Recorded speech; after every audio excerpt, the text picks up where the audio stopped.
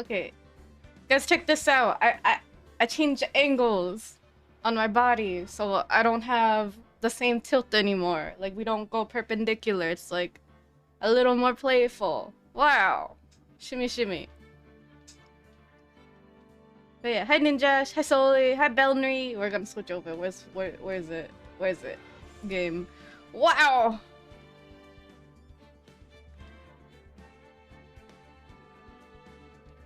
But yeah, I started putting on hand lotion, guys, because I mashed I mashed buttons too hard on my controller, so I started getting blisters. Let me 1 sec. I'm gonna clean my glasses because I forgot to do that. Whoops. Everything's so blurry.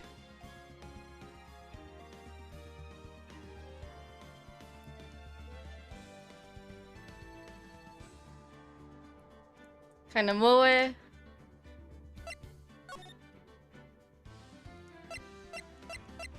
Also, I finally set a push to mute button just in case I get walked in again. Where am I? Episode 5? Yup, this one. Right? Right? It's gotta be this one. No, it's not. No, it's not. No, it's not. Where's 20? Wait, what's the latest date? It's gotta be this one.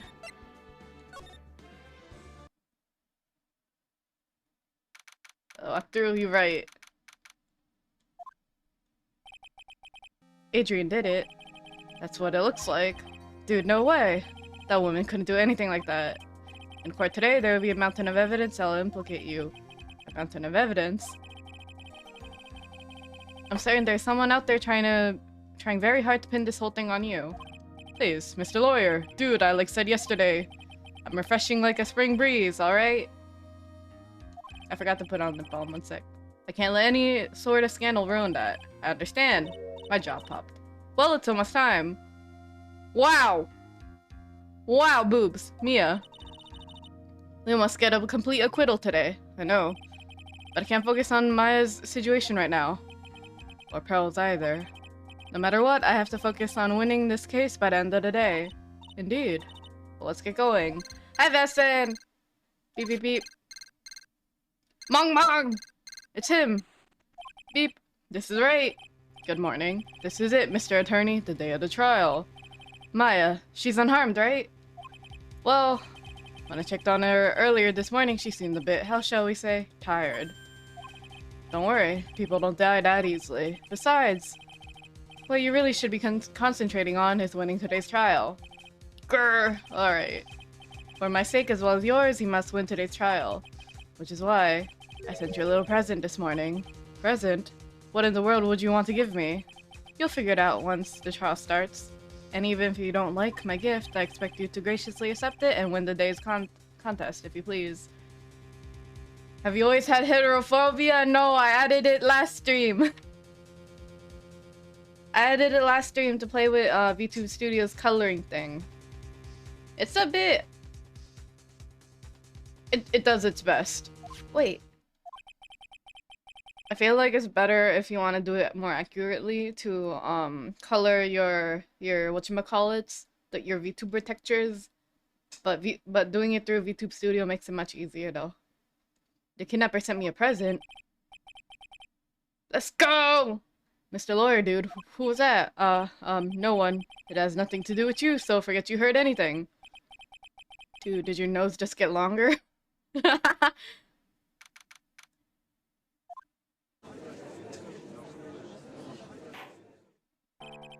Court is now in session for a trial of Matt Engard. Are the prosecution... I read that as prostitution. Oh my god. Are the prosecution and the defense ready? The defense is ready, Your Honor. Where are you? I say, Mr. Wright, what happened to Miss Von Karma? I don't know, Your Honor. Are you getting mad at me? This guy looks so baby girl, right? The emo hair? Your Honor. Please be quiet, bailiff. Court is now in session. If you must tell me something, please keep it brief. Now then, what is it? Prosecutor Von Karma has this morning, Miss Von Karma was shot by an unknown gunman! What? Shot? Was that my gift? Was that my gift? Happy birthday! Wrong one. Somehow. I think this is the present that man was talking about. His present? Miss Von Karma was one of the top prosecutors in the country at the moment. If she was to disappear, it'd be to your advantage. This is totally not insane. Miss Von Karma, is she alright? I don't have that answer. She's alive and in stable condition. That's good. Whew. I thought he'd show up. Your Honor. No way. Due to the circumstances, Miss Franziska Von Karma cannot appear in court today. I, Miles Edgeworth, will be taking her place. The prosecution is ready, naturally.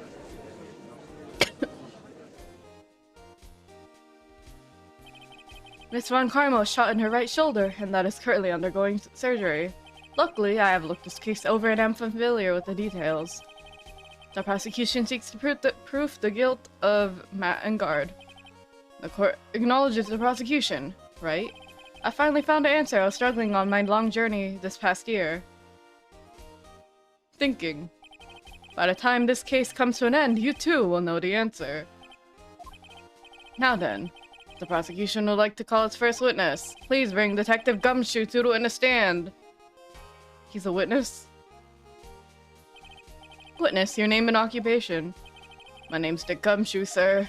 I'm a detective down at the precinct for now. For now? After this trial's over, I'm supposed to turn in my badge, sir. Detective Gumshoe. The prosecution has no need for a depressed witness. Lift your head up and face forward like a proud officer, Detective Dick Gumshoe. Yes, sir! Now, let's have your testimony. If you want to explore various facets of this case, we must start with that. Get ready, Phoenix. This is going to be one rough fight. Yeah. It would have to be with Edgeworth as my opponent. The answer he was struggling for. Interesting. Show me this answer you finally found, Edgeworth. Oh, this is so romantic. Wow. Bare facts of the case. This murder happened after the Hero of Heroes award ceremony, sir.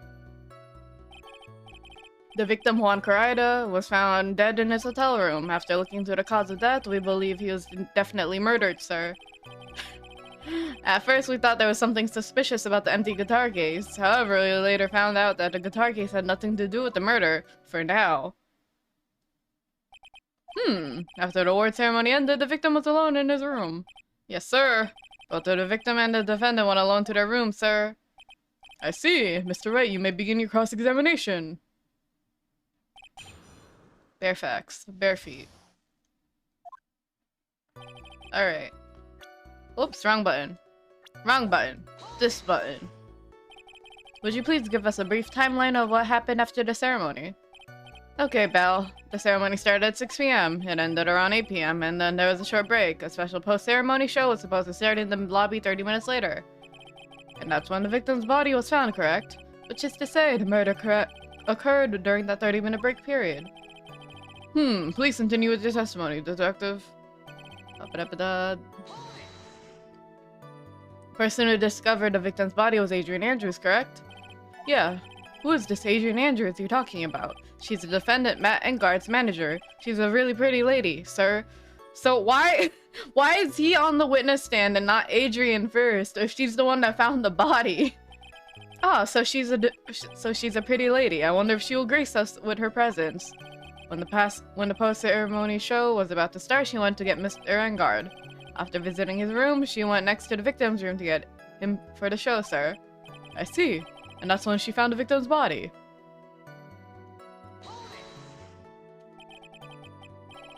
The cause of death, wasn't that because of Mr. Corrida was stabbed in the chest?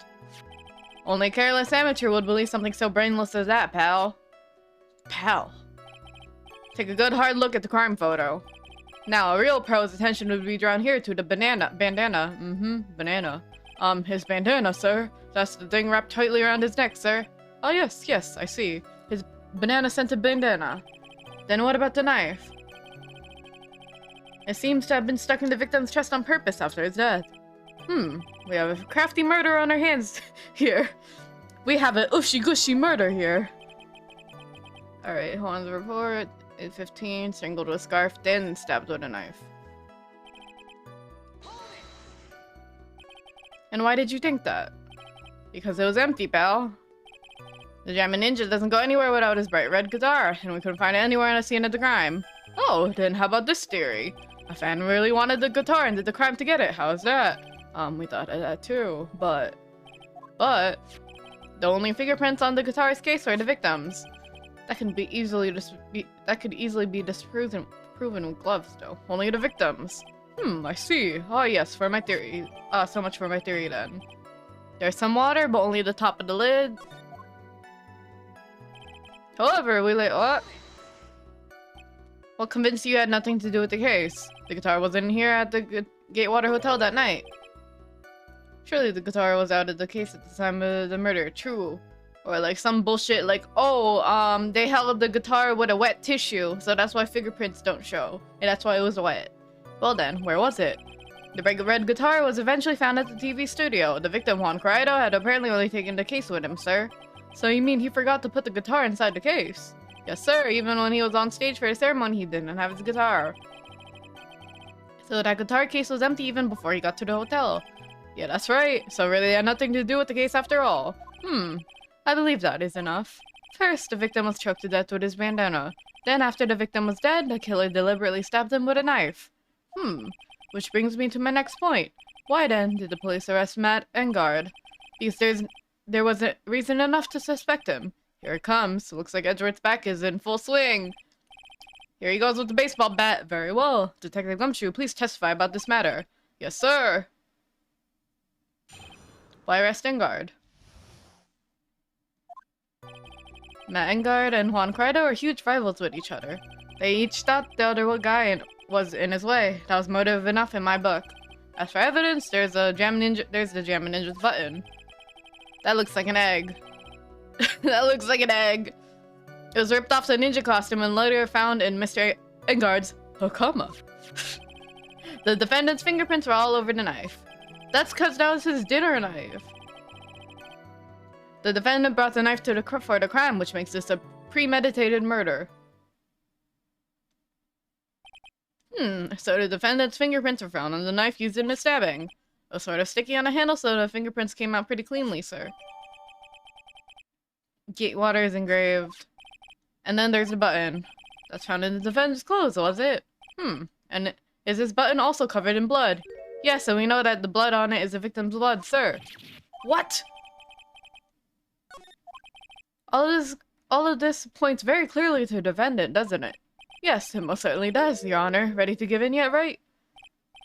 I'll find a hole in your argument somehow. You can press as hard as you like, just hurry up with your usual pointless questions. This is pretty gay. Grr. This is pretty homoerotic. He said, price as much as I want. You got it. But in terms of popularity, Mr. Engard won, did he not? Yeah. But you know what's ironic, pal? Juan Corrado was always one step behind Engard in everything. This year it seemed like he finally caught up, ready for the big final showdown. But Mr. Corrado lost the Grand Prix in the end. That's too bad. He must have been really pretty downhearted after losing.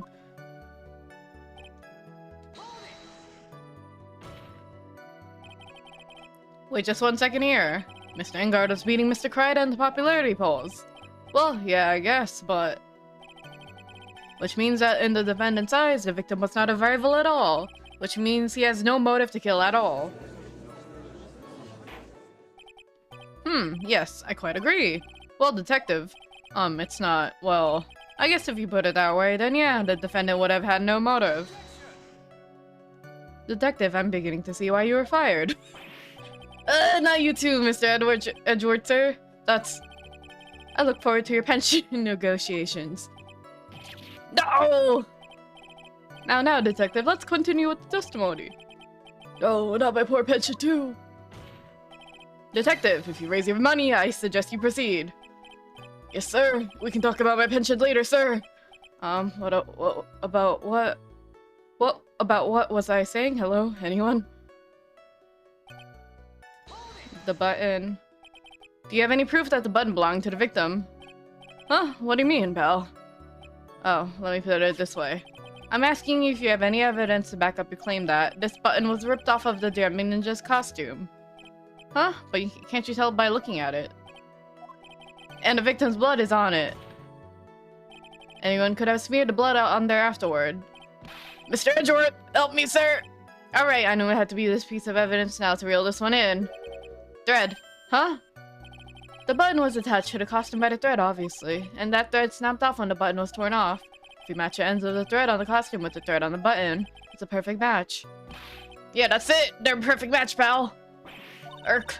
That's Edgeworth for you, never misses a beat. Oh, comma. When was this button found?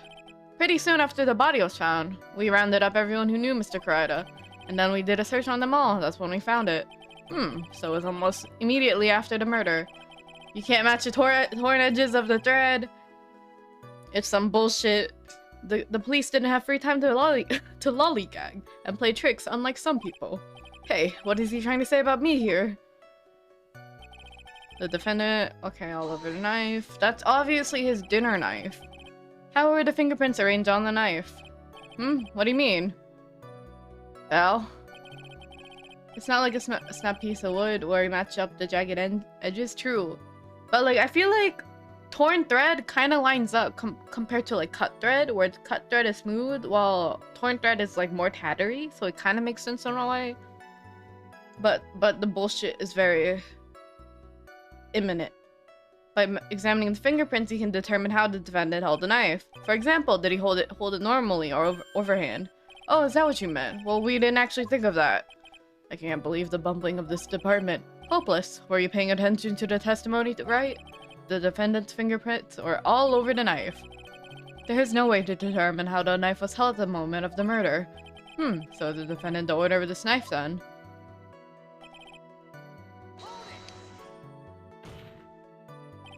There's no way this was a premeditated murder, even if he brought the knife. Sorry, pal. This isn't some pocket knife. It doesn't fold, so it's not great for walking around with either. Can you point out that it's a dinner knife? I feel like that should be like the number one, right? Because a dinner knife wouldn't slice through someone's innards that quickly. Well, this is not good. If the prosecution can prove it was a premeditated murder, we're done for. Phoenix. Yes? There's something very interesting about what the detective said just now. Think carefully before it's too late. A button covered in the victim's blood and a knife with Mr. Engard's fingerprints. Be grateful. If the judge was more rash, he would have already pounded his gavel in closing. We're still in a world of trouble. Well, before any battle, you must find your enemy's weakness. So let's find a weakness in this testimony, no matter how small it may be, okay, Phoenix? You got it.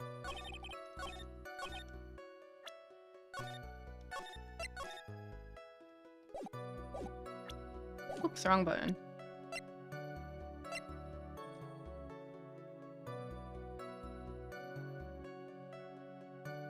It's Gatewater, like Gatewater Hotel. That should be the giveaway that's not premeditated, right? Because it's from the hotel.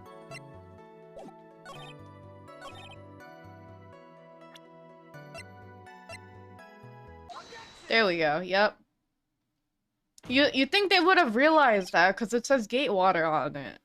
Wait a second. What? So the basis of your argument is that this was a premeditated murder is simply that my client brought a knife beforehand. Bought. My bad. Not brought. That's right, pal. The defendant did not buy this knife. Huh? Take a good look at the handle of this knife and you'll see what I'm talking about. Huh? It has Gatewater seal set onto the handle. Gatewater, I think I've heard that name somewhere before. It's almost like I attended the hotel and the event. That's the name of the hotel. The Gatewater Hotel. Uh-oh. The murder knife was actually property of the hotel, which means that the murder was not premeditated. Yes, that is very true. This is very big. What is it, Mr. Edgeworth? I'm sorry, but the defense is simply too careless. What? I think whether the crime was premeditated or not has already been determined. How so? I admit this knife is a hotel property. There's no one currently on the police force that is dumb enough to not realize this. But I didn't know. Oh. He isn't on the police force. The question is, where did this knife come from? Why is that so obvious? It came from the victim, Mr. Karida's room. Sorry, Your Honor, but that is incorrect. What? The victim ate a last meal before he was murdered, with that being the case. I would like to draw the court's attention to what is on top of the table. A knife. There is a knife and a fork on the table. Have you considered it's in his room, you dumb fuck? Anyways, then, what in the world did this knife come from? Obviously the other guy's room. If it pleases the court, I would like for us to recall the room of the defendant, Mr. Matt Engard. Especially what was on the top of his table. There is something missing. Perhaps it's a single knife? How is this supporting the argument? I don't understand. We investigated the leftover dishes for the fingerprints, and while we were investigating, we came to the conclusion that Mr. Matt's Engard's knife was missing. Irk. Mr. Engard had gone to the victim's room with the knife he had used during dinner. Why would he carry a knife on the visit? To kill, of course. And with that, I believe the prosecution has proven this was a premeditated murder. How? Day of? Amazing, Mr. Edgeworth. Absolutely brilliant. A brilliantly clear deduction. It seems like Edgeworth has planned this from the very beginning. This must be one of those traps, and I walked headlong into it. Duh. A murder weapon with the fingerprints and a button from the victim's costume. There's quite a sizable amount of evidence here. I can safely say that any further deliberation is a waste of Your Honor's time. Although, I wouldn't mind if the defense were to present evidence not yet shown to the court. Evidence not yet shown? He means evidence that the court hasn't seen. In other words, new evidence. What does the defense have to say about this, Mr. Wright? Well, I'm gonna save. Phoenix, the judge is favoring the prosecution right now.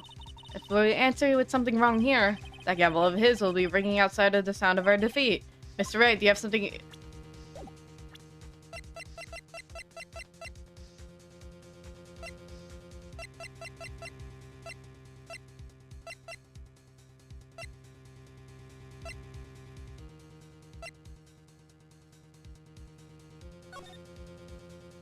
Hi, Drew!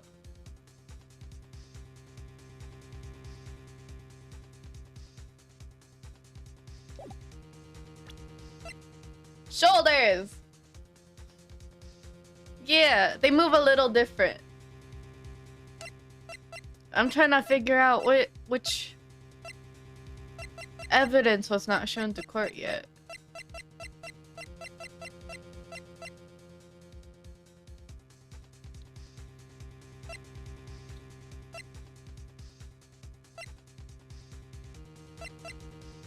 I don't think it's a suicide note yet, because that's so out of the blue, where they're gonna be like, what do you mean? It has nothing to do with the case right now.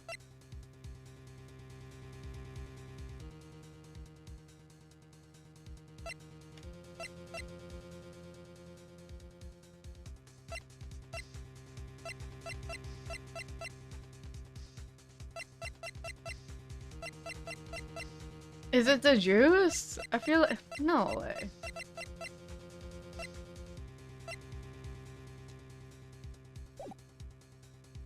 I don't think so, Larry. Wait, I gotta say I do.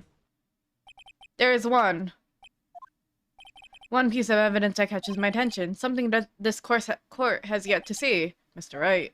I will say this one more time. I do not feel this trial needs to continue at all. However, I'm giving you one chance, and only one. What the judge is saying, right, is don't try pulling one of your usual bluffs here. If I mess this up, this is the curtains for all of us. You may now present one and only— Oh my god.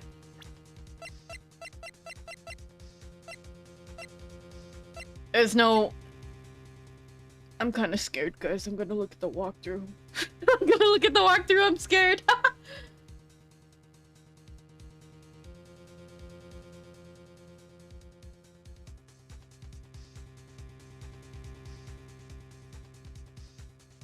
Oh, it is the wine glass. Okay.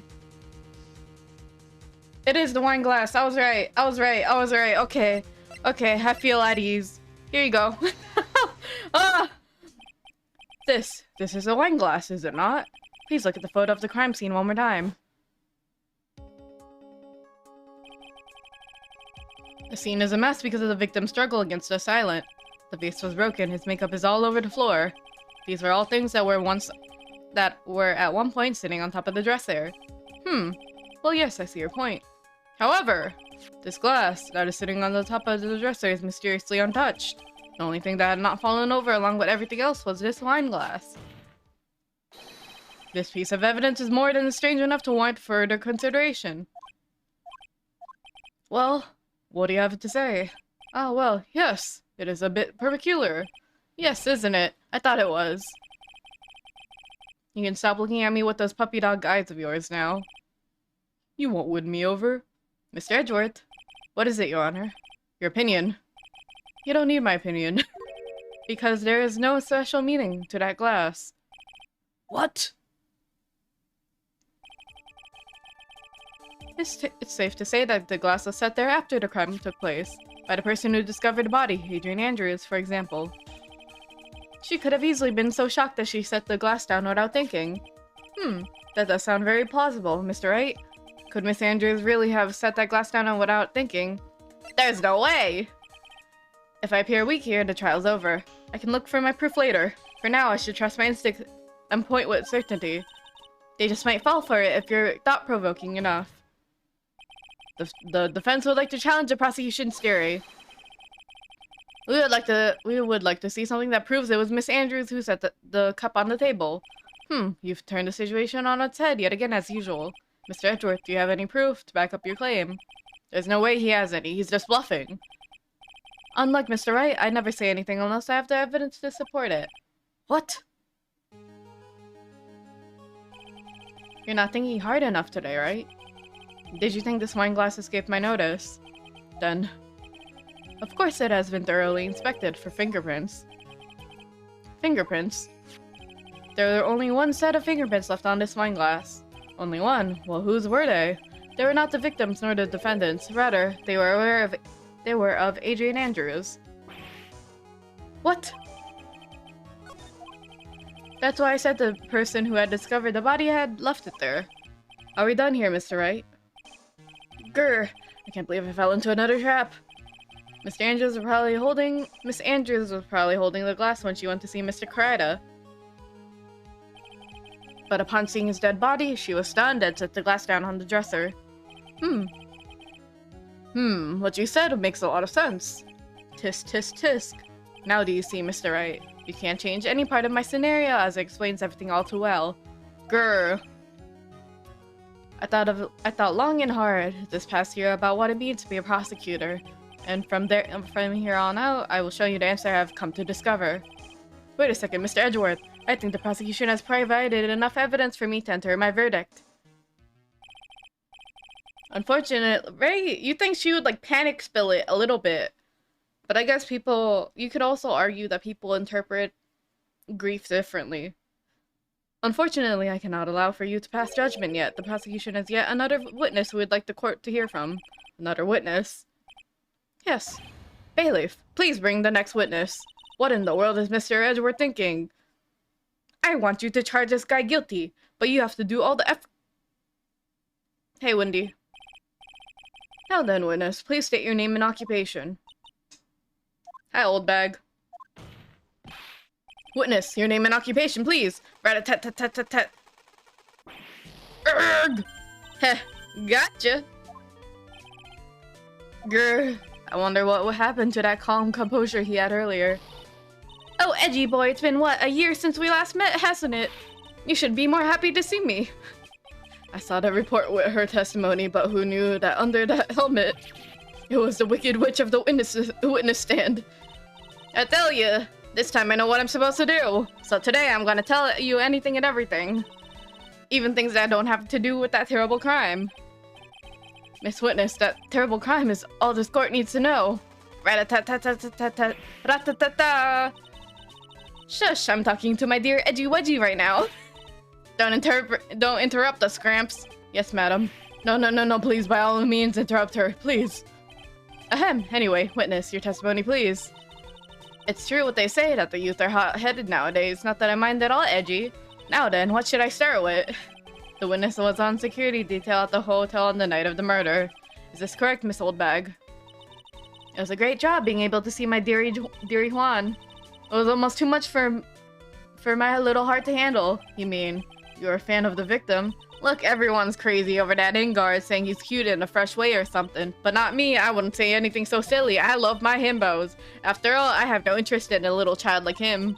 I'm only interested in a real man, Juan Corrida. But those two were the same age. Anyway, as I was saying, I was pacing in front of his room that night. Very well, please tell the court what you witnessed on the night of the murder. Leave it to me, Edgy Poo. Oh god. What you witnessed.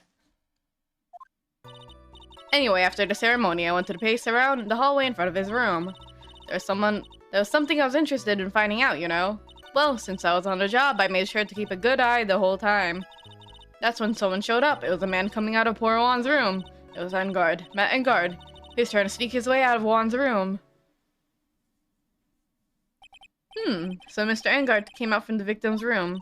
See? It has to be him. He's the murderer. I see. Well, Mr. Wright, you may begin your cross-examination.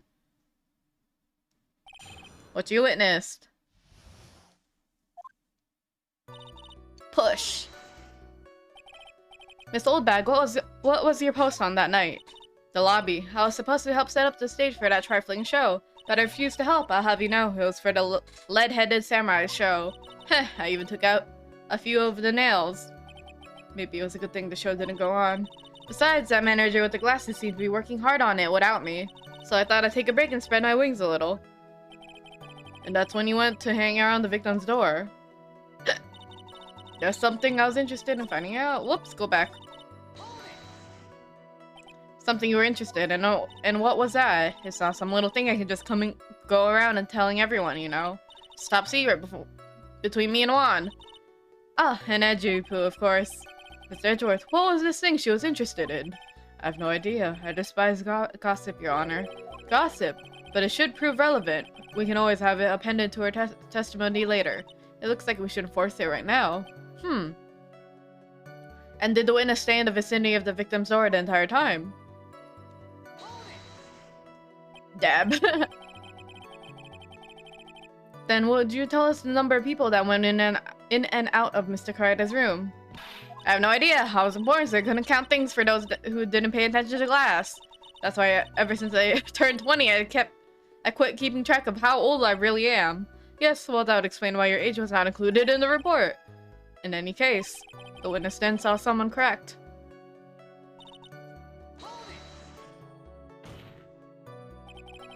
Who in the world was that? I'm not allowed to say. This sort of information has to be carefully guarded from the masses, Sonny. That man that came out of Juan Corrida's room, he was. Yes, he was. Ah, I'm too scared. I can't say his name out loud. Oh, what I wouldn't give to have Francisca's report right now. Well, I guess I can tell you since he was such a bad boy anyway. You saw my client, are you sure about that? Yes, see? Really?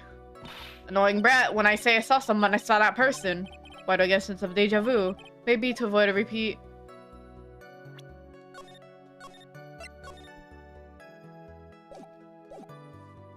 The person's face? Please tell the court about the man's face in more detail.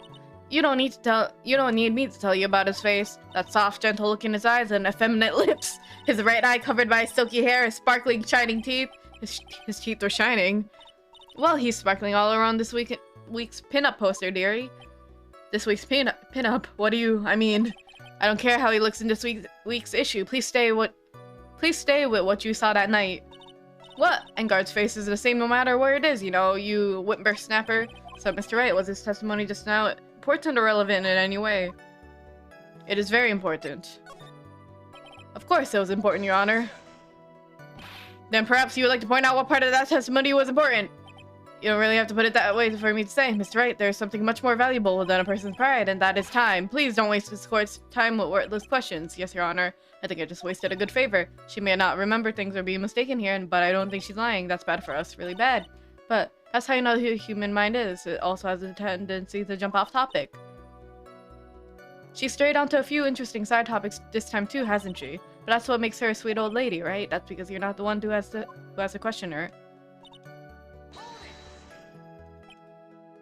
Oh, wait.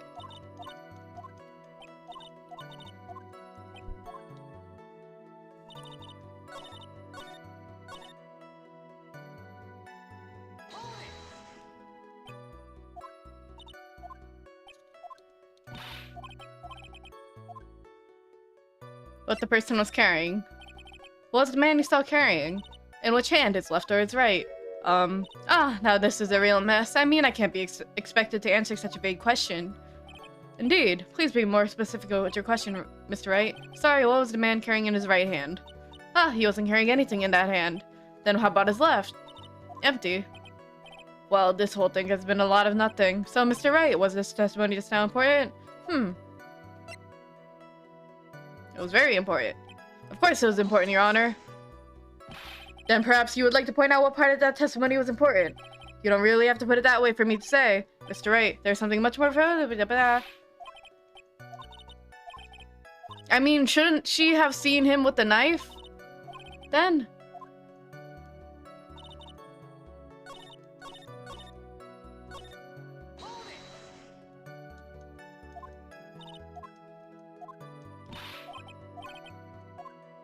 the person's clothes. Please tell us the court about the man's clothes in more detail.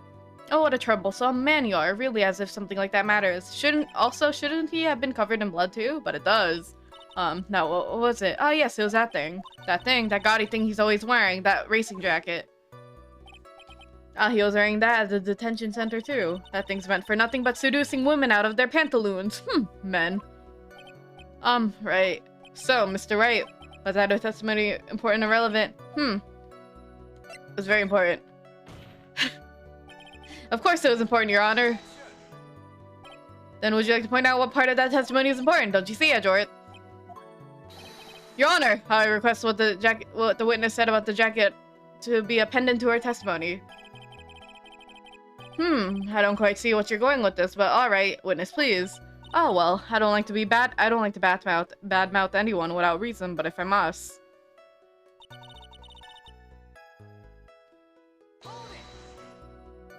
Are you sure the defendant was wearing a racing jacket?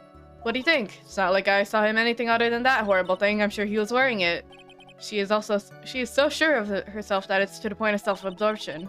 She may not remember things or be mistaken here and there, but I don't think she's lying. That's bad for us, but that's how the human... Abra.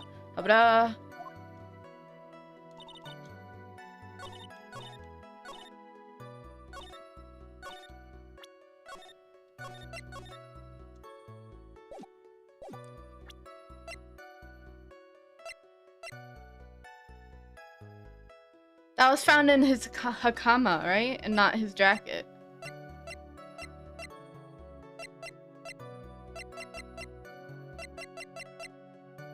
Yep, alright. Miss Oldbag. What? Don't say my name for no reason. Do you know what this is? The number 2 Ojami Ninja's costume. Now I know she's now I know she's an obsessed fan. She identified it in a single glance. Give it here. Give it here. If you don't give it to me, I'll punish you with this. Ra-ta-ta-ta. Wow, she really is a die-hard fan to want a button covered in blood. This button was discovered on Mr. Engard's body during a full-body search. See? This button proves beyond a shadow of doubt that it was that rascal Engard. It was caught up in pleats of his nickel samurai hakama pants. See? And Engard is nickel samurai. Witness. Now, it may just be me, and I do have an active imagination, but just now, didn't you say that the defendant, Matt Engard, was wearing his usual racing jacket? I'm so sorry. Sorry that you judge people based on what they wear.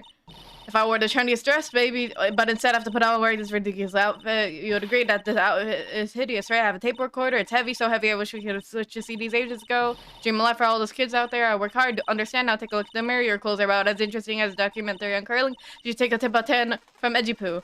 Ra-ta-ta-ta. Now you hold your... I can't talk. Holy shit. Now you hold your tongue still there for 1 second. So what you saw in actuality was not Mr. Engard, the man, but Mr. Engard, the Nickel Samurai. But when you think about it, they're really one and the same anyway. Miss Oldbag, this is a very important point we're talking about. Edgy Poo, do you think so too? Well, it might be worth considering. Just say support and agree with me for a change. Witness, think carefully and try to remember as much as you can before you testify. Ah, alright, if you insist. It should be one sighing. I should be the one sighing, not you. Who I saw. Engard. Yes, now I remember. The Nickel Samurai, that's right. It was the Nickel Samurai I saw. Yes, it would have been convenient for him to wear his costume during the murder. He had to go to that post-ceremony stage show right after the crime, you know. So he must have worn that Nickel Samurai costume when he was stabbing poor Juan. I knew it.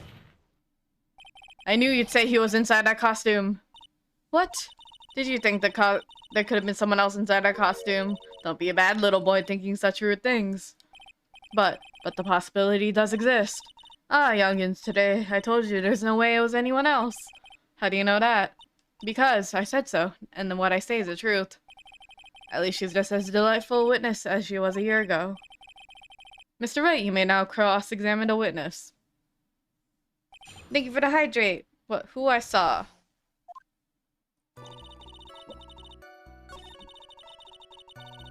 And the stretch.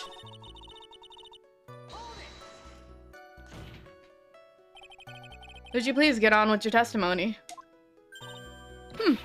Watch your language, young man. What sort of tone is that to make with an elder? My youthfulness isn't what it used to be, so you should forgive me for everything. If you keep on barking at me like that, I'll start singing at the top of my lungs. What? A striking figure by the sea, standing all alone as he is the Nickel Samurai. She's actually singing. Someone help my poor ears. Mr. Edward, can you please do something about this racket? Witness, I'll give you a piece of gum later if you'll be good and stick to the facts. Okay! You promise, right? Right, I'll be sending the bill for the chewing gum to your office at a later date. Remind me to send you a thank you note later, too, Edgeworth. Old chum. $4 fee. Be a little more careful with your testimony, please. Not too long ago, you said he was wearing his racing jacket, and now he's not.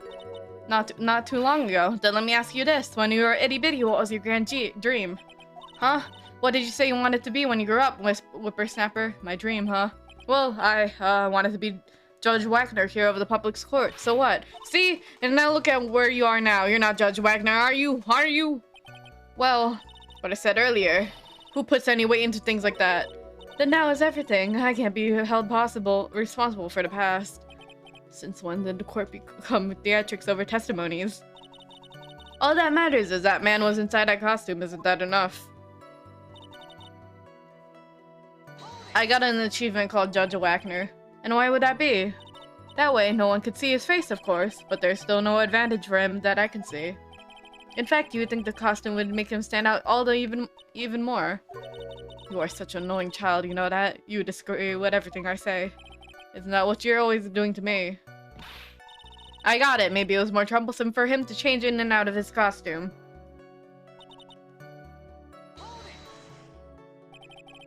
Was there anyone else scheduled to appear at the post-ceremony show?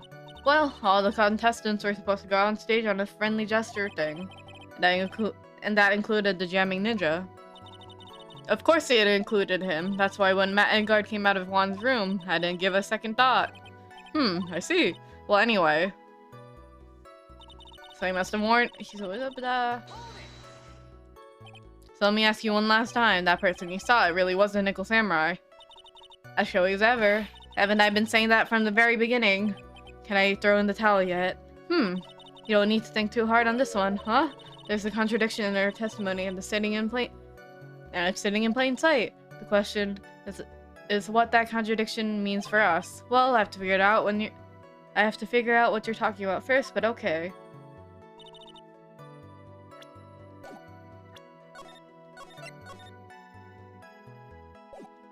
Miss Mia.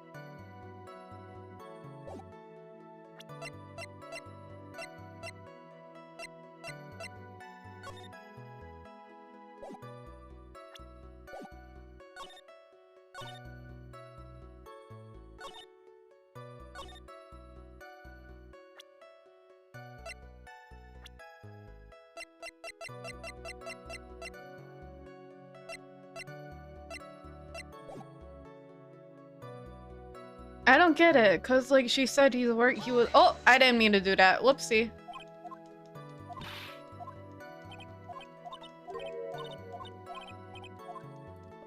Like, the contradiction is obviously that she said he was wearing the jacket, but now she's saying that he wore the costume. Like, it's kind of bullshit. I don't understand what we have to contradict, like what evidence we have to do.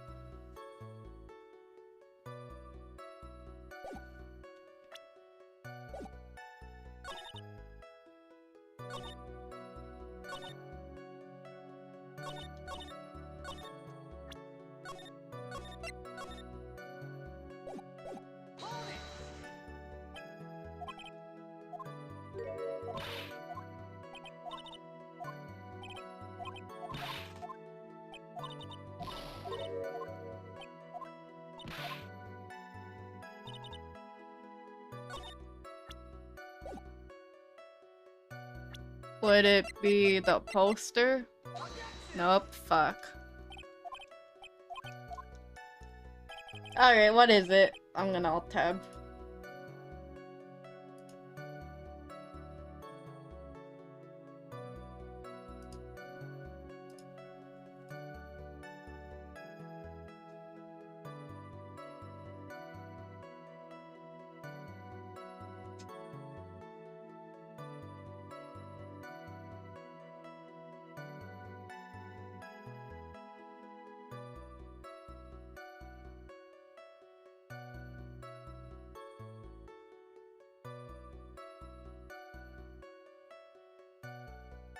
Present the knife. It was the knife!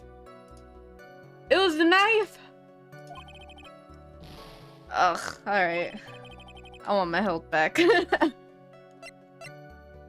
How is it the knife? Alright.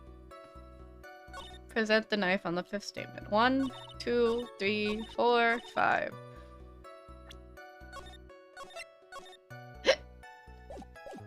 Apparently.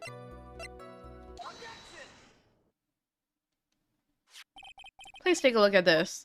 Yes, that's a knife. Big deal. If you were trying to scare me with that, I'll have you know it won't work. No, that's my intention at all. That's the knife that was used in the murder, correct? Your Honor, do you know why this piece of evidence is important to this case? You don't even have to ask. It's because the defendant's fingerprints are on it. Is that what you're driving at? That is exactly- oh, I see now. Okay, that is exactly what I'm driving at. What are we driving at? Whose car are we driving? If Mr. Engard was really in the Nickel Samurai costume at the time of the murder, then it's impossible for his fingerprints to have been left on this knife. Actually, he would have wiped all previous fingerprints on that knife right off. Let me turn the lights on, it's getting dark. That one got me stumped. Oh, that's right, the Nickel Samurai wears gloves, doesn't he? He probably took his gloves off before he began the stabbing. And why would he do something like that to leave his fingerprints on the murder weapon? There's no way he would do something like that. However, there's one possibility. Then let's hear your possibility. It's very simple. The defendant went to the victim's room while in costume as the Nickel Samurai. At that time, the defendant had no intent to murder. He was probably going to relax and talk with the victim about the stage show. In costume? Which is why he took his gloves off. But the murder still did take place. It is well known that there was bad blood between the defendant and the victim. Yes, I have heard that before. Well, Mr. Wright, what do you have to say about Mr. Edgeworth's theory? So let me get this straight. Edward's theory goes like this. When the defendant went to the victim's room, he had no intention of killing him. Wouldn't that just derail the entire thing about how it was premeditated? Oh, this is a little infuriating. Now, up to this point, are there any problems with this theory?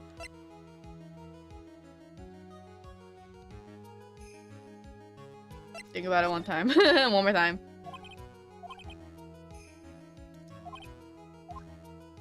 There's a contradiction.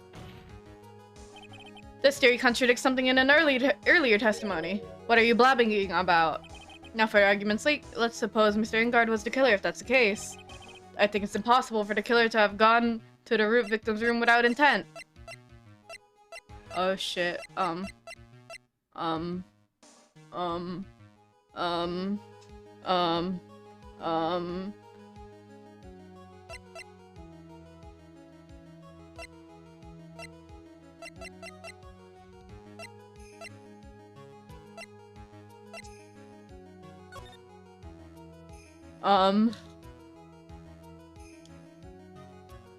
um, hmm.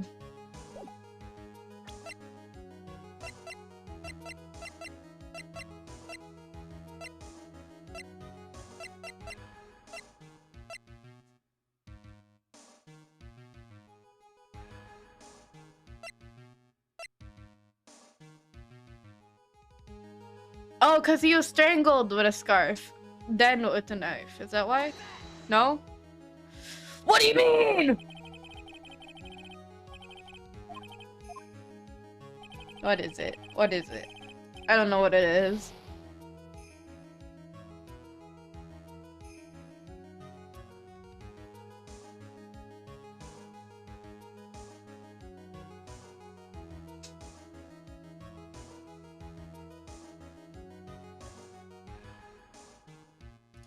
It was a knife again. Are you fucking kidding me? Alright. Alright. Oh, you gave me the hint about the knife. Thanks. Alright. Oh boy. This knife. This was used by Mr. Ingard at dinner. Yes, we did establish that. Which means that if my client was in fact the killer, then he brought the knife with him when he went to visit Mr. Kreida. Like, that was already discussed, and it makes me annoyed that we have to bring that up again. However, like, we could have just said it normally, without picking that option. You just said it yourself. At that time, the defendant held no intent to murder. If that was true, then why would he bring a knife? He wouldn't, would he? Which means, Mr. Edgeworth, your theory was flawed from supposition 1. And one more thing. If the murderer was wearing the costume at the time of the murder, then there should be glove marks left on the knife. Glove marks? Which means that the defendant's fingerprint shouldn't be all over it like bees on a hive. And that brings me to my final point. This knife was planted by the real killer to hide their identity and mislead us. Order! Order, I say. Order in the court. Was this knife really planted by the killer? Why would a murderer do such a thing? To frame Mr. Ingard. It's to frame my client, Mr. Ingard, of course. To frame. Aren't you forcing the interpretation just a little too hard on this one? But we've established that the witness saw the Nickel Samurai in costume, and if that were true, then there shouldn't be a single fingerprint on this knife. Grrr! Witness! Looks like I've made your life a teeny bit more difficult, huh, Ejipu? Witness, did you or did you not really see the Nickel Samurai? Well, I guess at first I might have forgotten, but... Are you saying you mixed up Mr. Ingard with the Nickel Samurai, his character on TV? But I mean, I can't really do anything about that now. Look, I was waiting around in the front of the doors because, well, I wasn't waiting around for the Nickel Samurai, that's for sure. She wasn't waiting for the Nickel Samurai. Alright then, who were you waiting for then? That's top secret to anyone outside of the security. I have a feeling that you were waiting for Mr. Juan Guarda, am I correct? The way you think, you're a sad amateur with terrible case of nearsightedness. Amateur? What am I an amateur of? So, Old Bag was waiting around in front of the victim's room, but it doesn't sound like she was waiting for a glimpse of Mr. Kreida. Maybe. Phoenix, maybe the old bag was waiting around for that person. If that's who I think it was, me is hinting at certainly possible. Miss Oldbag, you were waiting around for this person to come to the victim's room, weren't you? Profiles, you were waiting for Adrian. Where is she? There she is. Her. Who is this person? This is Adrian Andrews, Mr. Engar's manager. But why would the defendant's manager be in the victim's room? It seems like this is the latest rumor in circulation, Your Honor. Oh, this, well, I see. The judge seems to be really into the article, if it can be called such a thing. Then this manager, with the initials AA, are you saying it's Adrian Andrews? Without a doubt. The witness thought so as well. Looks like you found me out. Well, that's fine. I can throw away this whole sworn to confidentiality stuff then. Witness, what in the world are you? Watch out, Phoenix. I got a bad feeling about this. A very bad feeling. Some information, some very secret information from a certain source. So that's why I was doing my own little investigation, in secret, of course. Well, what for? Oh, just for myself. Personal reasons and all that. Well, Mr. Edgeworth, how would you proceed from here? I really don't want to do this. However, I cannot simply let this point slide. I see. Well then. Witness, please testify about the secret information. Get ready. This one's gonna take This is gonna take the wind out of you, youngins. I'm sure we're all capable of handling this. Really, it's not like we're 10 years old. Secret information. That Engard is one evil man. He thought he could ruin poor Juan by causing a huge scandal, so to do that, he sent me his own manager to get in close with Juan. I cannot condone such dirty tricks, so I took action. Oh, and this is top secret. You got that? Nobody else but you and me know yet, okay? The defendant sent his manager. What a distasteful topic for this court. What? Nobody's above gossip? Nobody's above gossip. And isn't there a saying, the truth is never pleasant? Never heard that one before. Mr. Edgeworth, what about this Adrian Andrews person? We have looked into this matter, and found that the truth the article proposes is in fact baseless gossip. But should this be true, then this proves that the defendant did bear ill will towards the victim. So this means I have to smash this rumor once and for all. Now then, Mr. Wright, you may cross-examine the witness. Be careful, the old bag seems rather excited right now. That's right, Engard is nothing but your average foul-blooded youth. Well, as the old saying goes, you gotta burn old bags of fire. Time to fire up the afterburners and hit the highway to the danger zone. Secret information. I think in like 30 minutes I might take a bathroom break and grab a snack. I ate like today. I had like a sandwich. Whole wheat bread and cream cheese. It was pretty good. That Engard is one evil man. Let me press. My nose is very itchy today. You can't say something like that without proof. That's just slander. But it's true, that woman was just getting intimate with poor Juan. Look, it says so right here, doesn't it? Manager to the stars, Miss AA.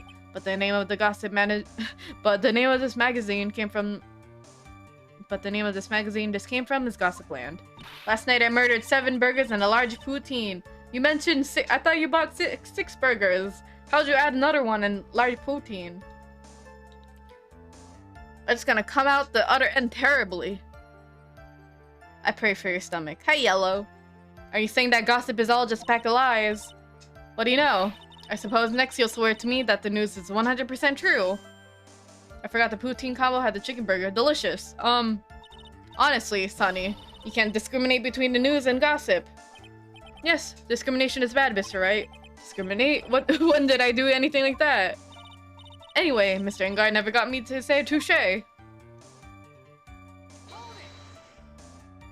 What do you mean by that? Scandal? You're a dim-witted one, aren't you? I can't believe you don't know what a scandal is. Honestly, what are they teaching kids in middle school these days? Sir, ma'am, I am grown. Oh, no. I wasn't asking what the word scandal means. Even I know that much. Well, that Engard thought he could own a monopoly on that popularity.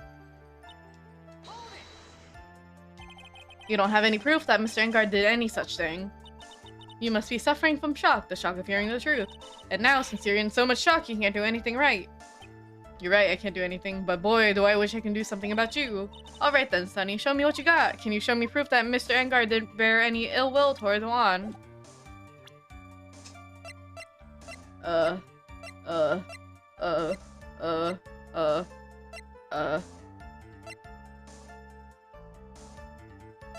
uh.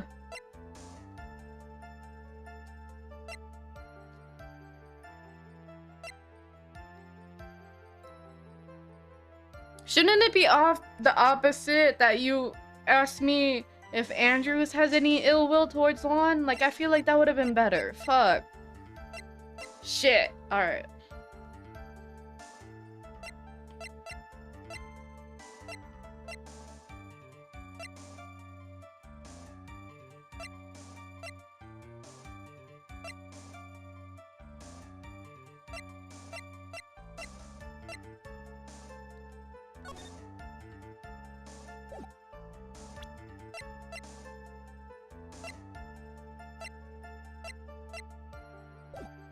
Decline to offer.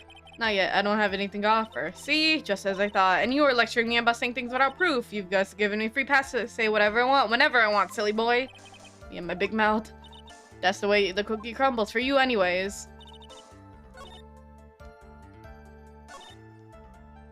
So you took action. So what do you mean I took action? Just like I already told you, I was lying close to wait to the crime scene. Once that slimy woman came out of Juan's room, I was going to capture her and teach her a good lesson, something you youngins need. I think we need more evidence. I'm gonna check just in case. You're gonna teach her a good lesson. I was gonna make her eat the damaging beams of my ray gun. Like this. No, stop. Well, it was too bad the woman didn't come through the door that night. Was that it? Oh, and this is top secret. No one else but you and me know yet, okay? Wait. What? I'm a busy woman. Tea time with kids is over. Secret information that no one else knows yet. If that's true, then how do you know the secret information? Huh? Well, that's because, yes, I'm a pro. That's it. Yes, that's it. It's a secret. Even if you drill a hole into my brain, you'll never find out.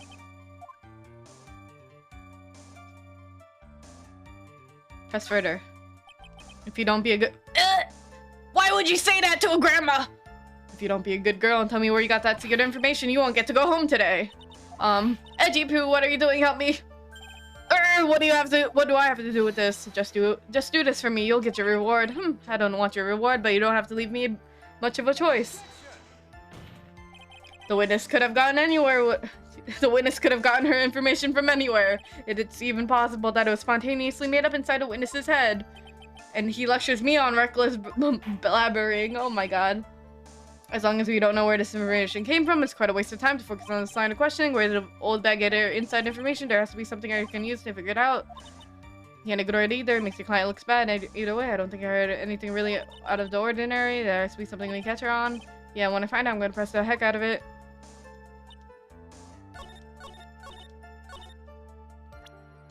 So we pressed everything. I think... Oh, she got it from Lada. Okay. I think she got it from Lada's camera. Wait.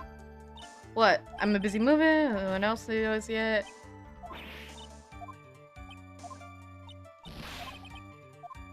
Is that evidence? Why are you looking at me? Stop that. Witness! I hate to say it, but this is how you got to acquire the secret info, didn't you? The investigative photographer, Lotta Hart. Oh yes, I remember that mischievous girl. She reported that she had lost a certain note she had written to herself. She reported such a thing. On that piece of paper, she had written down some of her impressions about the relationship between the victim and Mrs. Andrews. What? Outrageous ideas, you say? No, I said impressions. Then everything written on this piece is completely meaningless. Ah, that's it. That's the note. No, you see, this is something completely different. This is my top secret list of groceries to buy. Then you're the one who took a lot of Hart's notes. Just a huge fan of Juan's, that's why. That infamous puffy-eared whippersnapper. She's working with that evil Engard, she said so herself.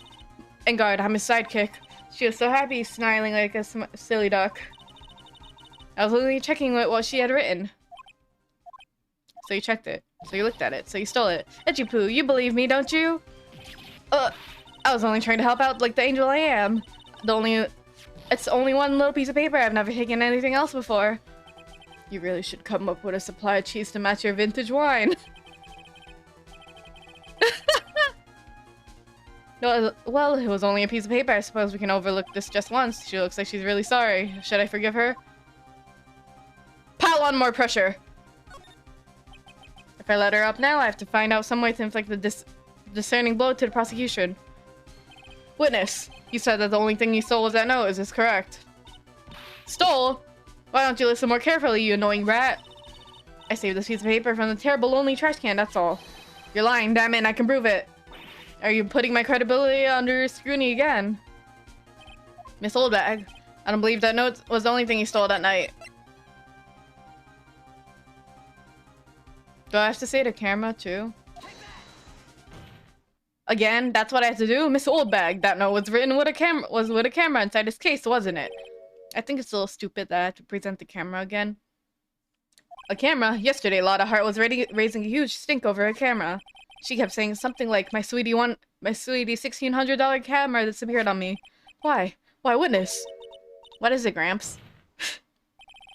That could be your son, you're right. I don't know, maybe, I don't know. Some guys are into gilfs. You never know. If you have a note, then it's only logical that you have the camera too. Grr. Right? We presented a knife twice too. Like, it's a little pointless, in my opinion.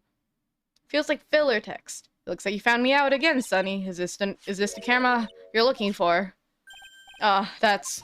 What? Even though I look like this, I'm still a person, you know. I still eat meals like you, I fall in love, and I borrow things from people. I think the definition of borrow is a little off. What do you mean? What do you mean, SB? I saw that woman's business card, and that's when I noticed it said Slime Bag Celebrity Photographer Extraordinaire.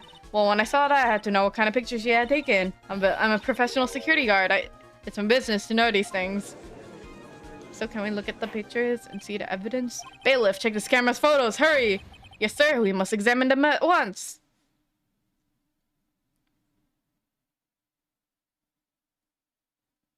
Well, Miss Edgeworth. Mr. Edgeworth, what do we have? There's only one photo that seems to be relevant to this case. Please present it to the court. Alright. This is the Nickel Samurai. See, I told you, that's the guy I saw. This proves that the witness was not lying earlier about this matter. What does this all mean, Mr. Edgeworth? This photo itself does not prove that the person in court was the defendant. However, in his own confession, Mr. Engard clearly stated that at the time of the murder, he was still in his Nickel Samurai costume. If that's the case, then this Nickel Samurai was the defendant. How did it come to this? I think this brings us to the end. We have examined every piece of evidence thoroughly. Final comments, Mr. Wright. The court will consider them before we close. I'm gonna say, oh shit. Do you agree that this photo is decisive evidence against your client? If this photo really is decisive, then we're done for. But if I raise an objection here and blow it, I could put Maya's life into jeopardy. I can't make a mistake here. It's only one round out of this mess. This photo that Lotta took, there's something strange with it. There's something strange with this photo. I don't know yet. I knew this was coming, right? Your thoughts, Mr. Edgeworth? I think we can all agree there's nothing strange with this photo. There's no way for the defense to debunk this photo, even without the bunking buster. Debunk with a bunker buster? Is that what you're planning to do, Mr. Wright? Anyway, please look at the photo one more time. If you really honestly find something wrong with this photo, then you should only need one chance, right?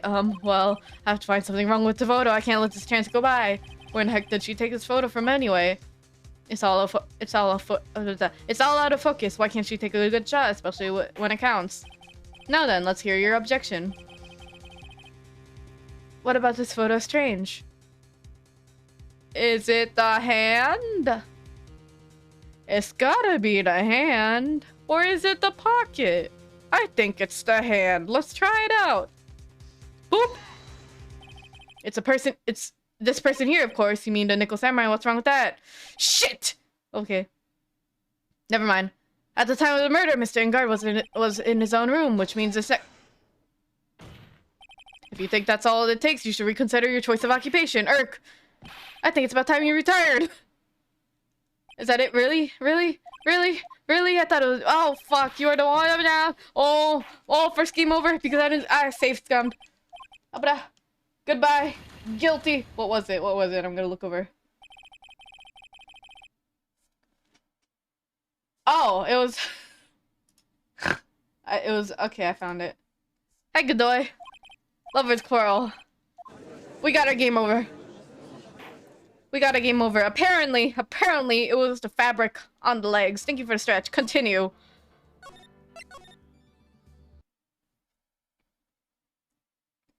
Just remember the phrase, the older the raisin, the sweeter the fruit. Isn't it like older the wine, the sweeter the alcohol too? I feel like.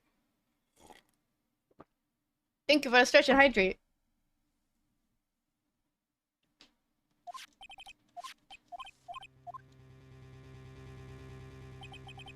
Apparently, it was the legs, because the fabric makes them they're actually shorter.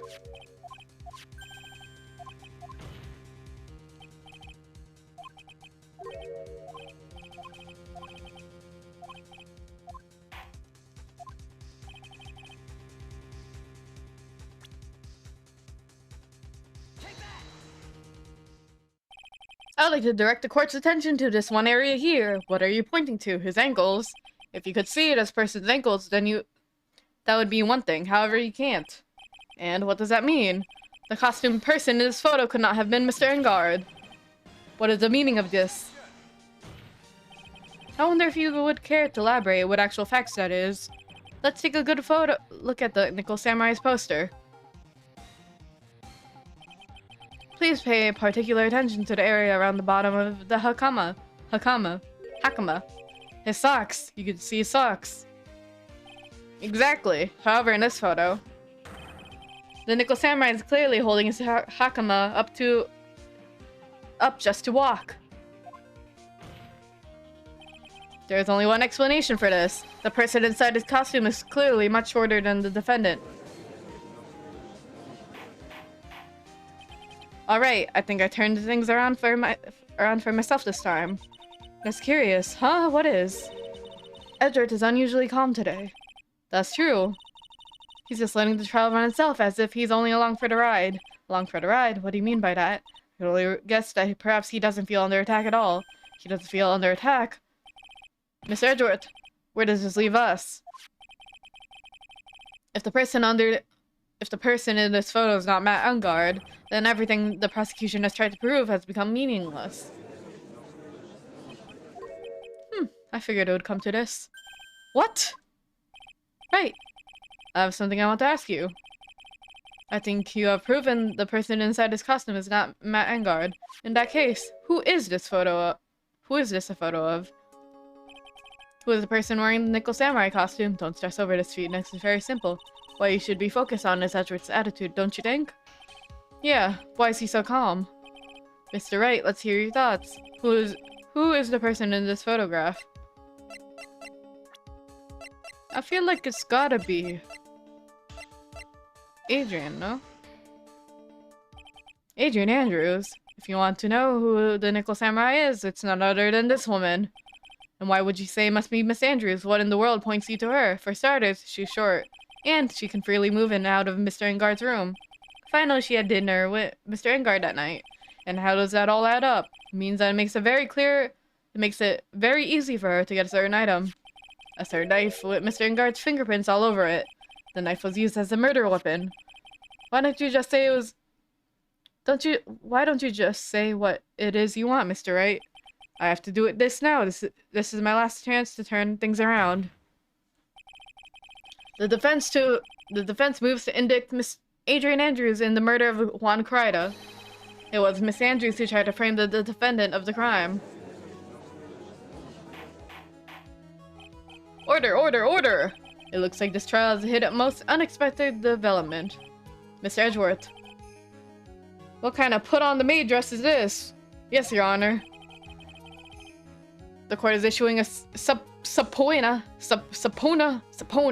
for Miss Adrian Andrews. A verdict cannot be passed without first hearing her testimony. Alright, this is it. This is kind of bad for us. Huh? What do you mean? If Adrian Andrews is summoned to court as a witness, it means that the trial will go on for another day. One more day. Heck!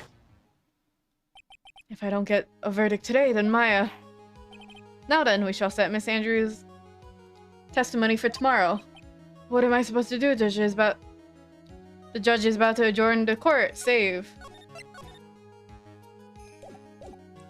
Wait and see. But I have to do something. The trial must go on. I don't have any evidence yet. No evidence, no nothing. Now then, court will adjourn for... Hold it!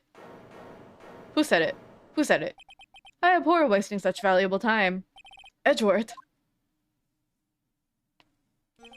Your Honor, I request that you please continue with today's trial, but we cannot continue due to this unexpected development. Tisk, unexpected development. I think you underestimate me, Your Honor. And what do you mean by that? That Mr. Phoenix Wright would slave his way to subpoenaing Miss Andrews is all happening according to plan, even if Wright was a bit too slow to catch on. Ah! So she's just ready to be on the stand just like that?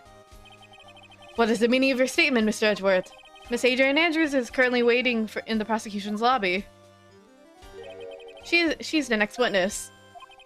Everything was planned out in advance by that man. Somehow I knew there was no way Edgeworth would overlook Miss Andrews. Looks like the battle is far from over. Exactly. Very well.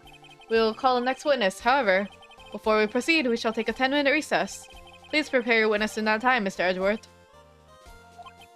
The court will now take a 10-minute recess. To be continued. I will take a break. I didn't expect... It kind of makes sense that like it's gonna all happen in the same day, but I don't know. But yeah, I'm gonna take a break to eat a snack and go to the bathroom because I drink a lot of coffee. 10 minutes. Snack time. Yummy. Let me switch. Where is it? Where's my BRB screen? Scroll. There it is. Yippee!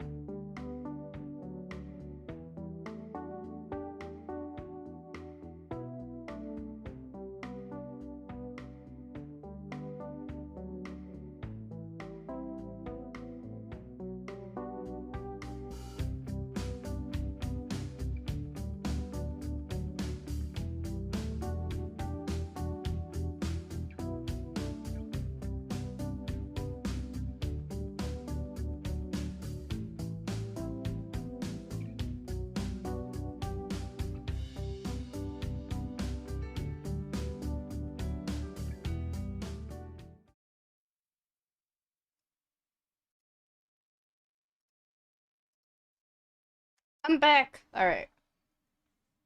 I tried gulping in the BRB screen, but it didn't pick up, surprisingly. Hi, Kocha! Hold on, let me put my posture corrector back on. Welcome back, thank you. But I had everything bread, a slice of everything bread with peanut butter on it. It was pretty good. I liked it. We continue on. Dude, I can't believe that Adrian. No way. Not cool and collected Adrian Andrews. She's your manager. It would have been very easy for her to pull this off. The only person who had easy access to the knife used at dinner was, well, her.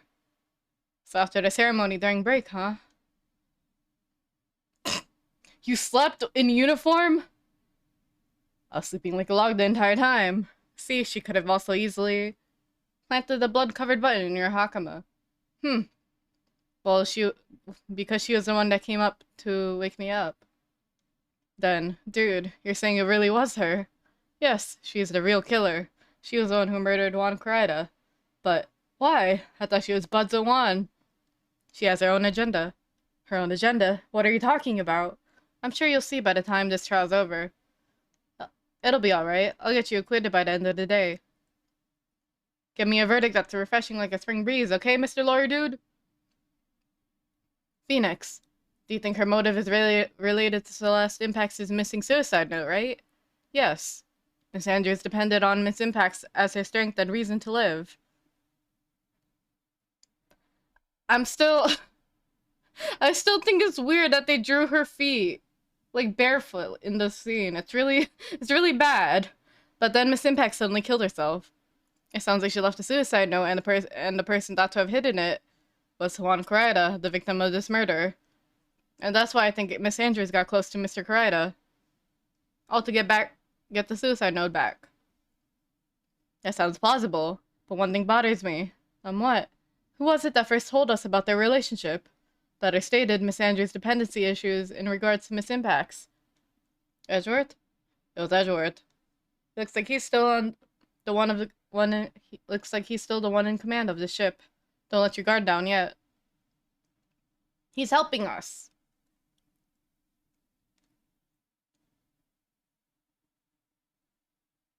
Court now reconvene. Now then, Mr. Edgeworth, if you please. The prosecution calls the witness how do you pronounce that? Hold on.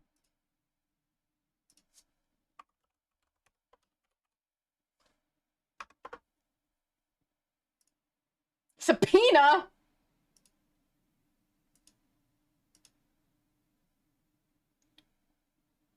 Oh wait, my desktop audio is muted this entire time. My bad. Whoops. This is what it sounds like. Subpoena. Subpoena. How does that work? Wait, so what about the past tense? How does that sound? Subpoenaed? Subpoena. That's so strange. Anyways, my bad for not I muted the desktop audio. Whoopsie. Let's go back. The prosecution calls a witness subpoenaed by this court. Miss Adrian Andrews, the one who discovered the crime in Mr. Juan Corrida's room. Subpoenaed. Hello, gorgeous. What's your occupation? I am the manager of the defendant in this case, Mr. Matt Engard. I see. Now then. Before we begin, Your Honor, I have one request. Yes, sure. What is it? I'm sure everyone in this courtroom is wondering the same thing, and would love to find out more about my relationship with the victim. After all, it was the topic of a certain weekly magazine recently. Oh no, I have no idea what you mean. I never heard of Gossipland. If the judge was ever a prosecution witness, he'd do all my work for me. Anyway, I was wondering if you could please tell us about your relationship to the victim. Yes, I was seeing Mr. Corrida. I was also aware of the rivalry that existed between Matt and Juan, but this was a private matter between Juan and myself. So it's fry and bait matter, or was it bait and fry? Reminds me of fishing. But I didn't kill him. No one is accusing you of that. I think there's someone who would beg to differ. I think we all understand your relationship with the victim now, Miss Andrews. Very well then, witness. Please testify to the court about what happened when you discovered a murder that had taken place. when I found the body. It's time for the show to start. So I went to get Matt from his room. After that, I went to Juan's room. And then there was his dead body. I was in shock. What I saw was naturally this exact same scene as in the crime scene photo. I felt as though I was about to faint, so I poured myself a glass of juice.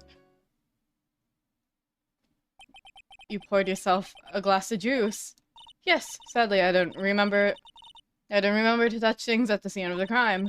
I disturbed the crime scene by moving this one thing. And that's when the fingerprints on the wine glass were made, Your Honor. I see. Well, Mr. Wright, you may cross-examine the witness. Phoenix.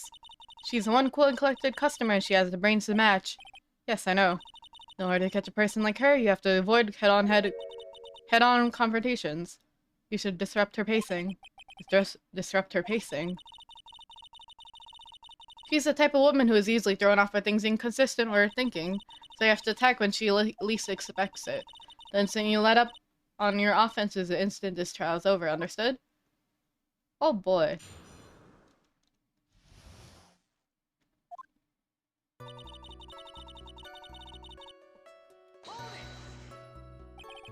And what was Mr. Engar doing at that time? He was taking a nap. The pressure! Esport her wrongs. I'm really curious. I like Adrienne Andrews. I think she's a cool-looking character. Look at her, she's gorgeous. He was worn out from his mini-performance as the Nickel Samurai during the ceremony. Mr. Engar did say he was taking a nap. Then I guess you could say it could not have been taken out of his room, yes? Excuse me, what are you? Right, I thought years of school would have taught you how to construct a sentence. If you can't make a sensible sentence without a subject, then I'll make one for you. Did you, Miss Andrews, remove Mr. Engar's knife from his room? No. Subject, verb, object, right? Did you skip basic grammar? The witness may continue. And why did you do that? As a friendly gesture, one was to make an appearance with the other heroes. So the show was supposed to be a show of friendship, huh? Press further. Is that the only reason? I beg your pardon? What are you implying? You had a certain goal in mind when you started to get close to him, correct? So perhaps you had a more personal matter to discuss with the victim. Sorry, but I didn't have any such intentions in mind at that time. I can't get her to talk without a strong piece of evidence, I guess. May we continue now? Witness, what did you see when you got into his room? You were in shock. What? Was I not supposed to be? Miss Andrews is a very calculating person, and despite how close they were, I doubt she had romantic feelings for Mr. Kryda. Anyone who randomly stumbling upon a dead body would be in shock, and you can seriously expect that a young beauty like her would not be shocked. Somehow I don't think beauty has anything to do with being shocked or not. I see.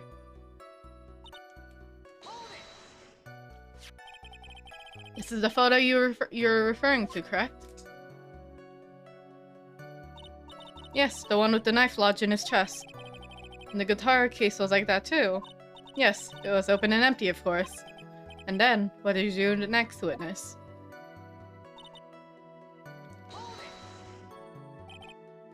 Juice. Yes, there was a bottle of tomato juice on the table, so I helped myself. But you didn't drink any of it, did you? Huh? There's no lip marks left on this wine glass to suggest anyone drank from it. I wasn't feeling so great, so I set the glass down without drinking it. Miss Andrews, I would like to confirm with you one more time. When you discovered the dead body of Juan Kryda, you were in great shock. And that's when you poured yourself a glass of juice, correct? What of it? My mind was really a complete blank at the time. Your mind was a complete blank. I don't think that was possible for you. Aren't you rude today? I was so dazed that I made one careless mistake. That one thing. What one thing? Never mind. It's no big deal. What was you starting to say right now? Press further! Let's go! Miss Andrews, I'm convinced that, as you said, you made a mistake at the scene of the crime. What I really want to know is what this mistake was. Actually, so would I. I'm sorry. It's just kind of embarrassing. When I set the glass down on the dresser, I accidentally knocked the flower vase over. Flower vase? Are you talking about the one in the floor in the crime photo? This mess of glass shards was originally on top of the dresser, but when I bumped into it with my elbow, it fell onto the guitar case. Why did you withhold such important piece of information? I'm sorry. I thought that since the crime scene was already in disarray, that people would simply assume that the vase was just another part of the mess. It seems like another fact has come to light here. Please add this and anything else you have to reveal to your testimony. I'm sorry, but I have nothing more to add. I didn't touch anything else.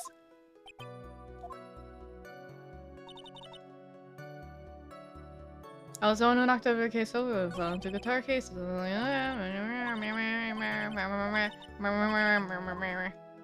Let's press on to the final one. Oops, I skipped over it again.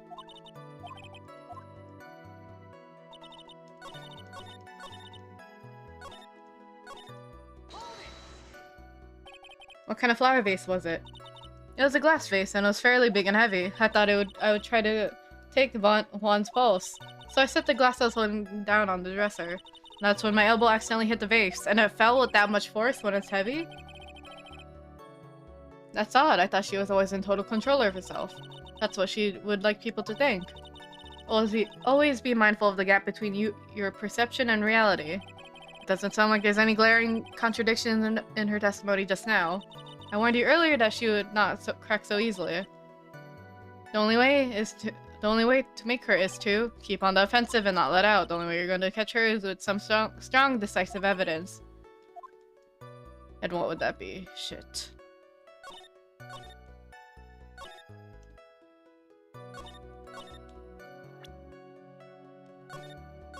I mean, what she saw wasn't the exact same as the photo, because she said she knocked over the thing.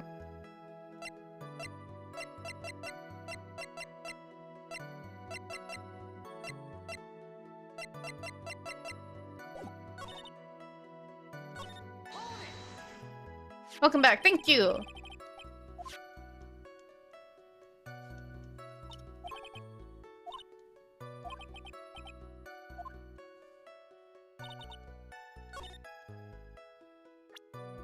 Would it be just a crime photo then? Because she said that it was the exact same.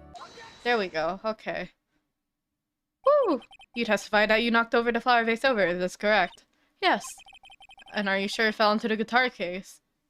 Is there some problem with what I said? It's not some problem, it's a major problem. It's true that the top of the guitar case was wet with water. However, that's exactly what is so strange. Miss Andrews, you testified that the vase fell into the guitar case. However, if that was true, the case should have gotten wet on the inside, not the outside. That's very true. What did Miss Wife had said? What? She said that she knocked over the vase and that caused the guitar case to be wet. That's very true. Furthermore, there is one other strange thing about this guitar case. And what is that? Let's take another look at the crime scene photo. Is she the murderer? Possibly. I don't know for sure yet. We're framing her currently. We're moving the blame onto her. But I'm really curious about her motive and all that. The remains of the vase are scattered on the floor, and what is wrong? And what is wrong with that? If the guitar case was open when the vase fell, the glass shard should be inside, not outside the case. Ah. What is your point, right? That the case was closed at the time of the vase was knocked over? Is that all? No, think back to what Miss Andrews testified to. She said that other than the vase, she didn't touch anything else. Yes, that's right. She did implicitly say she didn't touch a guitar case. But this whole matter with the guitar case is a dead end. The bright red guitar was found at the studio, has no bearing on this case at all. That may very well be, however. Arg. The guitar case does seem to have no relation to this case, doesn't it? It seems that there's no deeper meaning to the guitar case. Well, Mr. Wright, do you think we need to hear more details about the guitar case? Testify. The empty guitar case. I believe this is a crucial piece to the puzzle. I can't believe anyone would reach for straws like this, but it is you. I can't believe I'm doing this either. Alright, I'll follow along, for now. Mr. Andrews, please testify to court about the guitar case. Yes, Your Honor. The guitar case. I don't remember too clearly because I was a bit dazed. I suppose I must have opened the guitar case after I knocked the case over. It's not a big deal though, right? The case was empty after all. As for why I opened the case, even I don't know. It looks like this really wasn't an important point. This wastefulness is such a familiar feeling by now that it's almost comforting. Anyway, I'll just go ahead and start the cross-examination. Using any way to change the topic, a convenient escape for a weak man. You got it! I'm weak as balls. Alright, let's go. Press. During your testimony just now, did you remember those events clearly in your mind? Well, you see. Are you sure you're the one who opened the guitar case? She's waiting for someone to tell her if she should answer or not. Sounds like her dependent side is taking over. Well, Miss Andrews. Yes, it was me.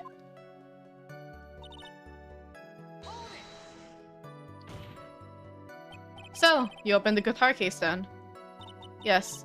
Well, maybe. Why did you open the guitar case? Huh? Mr. Corretta's dead body is right there in front of you, wasn't it? I would think that the first thing you would do is call for help, not open a guitar case.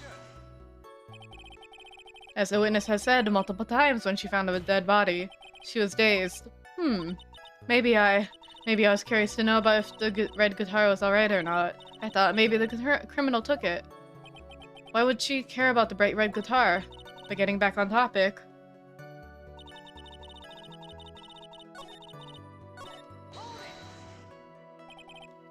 Was it really empty? I was just wondering if when you said you opened the case, the guitar was still inside. How long have you been a lawyer, Mr. Wright? Have a little professionalism. The bright red guitar was found at the studio. These trials would be over in half the time if you would just pay attention. Yes, pay more attention, Mr. Wright. My bad. Was that because you were shocked and dazed at discovering the victim's body? Yes, that's probably it. I'm not going to go anywhere if I continue pressing her like this. The only way to make her talk is with evidence. I guess I should give it a try. Come on, Phoenix. We can't afford to let her up on now. I wasn't planning on letting her up, but she's at her weakness now, so this is our chance. There's a weapon in the court record. She wanted to play a sonata on his dead body. Midnight Sonata. Playing for release on his corpse.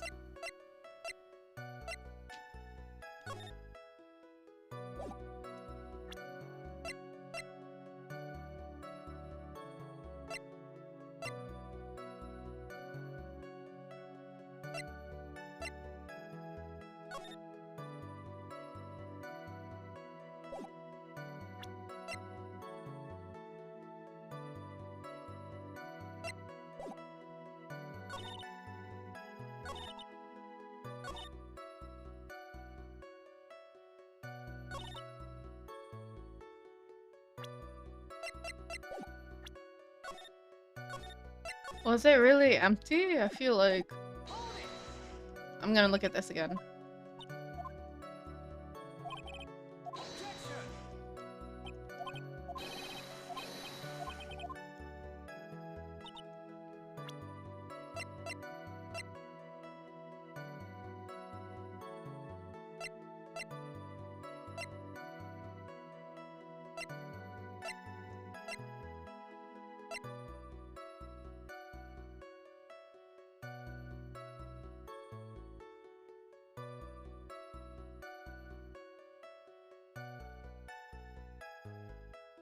Oh wait, it doesn't bear her fingerprints though.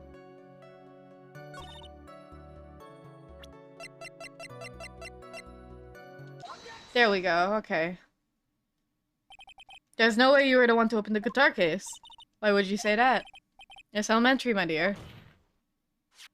Because the only fingerprints on this victim's guitar case are those of the victim. Ah. What is it, Mr. Andrews? Miss Andrews, my bad.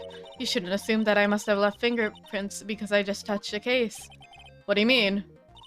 What if I were to tell you I was wearing gloves at that time? Gloves? Why would you be wearing gloves at that time? It was the night of the award ceremony, so of course I dressed up for the occasion. Yes, now I remember. I'm almost sure I was wearing a pair of thin gloves. I see. Well, Mr. Wright, it seems like the witness was wearing gloves at the scene of the crime. That's strange. You're wearing gloves, isn't that a little strange? Why is that strange? Do you have something that could prove that I wasn't wearing gloves at the time? The wine glass, duh. Yeah, that's what I'm saying. I have your proof right here, this wine glass. The wine glass? You left your fingerprints like very clearly on this wine glass. Ugh, even if you took you're a little fib, you're a little liar. Even if you took your gloves off when you poured yourself a glass of juice, wouldn't you think that was a little strange that you put them back on? That you put your gloves back on, that's what I said, after you opened the guitar case. Ah, your glasses! Oh, you put a new pair on. Alright.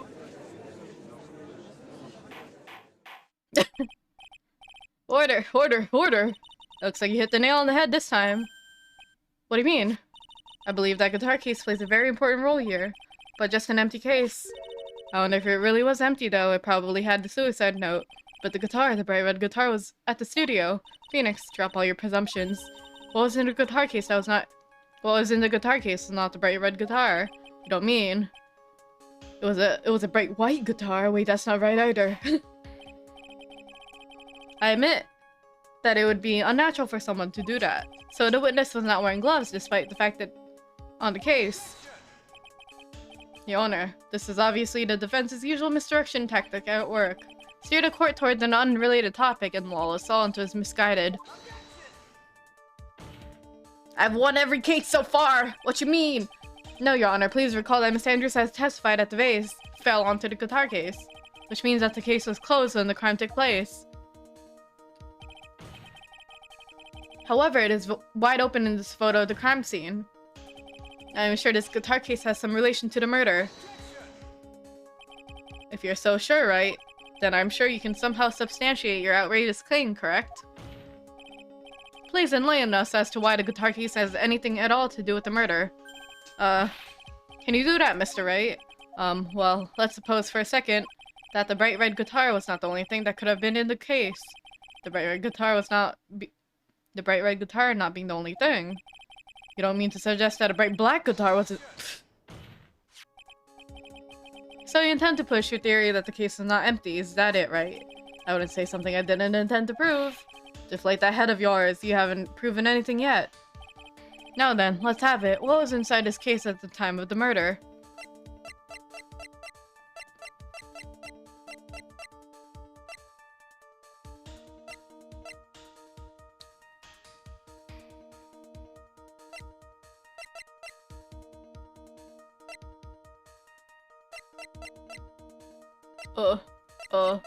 I feel like it has to be her suicide note.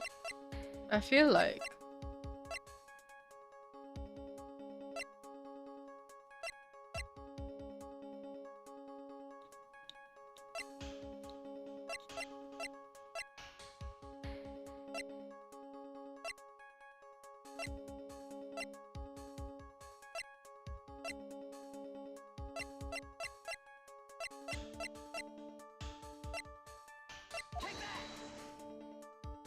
Oh? And why would something like that be inside the guitar case, let alone this one? Why, Mr. Wright? Why? Well, fuck!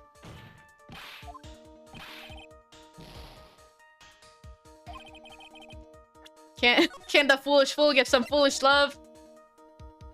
I like how they referenced karma again. What was it? Up there. Part 2-2 trial. What is it? It is apparently...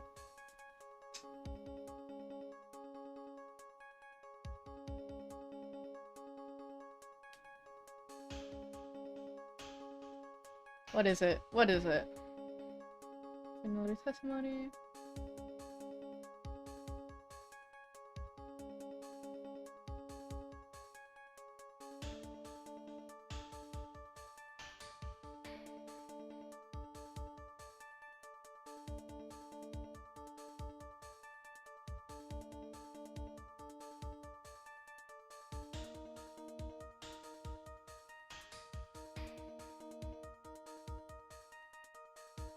Apparently it's just- wait, what is it? It's the photo, apparently, but why? I don't get it.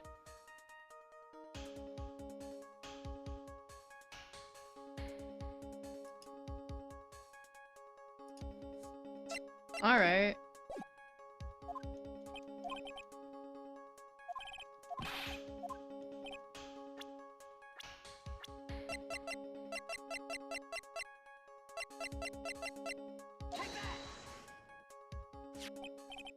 This is a photograph.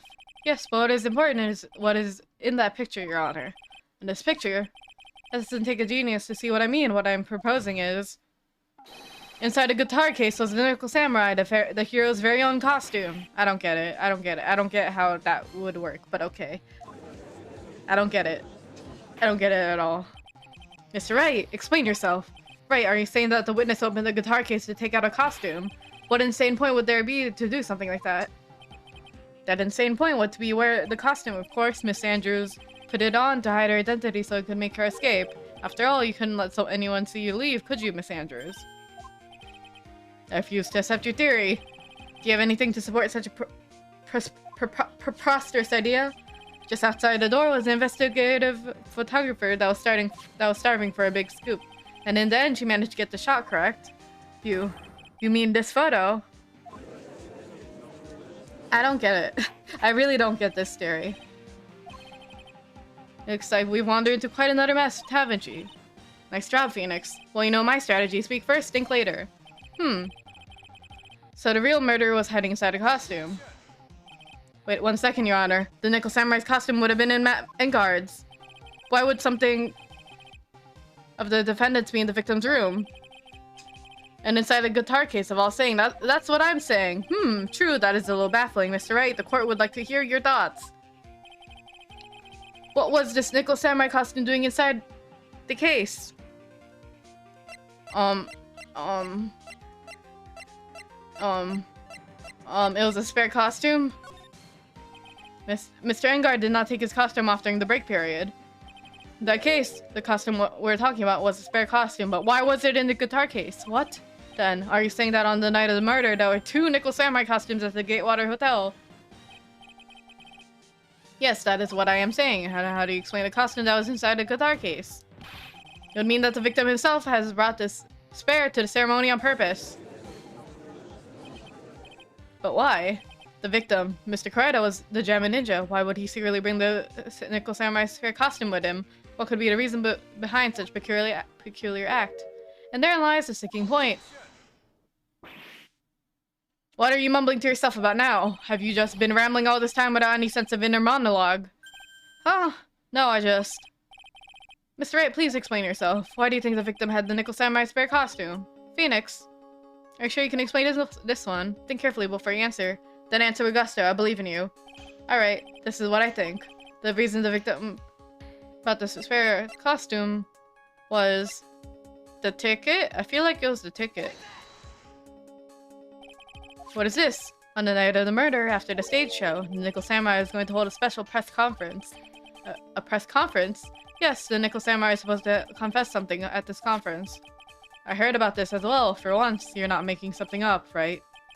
But what struck me as strange was that Mr. Engard himself said he had no idea he was supposed to be holding a press conference that night. But how can that be? The way I see it, that can only mean one thing. The conference was set up by none other than the victim, Juan Karaita himself.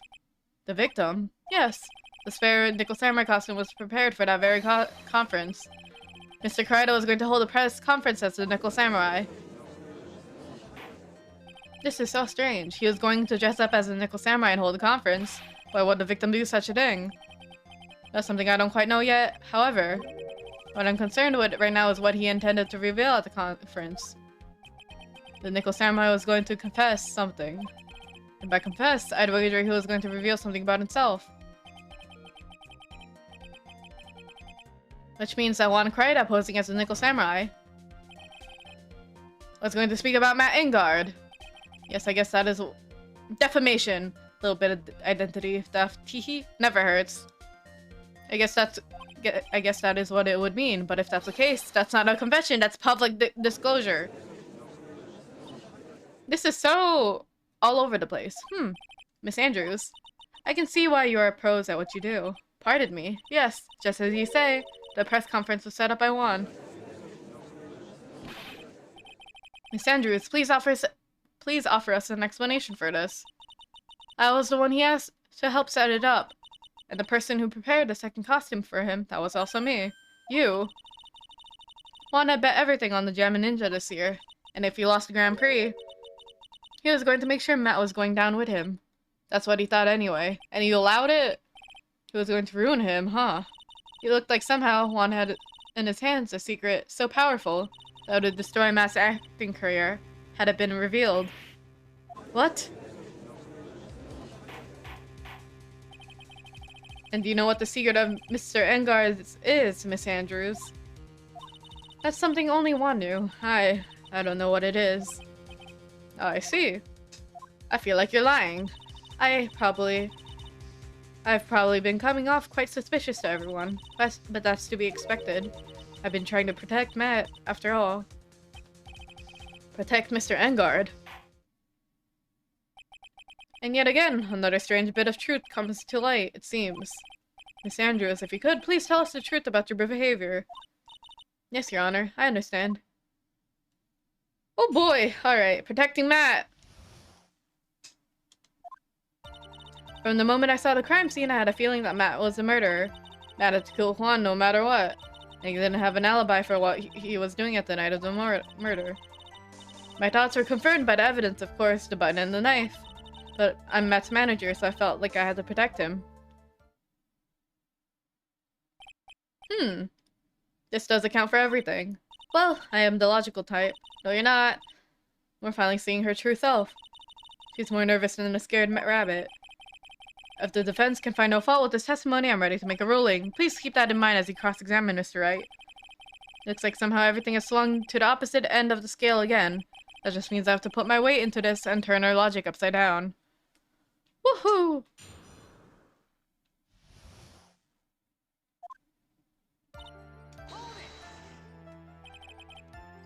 Would you say that it was your intuition speaking to you? Don't confuse my methods of reasoning with your own. Irk. If you want to prove that someone did something, you need three things. Three things. A motive, an opportunity to commit the crime, and finally, decisive evidence. And if you think these three things true. That's alliteration. Holy shit, that's like a lot of TH words. The answer becomes quite clear. You should have already known that, Phoenix. They didn't teach us that in school, at least, not from what I remember. May I continue now? So would you say this need came from the press conference? Yes. Do you know why Juan chose that event and hotel for the conference? Because that was when he could cause the most damage to the public's beloved Matt Engard. And you knew of his plan, didn't you, Miss Andrews? Yes, because I was the one who set up the conference and prepared the costume. But I'm sure Mr. Engard himself didn't know anything about the press conference. Oh, really? Can you show me any proof that he didn't know about the press conference? Anyway, the important thing is that this information was not in your testimony. Yes, I agree. Miss Andrews, please correct your testimony if you please. Grasping at straws now, are we, Mr. Wright?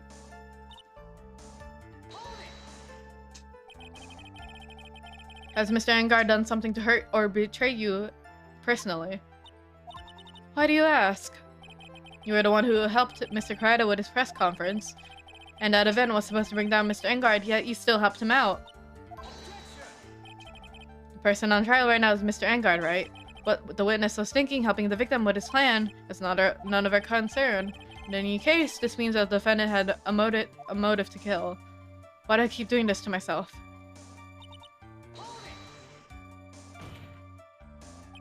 But didn't you already testify earlier that Mr. Engard was taking a nap in his room?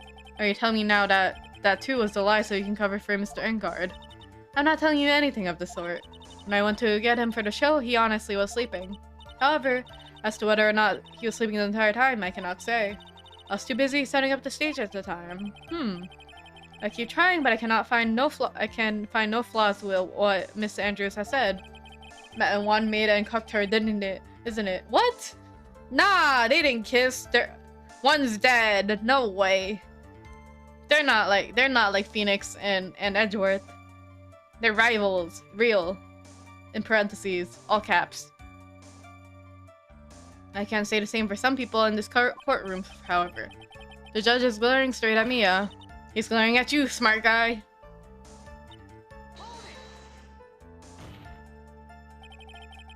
You can hardly call the knife decisive evidence. The fingerprints on a knife could very well be a clever camouflage. Then, what about the button? The button. It's clear from the crime scene that the victim and the murderer fought. And during the fight, the killer ripped off the button from the German ninja's costume. You're talking about this, correct? That button was found in the plates of the Matsukama, isn't that correct? I would think that would make it very decisive evidence. Irk. Looks like you were outfoxed again, Mr. Reich. Anyway, the knife doesn't prove a thing. Please fix your testimony. I can't stand the sight of a man who can't gracefully accept his defeat. Thank goodness Mia can still look at me. What a nicely stare, yes. Miss Andrews, for Mr. Wright's sake, please add this information to your testimony. Every time I see Edgeworth, it makes me say Edgy Boy on Pegasus voice from Yu-Gi-Oh! Edgy Boy. And how do you know that? When the ends of the threads on the button and the costume were matched up, they were found to fit together perfectly, or so I heard. I've heard that before too, but why would Miss Andrews know about the case down to such a fine detail? Don't look at me like that. That's because I'm prepared and you are not. And I thought I had her for sure this time. If there's anything to trip her up on, it has to be here, but where and where? But what you really did was stab the guy in the back, didn't you? And at the worst possible time. Who's to say she really stabbed the guy in the back, as you put it? The witness could have disclosed things about Mr. Engard at any time. Why, then, would she wait until there was a large audience before doing so? It's the same reason why Mr. Karaita planned such an elaborate conference. Miss Andrews wanted to cause Mr. Engard as much damage as she possibly could. This witness bears ill will towards the defendant. This isn't the Phoenix Wright wax philosophical power hour. And please stop slandering the witness. As I expected, Miss Andrews' testimony seemed pretty solid. Really, because to me it sounded a little wishy-washy. Wishy-washy? Well, I guess we'll see if I press a little more. You should know this by now. But you'll need strong, decisive evidence to make her talk. Got it, Chief. I'm gonna pin you down this time, Miss Andrews. Shit. I do not know where you're gonna look.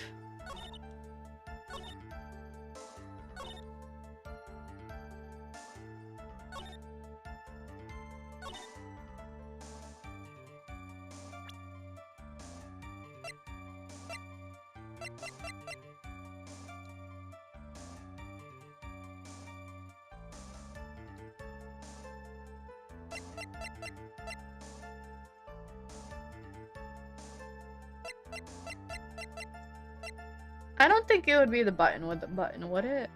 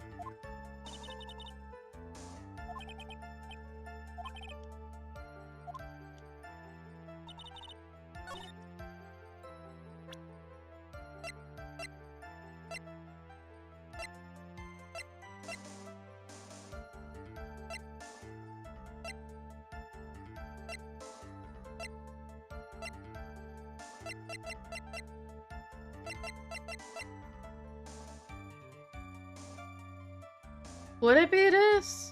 I don't... Would it? Fuck.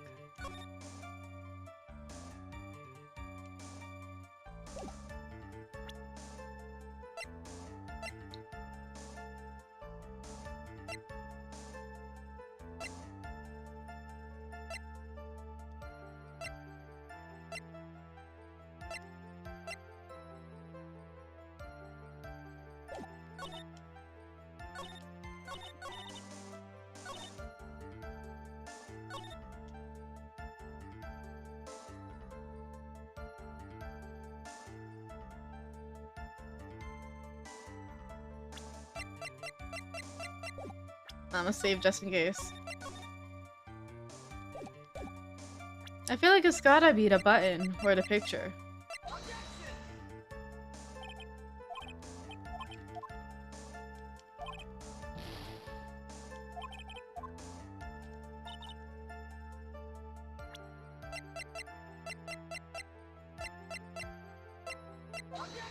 No.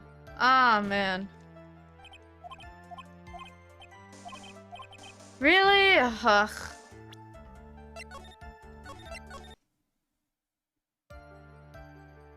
What is it? Let me look at the walkthrough.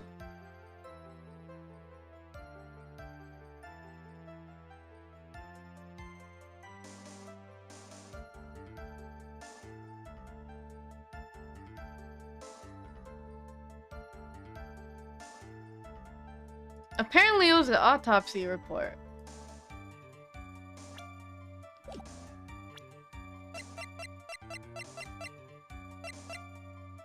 I don't get it, but okay.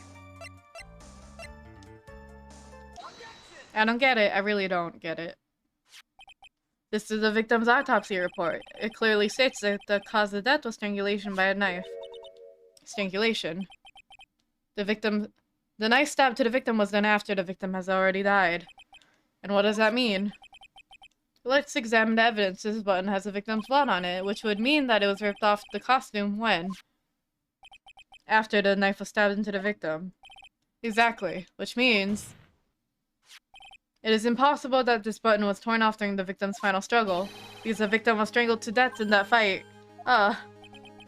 That's right, Miss Andrews. There's no way this button was ripped off during the struggle. This button was consciously pulled off the victim's already dead body. Order, order. What is the meaning? Right? It looks like a soft-boiled egg. What's the meaning of this, Phoenix? So what if the button was torn off the body after the victim has already died? What does that change? Let me ask you one simple question, Mr. Edgeworth. Why was the button torn off? What purpose did that serve? What purpose? We now know this button was not torn off during the fight. Do you guys eat ketchup with eggs? I do not. I kinda get the taste of it, but I don't like it that way. Apparently a lot of people do though.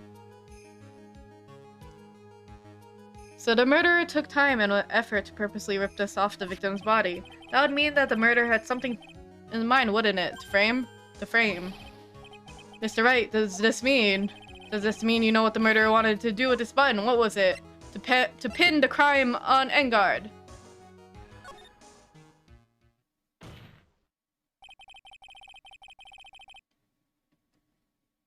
You like eggs? No, you like ketchup with your eggs? Good taste. There's only one logical reason for doing something like that. It was to pin the crime on Mr. Engard. Not like a hard boiled? Yeah, scrambled eggs with ketchup I think is good. Like on a sandwich. There's no way anyone would put a bloodied button on their own pants. That's right. Mr. Engard was set up. By the real killer, of course. And the real murder is... Well, Mr. Wright, who in the world is the real killer then? Finally, I can't believe I managed to bring this trial all the way up to this point. Phoenix, you can't let your guard down yet. Not until the very end. The real killer who planned to frame Mr. Engard is... It's gotta be... Is it not Adrian? The fact that we're doing this is making me second guess myself.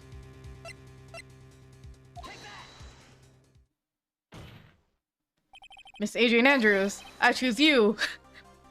You are Mr. Karida's killer. What? Order, order, order. Mr. Wright, this is a very grave matter. Do you have any evidence that supports your charge? Any evidence? All the evidence points to Miss Andrews. Well, how preposterous. You can't stick any of that on me. I can't, can I? Would you care to test me? Then, what about this knife? The knife was used to stab the victim after he had already been strangled to death. It was used to throw suspicion onto Mr. Engard. Naturally. The knife covered in the defendant's fingerprints could only be taken from his room. And the only one who had dinner with him and knew which knife to take was you. Ugh, Tisk! My third pair of glasses! Shit! Then, what about the button that was found on Matt's Hakama? This button was removed from the victim's body after he already died. Why are we repeating shit? The only person who could have done so were the person who found the body or the killer. However, if Mr. Ingard was the real killer, there is no way he would have put such an incriminating evidence in his own Hakama. Ugh! That's like the fourth pair. Girl, damn. The only person who could have put this button into Mr. Ingard's Hakama is the person who went to wake him up from his nap, which is you yet again, Miss Andrews. I see. What about the empty guitar case? This is also a piece of evidence that incriminates Miss Andrews. Whoa, whoa, whoa, this angle. Hello, back view, hi. Shoulder blades. Wow, spine. Hello. I support women's wrongs. That costume was used to hide the real killer's identity as they fled the crime scene. Now, who could have known that there was such a costume inside the guitar case? It could have only been the person who prepared the costume for the victim. And that person is you, Miss Adrian Andrews. You're the killer! Oh my god, this pose is really cute. Hi. No, hi. Crimes are okay. But Miss Andrews' fingerprints were nowhere to be found on the guitar case, and it was you who proved that she was not wearing gloves at the time. That's right. She put on the costume then, dumbass. That's because she did not intend on leaving any prints. If anyone had found out that she had touched the case, then they would ask her why. So to avoid leaving any prints, she used a towel or something to open it. Or the costume. But the glass of tomato juice is a different story. Miss Andrews purposely left her fingerprints on the glass to show that, yes, indeed, she was a classic day's discoverer of a dead body. Ah, that's like the sixth pair, and to top it off, there's this photo. A photo of the killer as they exited the scene of the crime. No reasonable person on Earth can believe this nickel samurai was Mr. Ingard. He would have been too short for his own costume if it was him. Speaking of how tall people are, Miss Andrews, you're also kind of short in stature, are you not? Please stop. Well, how about it, Miss Andrews? I've got her this time. Miss Andrews, I refuse to testify. What was that? There's a law. It says I can't be forced to testify something if it can incriminate me. Don't height shame people. Yeah, don't height shame. You're absolutely correct, Miss Andrews. The law does provide us with a way to avoid self-incrimination by allowing a witness to not testify if the testimony can cause damage to themselves. What? Pleading the fifth is not something most people would think to do on the spot. Actually, thinking back to yesterday in Mr. Engard's room. Adrian Andrews. Yes? Think hard about what we just discussed, understood? Alright. That's it. That's when Francisca planted this idea into her head. She must have told Miss Andrews not to testify if things look bad. You did a good job at proving everything up to this point, Phoenix. But there's still one thing you haven't done. Something I haven't done. What's wrong, right? Are you already finished? Run out of evidence. What is so humorous, Mr. Edgeworth? I'm sure you realize this as well, Your Honor. But everything the good lawyer here has proven up to this point is meaningless. What? Everything you have proven is circumstantial. Circumstantial? Yes, circumstantial. You have yet to provide a single piece of definitive proof. Proof that Miss Andrews did in fact harbor a wish to murder Mr. Kryda. I got it right here, bitch! Miss Andrews, did you want to kill Mr. Kryda? I believe this may lead to me incriminating myself, so I will abstain from answering. But Miss Andrews, if you do that, it would be the same as admitting your guilt, don't you think? Maybe so, or maybe not. There's nothing to prove it either way. Besides, you don't even know what crime I would be guilty of due to my silence. No, she's taking that defiant attitude again. Mia, what should we do? Somehow, we've landed in the worst possible situation. I got the motive right here. I have it right here. Right? Pants grab. My bulge. I think we reached a certain conclusion at this point in time. Miss Adrian Andrews has refused to testify. And the defense's theory that she is the actual murderer has not been fully substantiated with solid, definitive proof. But that's not true. In this situation, there's only one thing this court can do, and that is to declare recess. Recess? I request that both the prosecution and the defense look further into this matter and tomorrow's trial. Tomorrow? We don't have it tomorrow. If we don't get a guilty verdict today, then... Please wait, Your Honor. That's not necessary. We must continue the trial. What are you sweating for? Your client is getting one more day to live, isn't he? That's not it. This isn't about that. Edgeworth, I know you know who the real killer is. Please let the trial continue. If I don't get the verdict, then Maya... Question mark. You have caught my interest. But it's impossible to continue as long as the witness refuses to testify. Now then, the court is... Oh, it is not impossible for this trial to continue. Mr. Edgeworth, what are you? It's true that Miss Andrews holds the right against self-incrimination. However, if the topic of conversation were something unrelated to whatever she may be guilty of, then she has no right to withhold testimony. Yes, that is true, but... Actually, there's one little thing I'm curious about, Miss Andrews. When you found the victim's dead body, you poured yourself a glass of juice. I might need to mute myself again soon. And yes, and I can't help but think how unnatural that is. Usually when someone finds a body, they are shaken up, not stirring a glass of juice. So my actions were unusual, but We're making out, they're kissing.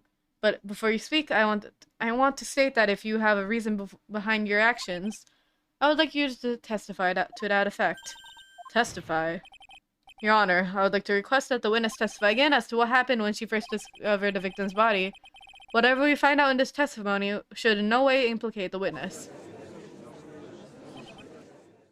I don't know what it is about Edgeworth today, but I can't get a good read off him.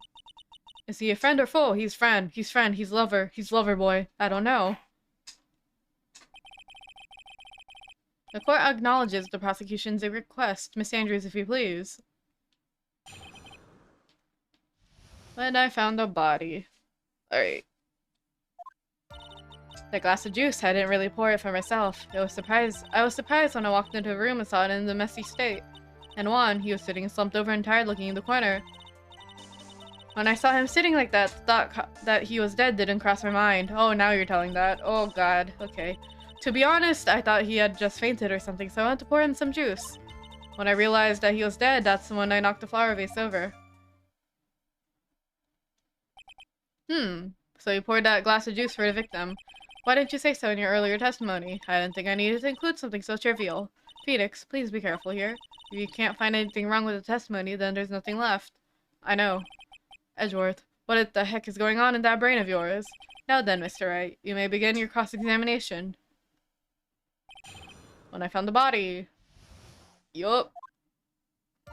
That glass of juice, I didn't really pour it for myself. Oh, press. But there wasn't anyone else in that room, right? Of course not. Then, who did you pour it for? Mr. Wright, there's a rhyme and reason for everything. Can you wait just a little longer for it to be revealed to you? In other words, Mr. Wright, be quiet and listen. Precisely, I couldn't have said it better myself.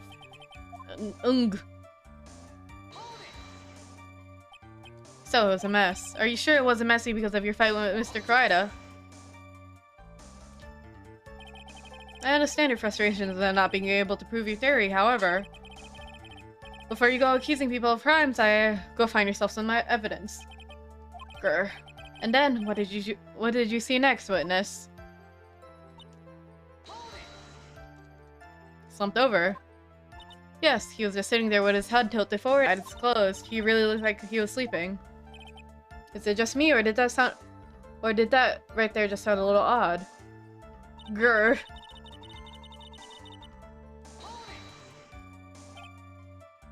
Then what did cross your mind? I thought maybe he had smashed everything in anger because he lost the Grand Prix, and that he felt tired after his rampage, so he decided to take a nap. Anyways, that's what I thought. I see, so you didn't think he was dead after all. You thought he fainted. I thought he was asleep at first, but then the room was in such a messy state that I thought maybe he had gotten into a fight with someone. That's when you went to pour the glass of juice. Yes, he always had a hard time waking up. So Juan always has a glass of tomato juice to drink to wake him up because it tastes so bad? I see, and after that, what happened next? And how did you come to realize who he was, in fact, that he was in fact dead? I shook him over and over, but never got a response, so I set the glass down on the dresser and tried to take his pulse. I was shocked, and staggered backward. And knocked the flower vase over, so that's what happened. Yes. This is what it all comes down to, huh? This is the absolute end for both sides, and Adrian is letting her guard down. Phoenix, now's our best chance to kill the prosecution's case. Saving just in case, because I'm scared. Isn't that a bit harsh, Miss Andrews? Will you tell us the truth this time?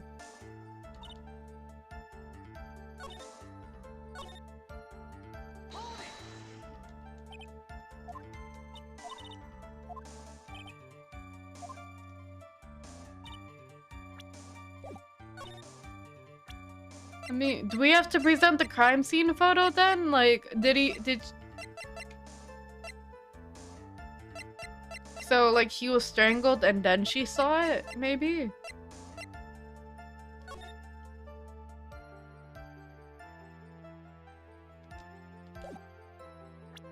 Because, like, how would you not notice that he was stabbed unless you saw that he was strangled instead?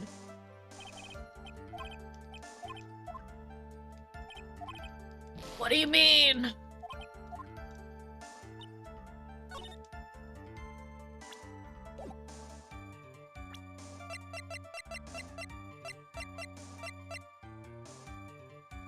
There we go. It was the same as the other one. Okay, alright, I get it. Alright, so you honestly didn't think he was dead when you found him? No, not at all. I feel like it could have been used for the same reasoning. Oh, you said he looked tired, but you didn't see the bloodstain? It's the same bullshit. Anyways. Even though this is what you saw when you discovered the body. What is the meaning of this? Why are we presenting the same shit over and over? Isn't it obvious, Your Honor? There's a knife sticking straight out of Mr. Crichton's chest. I feel like this is super obvious. Why are we doing this? Anyone who saw the scene would have immediately thought that this was a dead man. Well, you see. I doubt a single person in the world would mistake this for someone who fainted. And then so nonchalantly go pour something to drink. Your point is, Miss Andrews, your testimony just now was all one giant lie. Ugh. 7 pair, and your lie has proven one thing very clearly, that you are the real killer. No! Really? Really? Really? Really? It looks like the defense has somehow brought the ugly truth to light. Defendant, Mr. Matt Engard, is not guilty after all. But that's impossible, you're wrong. Miss Andrews, try to have some composure. It wasn't me. It wasn't me, I tell you. It was Matt, I swear, he's the one who killed Juan. But you're the one who refused to testify, and your reason for not doing so was that you might end up incriminating yourself. That's because... Miss Andrews, I'll still give you one last chance. What exactly are you hiding that may incriminate you? I refuse to testify.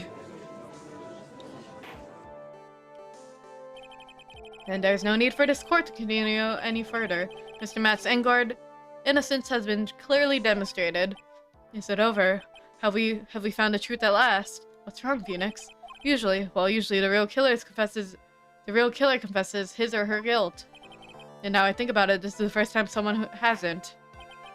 Now then, I would like to hand down my verdict for Mr. Matt Engard. Objection. Who? Hi, Jort. Your Honor, the prosecution feels that it would be premature to pass down a verdict at this time. What? The reason is quite simple. The witness has yet to speak the absolute real truth. Are we taking another break or what? The absolute real truth, what are you? Witness, don't you understand yet? Huh?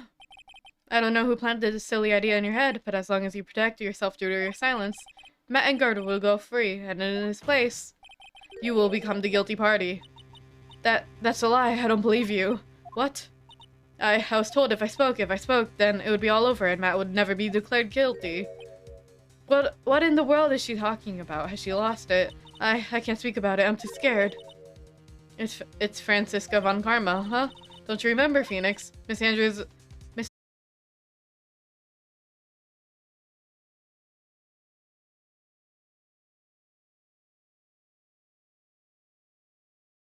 Von Carva. Don't say a word, no matter what happens. If you do that, Matt Engard will be acquitted. Miss Andrews, Miss Andrews undyingly believes those words right now and is clinging onto them. Then what should we do? This is the first time I've ever come across anything like this. Miss Andrews has to be the killer, right? All we have to do now is get her not guilty. That is my only priority. It wasn't me, I'm begging you. Please believe me, I didn't kill Juan. Help! Please, someone. Help me. Mr. Wright. Yes, Your Honor. The court can't continue like this. Therefore, I'd like to hear what you intend to do. What I intend to do. What am I supposed to do? What am I supposed to say? Right. I suggest you think very carefully about this. Think what this witness did and what she did not do. And think about who is the real mastermind behind this crime. Who's the real mastermind? Isn't it obvious? There's no way it could be anyone except a woman crying over here, right? Come now. What will you do? What kind of man are you? Force Andrews to testify. I have to win a complete acquittal today. There's no way around that, but I can't bring myself to do it like this, not when she's making a face like that. Miss Andrews, I would like to know what you're really hiding. Mr. Wright, are you sure you know what you're doing? I'm sure Mr. Engard would get an acquittal, but in his place, you would be found guilty. Is this how you really want this trial to end? Be quiet, how dare you? You're trying to trick me. That's enough. I commend you for trying, Mr. Edgeworth. However, it's clear that the defense is serious the truth. You're wrong.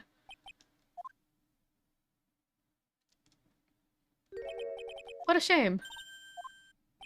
I had hoped things wouldn't come to this. However, what is it, Mr. Edgeworth? Miss Andrews, since you absolutely refuse to testify, it falls on my shoulders to disclose this to the court. Stop. Mr. Edgeworth? This witness, how should I put this? She has an illness. What? And because of this illness, she had tried to commit suicide in the past. Stop. Please stop. No matter how much you want to hide it, it's no use. I have the evidence right here. Ah, that's the second part of the suicide report, the attempted suicide report. What will you do now, witness? You know what I'm about to do, don't you?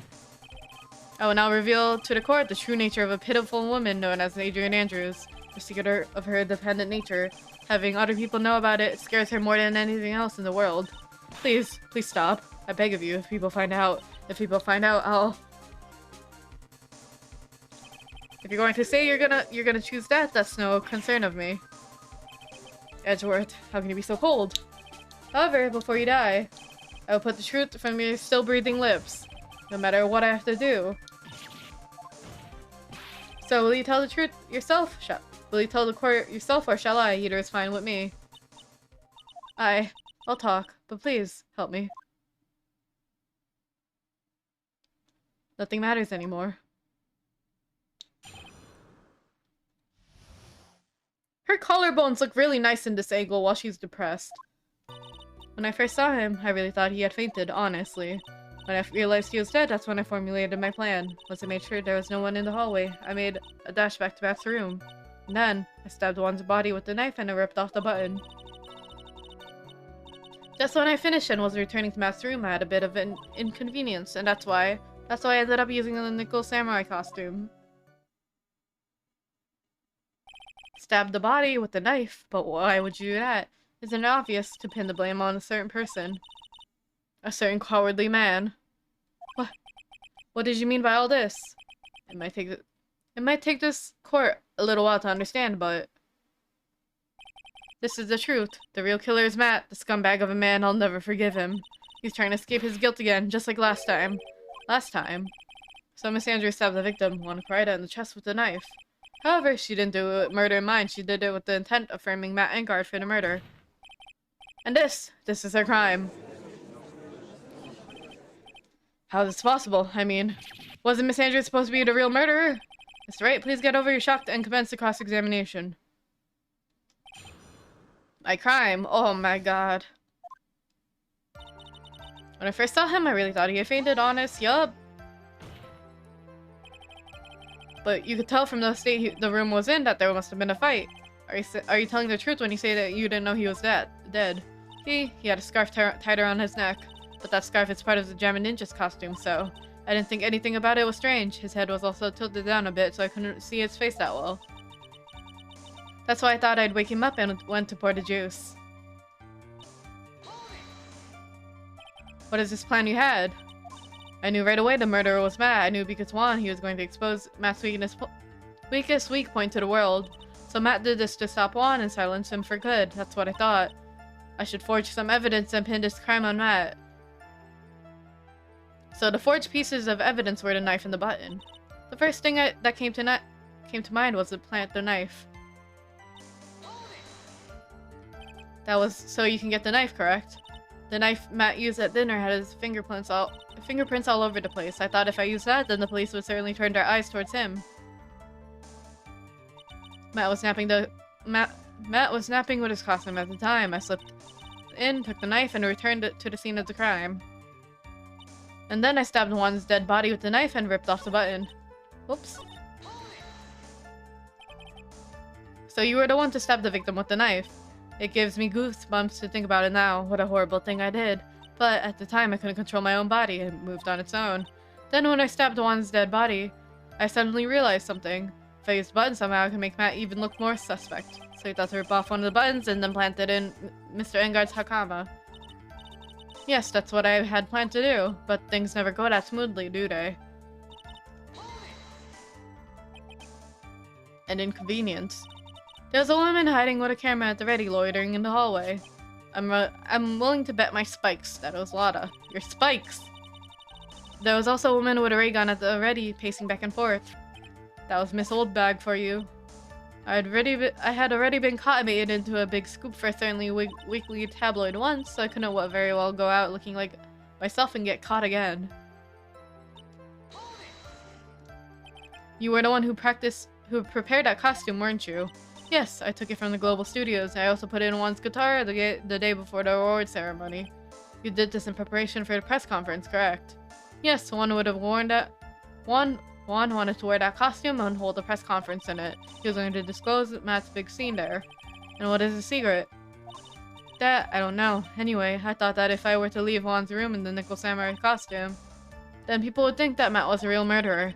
I was very careful not to leave any fingerprints when I opened the guitar case. I absolutely did not want anyone to know about the costume. I think we've heard enough. So after that, you went back to Mr. Engard's room and planted a button. Into Matt's hakama, yes. After that, I folded up the costume I was wearing and put it into a bag. Then I snuck it out of the hotel and got rid of it. My word, what does this all mean? Mr. Edgeworth, is it? The real criminal is Matt Engard. Yesterday, that woman prosecutor sat me down to a talk. Francisca, huh? She said that I should, under no circumstances, confess what I had done. That if I had just kept quiet, then Matt would be found guilty for sure. I had no choice to believe in her words. What this witness has done is clearly unlawful. However, as long as her testimony stands, we can be certain she's not the killer. Wait, Your Honor, this offense still. Right. It's pointless. At this point in time, it's not possible to indict Miss Andrews on anything. Yes, exactly. There isn't a single piece of evidence that points to her as the murderer. The cross-examination of this witness is over, and so is today's trial. You can establish that witness was the culprit. So please let it go, Mr. White. But, Mr. Edgeworth, please place Miss Andrews under arrest for further questioning. Understood, Your Honor. The prosecution will arrange for her detention immediately. That is all. Court is adjourned for today. What a thud. Holy shit. Also weird seeing him without the chair, seeing there with just a chair and not him in there. Uh-oh. Uh-oh. Today's trial is over, and I didn't win an acquittal. Witness, would you mind if I ask you something? Edgeworth. What is it? Before you leave the court today, I wonder if I might look at one thing. The card in your hand. I had my interest for some time now. What exactly is it? Oh, this. Mr. Wright also asked about this. Although I didn't remember it at the time you asked me about it, Mr. Wright, I remembered it just now. I found this in the room on the day. The room. That day. Yes. I found this card when I discovered Juan's body. It was lying there right next to him. He found that card next to the victim's body. Was it the killer? Was the killer the one that did it? Oh my god. I suppose I must have unconsciously slipped it into my body. But it's not as if this card has any relevance to Juan's murder, right? Yeah, I guess not. No, it does. But if it's still a strange card if you ask me. But as far as a clue to this case, I don't see why. Witness, that card! Give it to me, hurry! Edgeworth. Do you have any idea what you stupidly yet inadvertently done? I can't believe you hid this from me this entire time. I didn't mean to. What is this all about? I've never seen Edgeworth so emotional before. Is this like a calling card? That card, what in the world is it, and what does it mean? Is it like one of those is this a Persona 5 reference?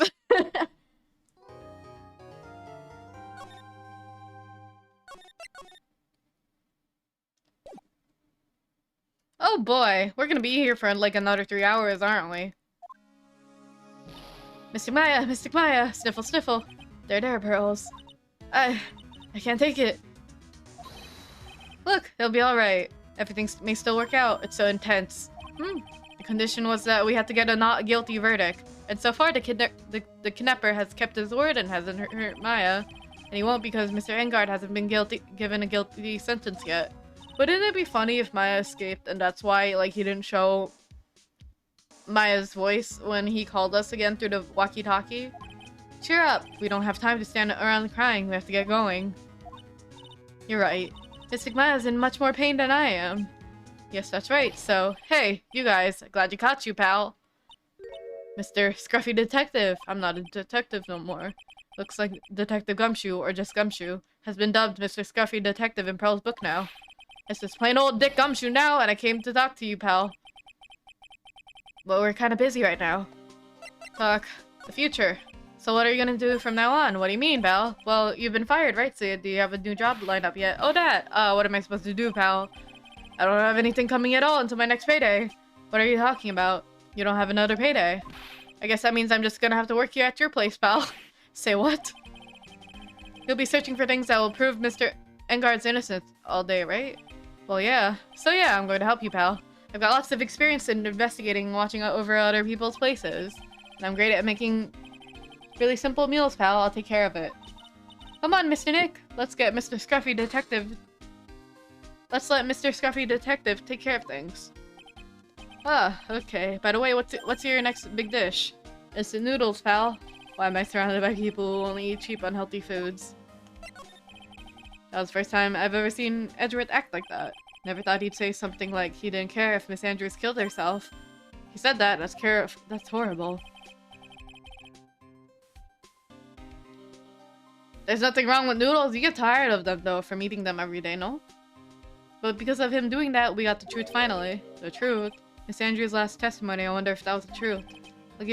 I'll give you that there was nothing strange in her testimony herself, but I still think that there's something fundamentally wrong with the whole thing. You mean about that thing, pal? Why would she want to know? I mean, almost need to frame Mr. Engard.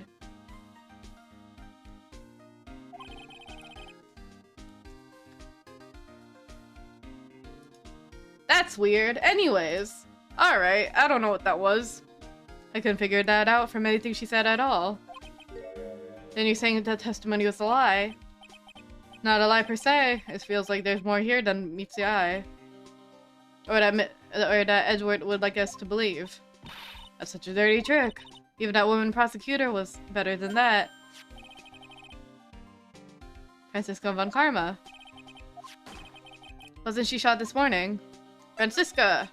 Miss von Karma was shot today on the way to the trial by a pistol, pal. But she's going to be fine, right? I mean, Edgeworth said she was in stable condition, but she was shot in the shoulder, so she's okay and still hanging in there.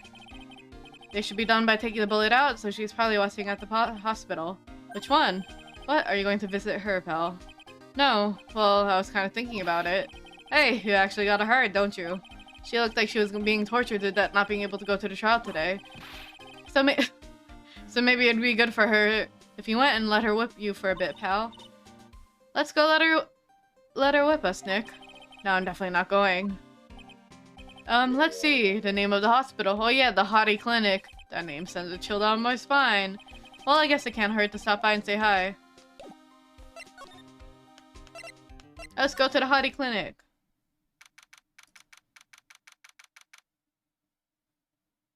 But yeah, I don't know why you showed a Korean music video in my chat. Alright. Whoops, let me switch back. Yes, are you here to visit a patient? Oh, hey. Wait a second, you are? Yes, I'm Director Hottie. Ho ho. Why are you still here?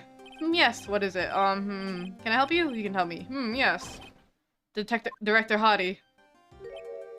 Edgeworth. Yes, I'm Director Hottie. Ho ho. Oh, you're the man from this morning. Yes, what is it? Uh-huh. Director Francisca, how's Francisca von Karma? You don't need to worry. Yes, she's in good hands.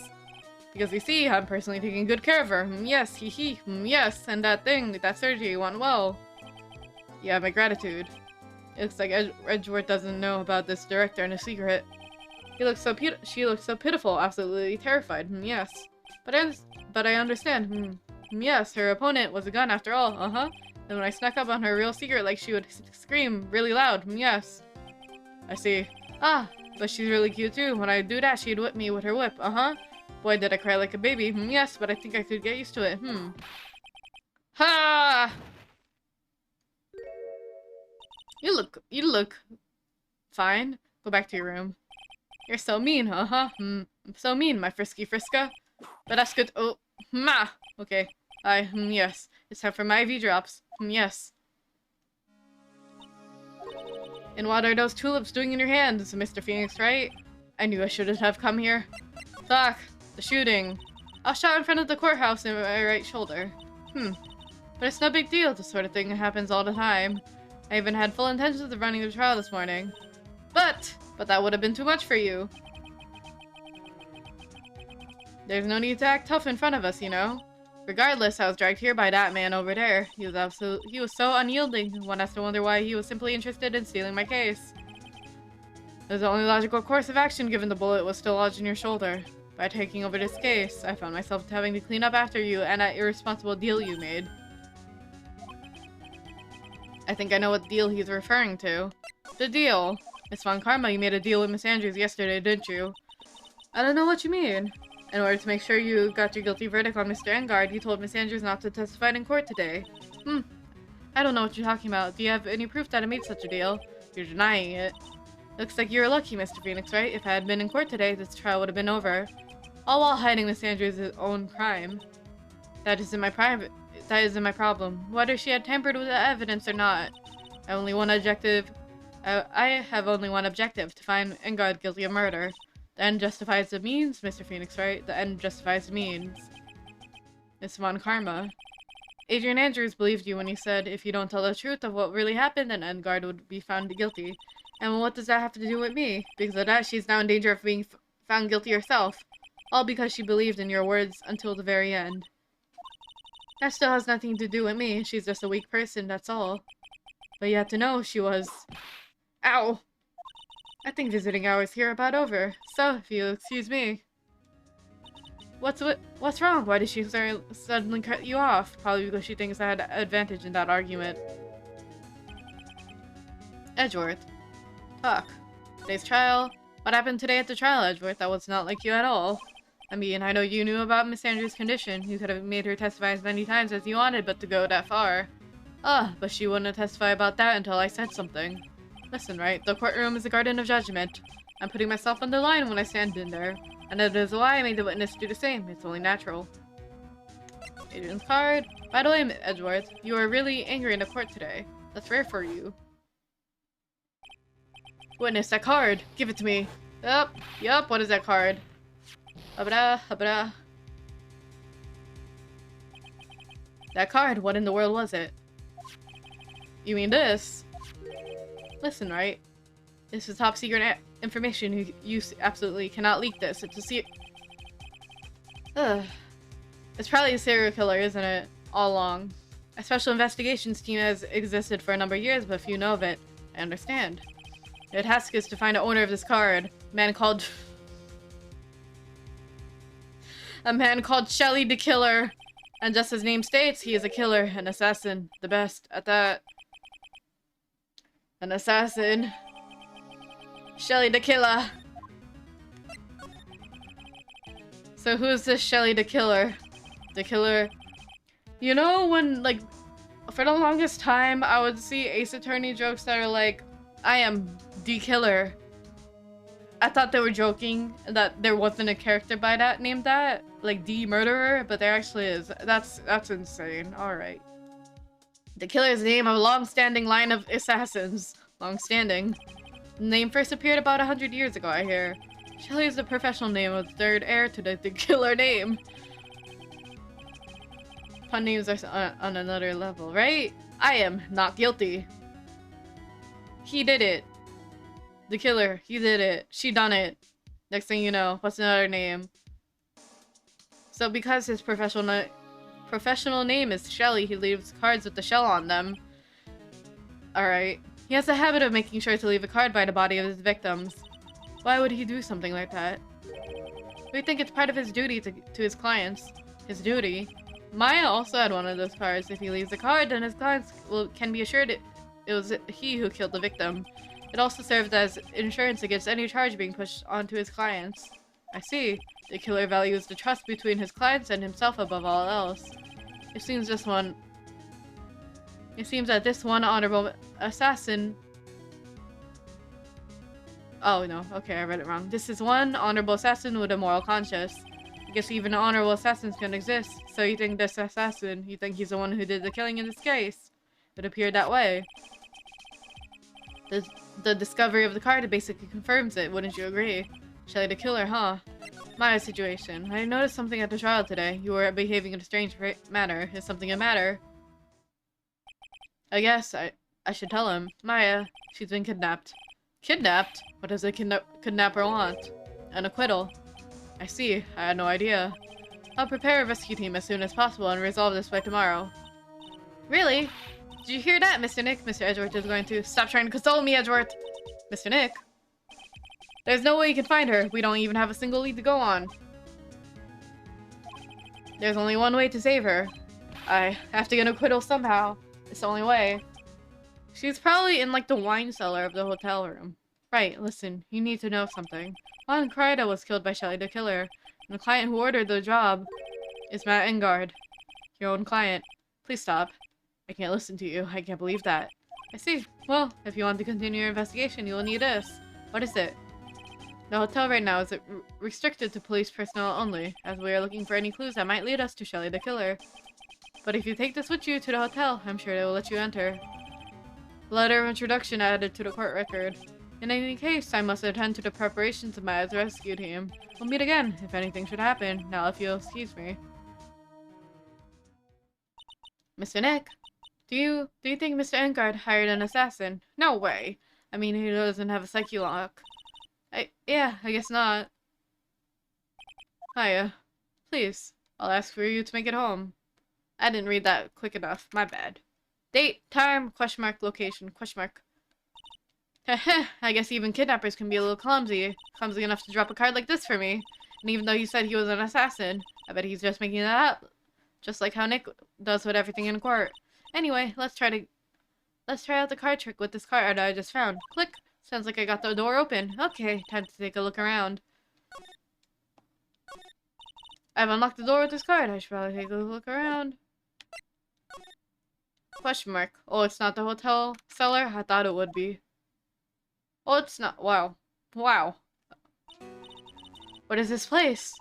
I got a feeling I'm not in the hotel anymore. He also took a bear. Are those videos over there?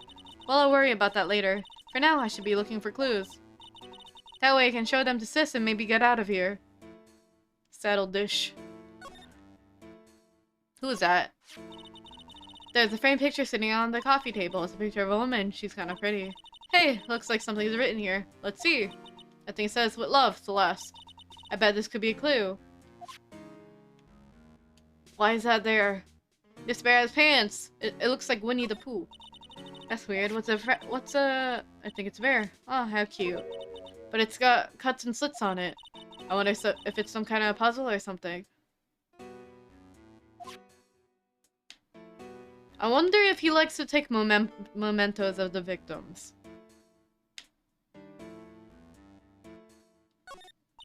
So dark in here that I can barely see, but these kind of feel like videotapes, all of them. And what kind of room is this? Ugh, locked of course, and it doesn't look like I can use a card to open this door, and there's a little hole at the bottom of the door. If only I was a little skinnier, then maybe I can crawl through there. Is this like a pet door? Looks like a doggy door. Oh hey, it's a computer. I never really used one before. I have no idea where the power switch on this thing is. Drat, there goes my plan to use it to somehow get out of here. Painting? Satellite. What is this thing? An antenna, I guess. And this is a VCR. There sure are a lot of electronic gadgets here. But what is an antenna doing here? Oh, this simply will not do. I cannot have you wandering around at will. Yeah!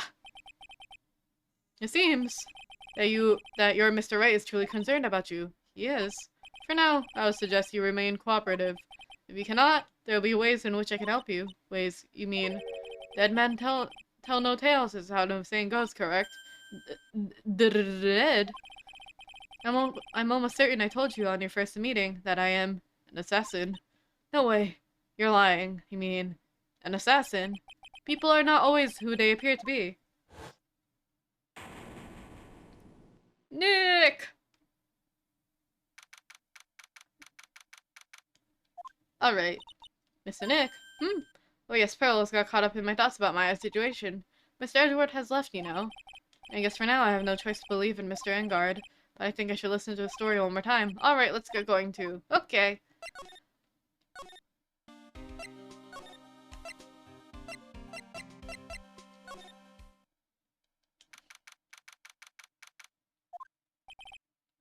I'm sorry, but visiting hours are over for today.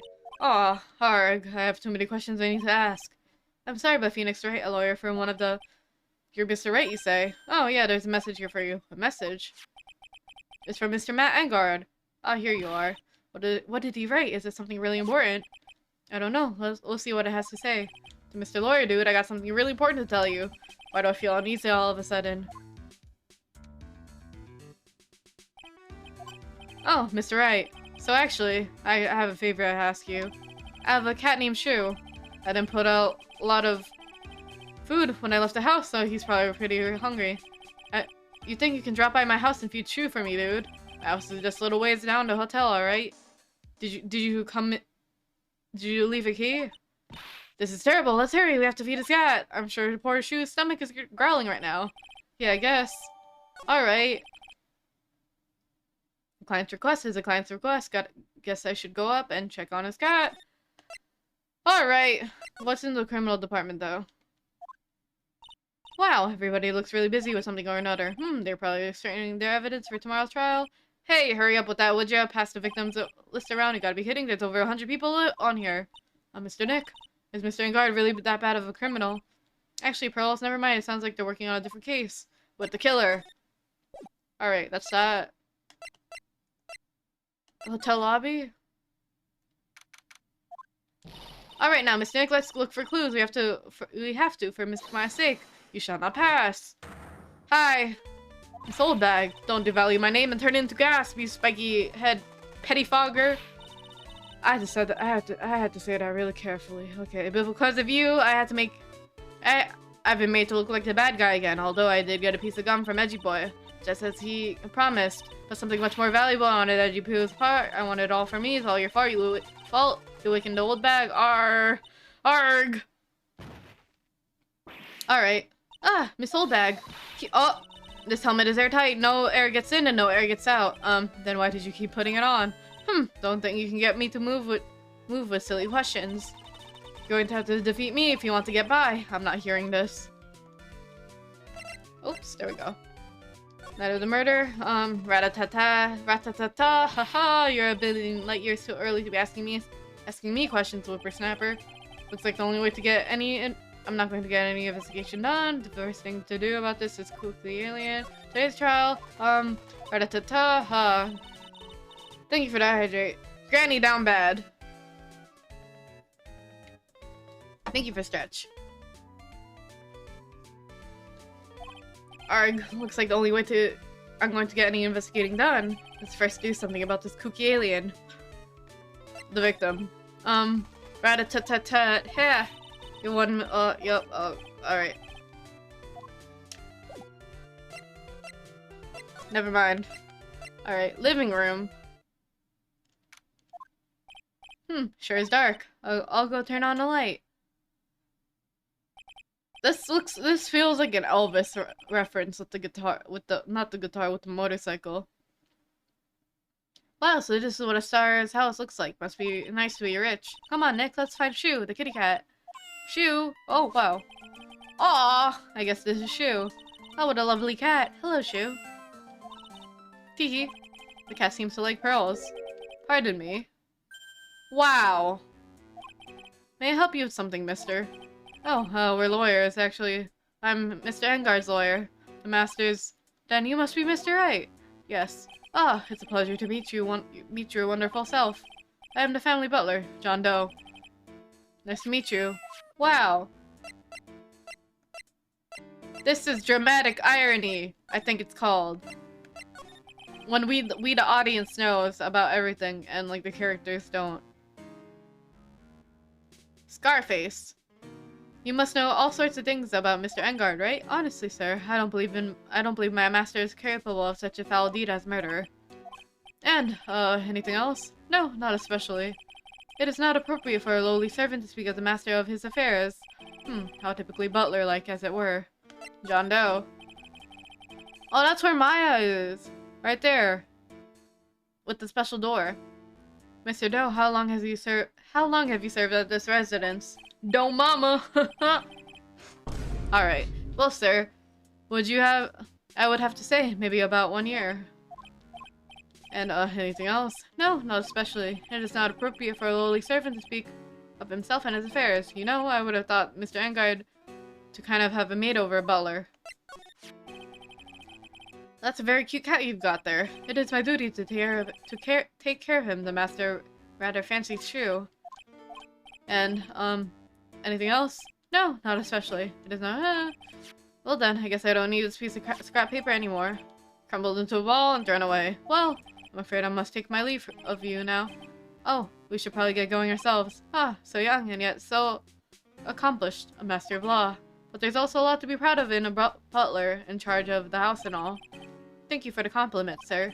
People are not always who they appear to be. Now, if you'll excuse me. Meow. This is where Maya should be. There's a small door at the bottom of the big door, Mr. Nick. I bet it's for Mr. Engard's cat to use. Oh, you mean Shu. The door, it's locked tight. Well, I guess that's to keep nosy people like me from entering it. Hey, Pearl, Pearl, you're tiny, right? You're like, what, 8? Can you go through this door? Ah, there are masks here. Yeah, the one in the middle is a steel samurai. My leg is asleep, oh god.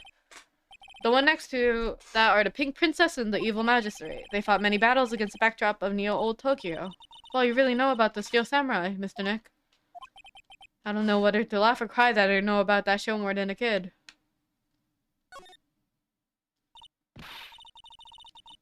Wow, a giant bicycle is flying through the air. That bicycle, Pearls, is the one you don't have to pedal and it moves on its own. Really? Wow. Well, sorry to disappoint you. It can't fly. Oh, that's too bad. Oh, there's a giant cooking hearth there. That's actually a fireplace. How are they so different, Mr. Nick? You know, I never before actually seen a hearth before. Now that I think about it. You should come and visit Faye Manor then. I'll show you when you do. Anything else? Couch. My leg is really asleep, guys. Oh god.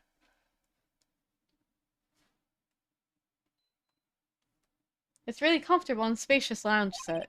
I wonder if famous stars drop by and sit around and have a good time. In any case, I don't really belong here, do I? Arg, what is it with me feeling inferior today? Question mark. I think I checked everything. Move.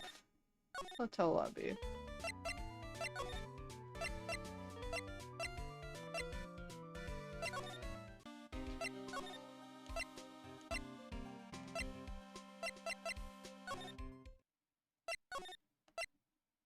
I guess we gotta start examining old bag now. Move. Hotel lobby.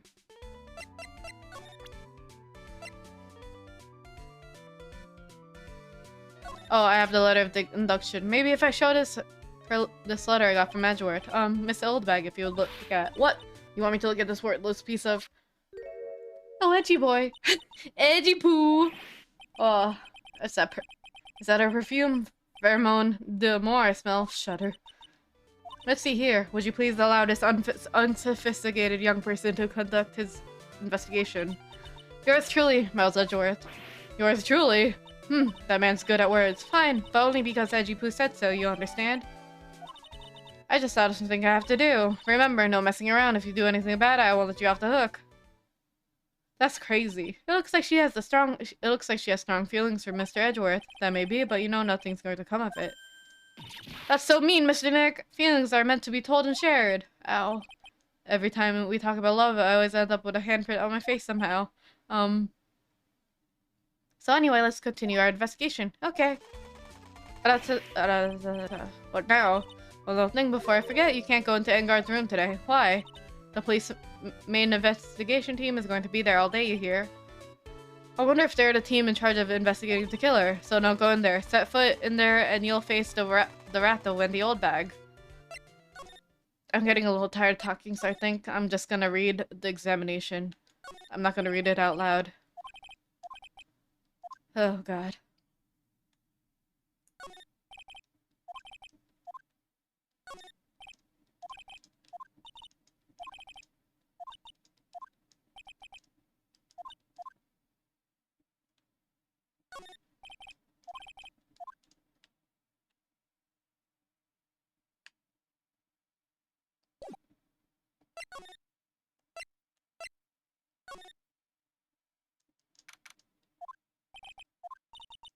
And yet, the hotel seems busy somehow. Probably because the police team is scouring for clues about the killer.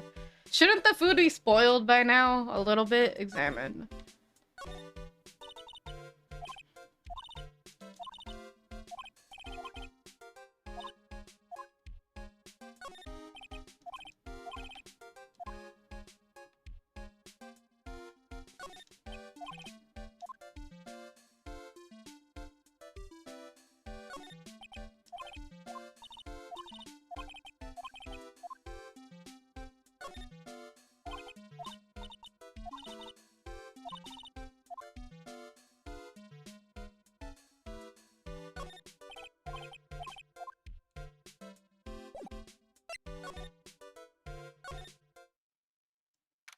Oh boy. Alright. Hey. Hey, city boy. Lada. You're still here. Reckon course. An investigative photographer eats or starves on our abilities to snap up the scoop, yeah? And this hotel just has that aura of mystery. You know, like something's always about to happen. But, do you have a camera? Bracket given. A photographer's gotta have cameras out the ear like corn to be a real pro, you know? So I'm hanging around here. Speaking of cameras and feeding them out, do you have mine, you bread thief? Why can't you drop that thief thing already? Talk. Night of the murder. I want to ask you about the night of the murder. What? You really gonna shell out the bucks for the info I got? Lottie, you were loitering in this hallway the night of the murder, were you not? Well, kinda, but brace yourself, Phoenix, here it comes. I didn't exactly hang around here for the entire time, you know, follow a few stars around. I got a few autographs, shook a few hands, had a soda pop, put a few of them too. Looks like she wasn't here the entire time that night. The security lady also wasn't in this hallway the whole time either. I guess this means there was no one who can tell us who came and went that night. Scandal.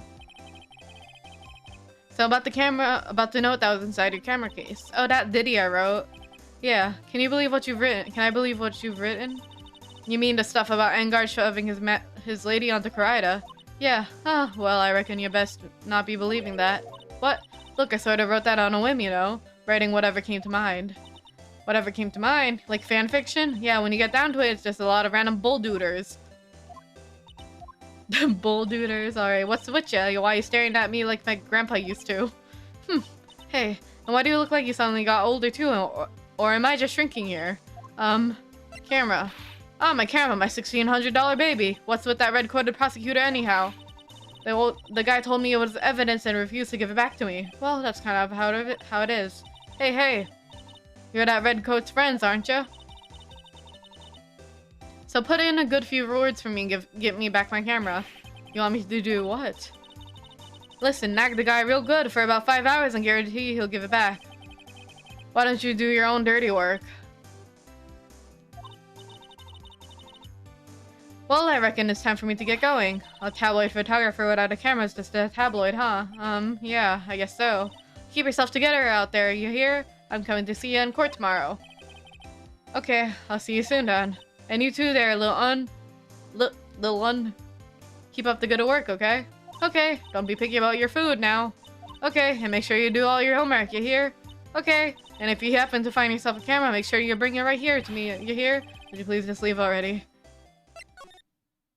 Creative hotel room.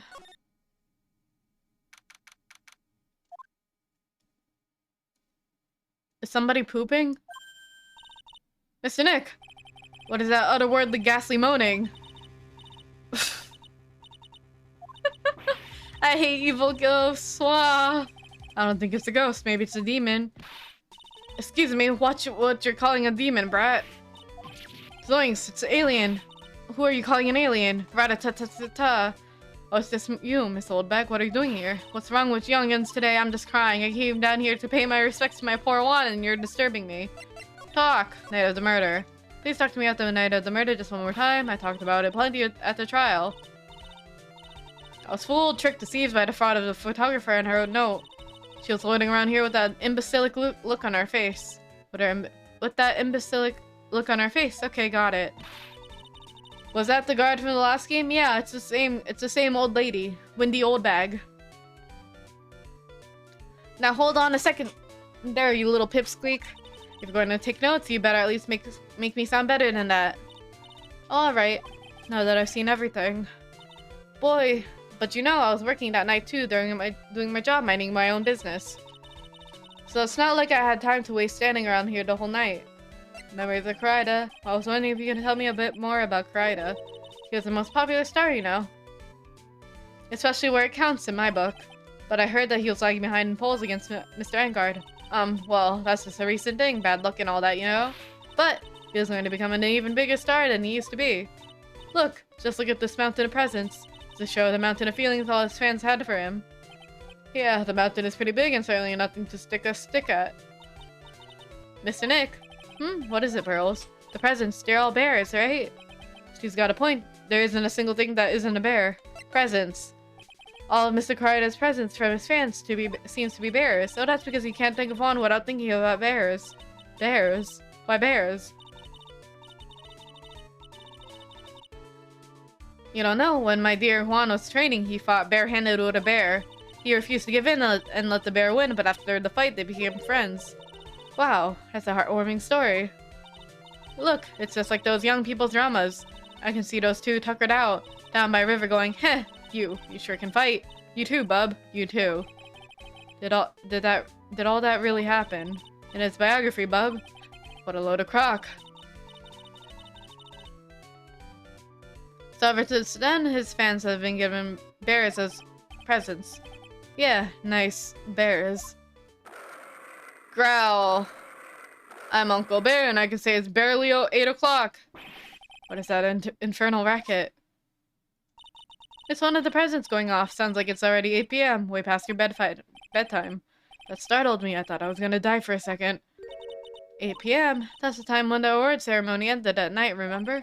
Time sure flies. Can't believe it's been 2 days since the ceremony. Beep beep beep. Beep. Hello, hello. This is not a phone. Maya, how's Maya? Yeah, you can't hurt her, have you? It seems like you are not able to fill your end of the bargain, Mr. Attorney. I have heard the news, so it would seem that my present did you no good. No, Mystic Maya, Mystic Maya! One more day. Please, all I ask for is one more day. I'll get the not guilty verdict for sure this time, please. I suppose if I must. I need that acquittal more than anything else, after all. Please let Maya say something. I want to hear she's alright. Alright. Hiss, then hiss, hiss, a little. What is with the static all of a sudden? Hello? Hello? It seems bad. Connection. Damn it. Did the transceiver suddenly break? Excuse me. Beep. What happened? I don't know. All of a sudden it became nothing but static. Ah, Mystic Maya, Mystic Maya. What did the transceiver suddenly break like that? I should probably have another electronic expert look at it. The sooner the better. Is there electronics expert? Move. What the hell? Move. Hotel lobby. Move. Move.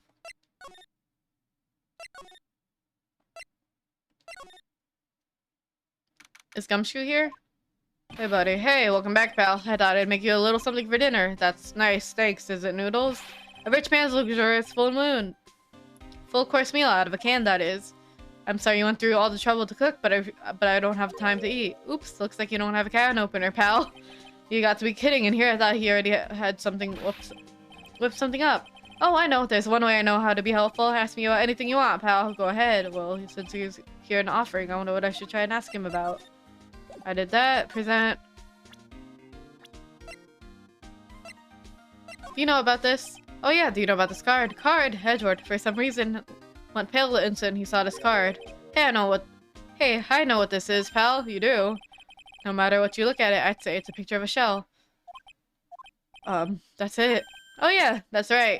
Mr. Edwards really liked those cooked snail things. What did they call them again? Escargot or something like that? Mr. Nick, I think we just solved the mystery of why Mr. Edwards' face turned pale, right? Nope. Alright.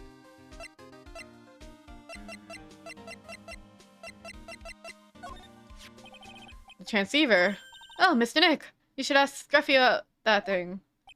What thing? Oh yeah, this thing just up and broke all of a sudden. It broke, pal. When I was talking to a kidnapper, suddenly broke into static. Look, it sounded like this. I don't hear any static, pal. Huh? Maybe it fixed itself. That's strange. I'm sure it was making a lot of static noise. Maybe what? Maybe it was electromagnetic interference. Magnetic interference? Oh boy. So what is electromagnetic interference? It's something that happens when a radio wave gets mixed up with another signal, pal. Oh, and you put it that way. I don't understand what you're talking about. Like, for example, when a cell phone goes off to next to a computer screen, the stuff on the screen gets kind of fuzzy and starts acting funny, right? Huh? Computer? It's like when you use a dryer next to the TV and the screen starts looking weird. Oh, okay. Yes, the TV does do that. So that's what you're talking about. He seems absolutely happy being able to understand us. So the room you were in when that interference to the transceiver happened, that's gotta be something there that's sending out very strong radio waves, pal. Something like a listening device or something. Huh. Hey, speaking of that, where were you when it happened? We were in Mr. Karida's room, the scene of the murder. What? That's it. I'm gonna sneak into the precinct and get a bug sweeper. I'll meet you at the crime scene later, okay, pal? Oh, wait, Gumshoe. Oh yeah, baby, it's investigation time. I'm on fire, pal. My fingers are itching to go. Yeah! Alright. We should get going too, Mr. Nick. Alright, let's go. Oh boy. Alright.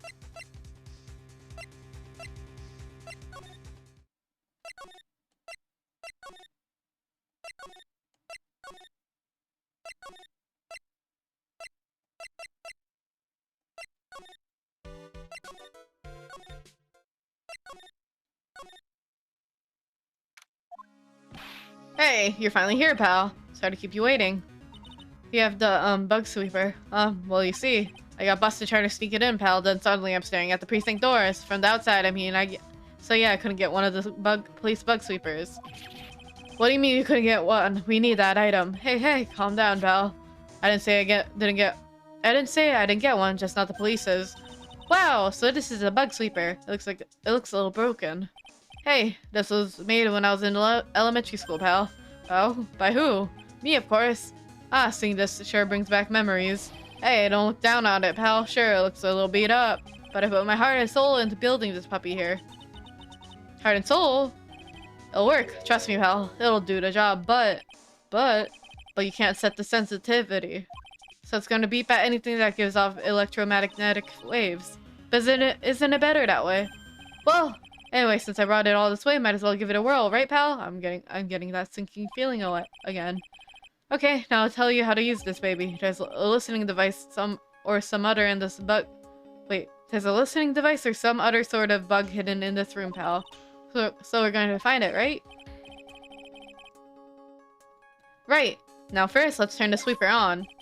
Now move the sweeper around to give the room a real thorough look-see, pal. The sweeper will let you know how strong of a signal it is, so keep an eye on it, okay? Once you find something that's giving off a lot of radio waves, press enter to lock onto it. Okay. Let's take a look. Yup, alright. Alright, I'm going on. Give me a yell if you find the bug. Got it, pal? Lamp, check. Listening device, nope. There's a lot of lamps in this room, aren't there, Nick? Yeah, and they're all on. You shouldn't do that, Nick. Don't you know that's wasteful? Yeah, I'll be more unconscious from now on. Sorry. A cell phone? No bugs here? A cell phone? What? Don't tell me you don't know what a cell phone is. I'm sorry, I've never seen one before. Now that she mentions it, my cell phone and Pearls has never lived outside of the village, so, well, I guess I can't say it's impossible to live without one.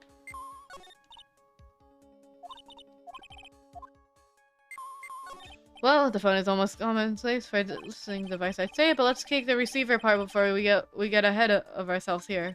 Wow, you know a lot about electronics, don't you, Mr. Nick? Yeah, I know tons, especially when it comes to taking them apart. It's my specialty. I'll leave the fixing part up to Gumshoe. So, is there a listening device there? No. I really thought it had to be in the phone too.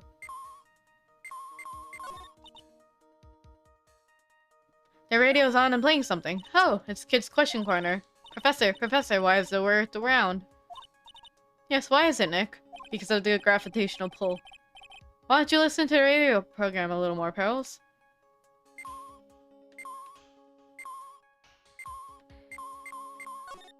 Ah, what a lovely bear. Growl. This must be one of those fancy bear-shaped toy robots. It's a robot. It's a real robot. Yes, a real one. Mr. Nick. Yes? How many horsepowers is it? How many horsies? Horsies. 0. Well, look, it's a bear, so,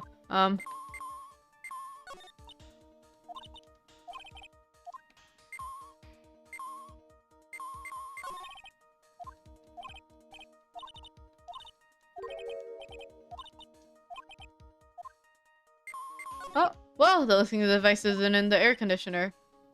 Dust and dirt, yeah. Oh, come on, Mr. Nick, let's wash it. I wonder if being a neat freak makes it even the tiniest dust bunny look colossal. Oh, nothing. Alright.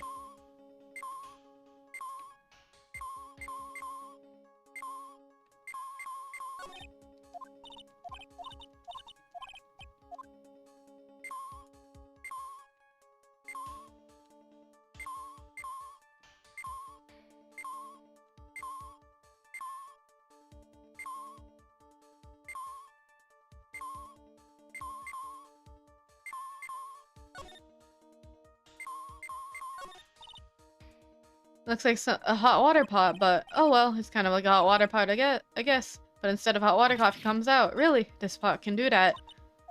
Is there a pot that orange juice comes out of? I don't think there's anything like that, Pearl. Sorry. There's a juicer.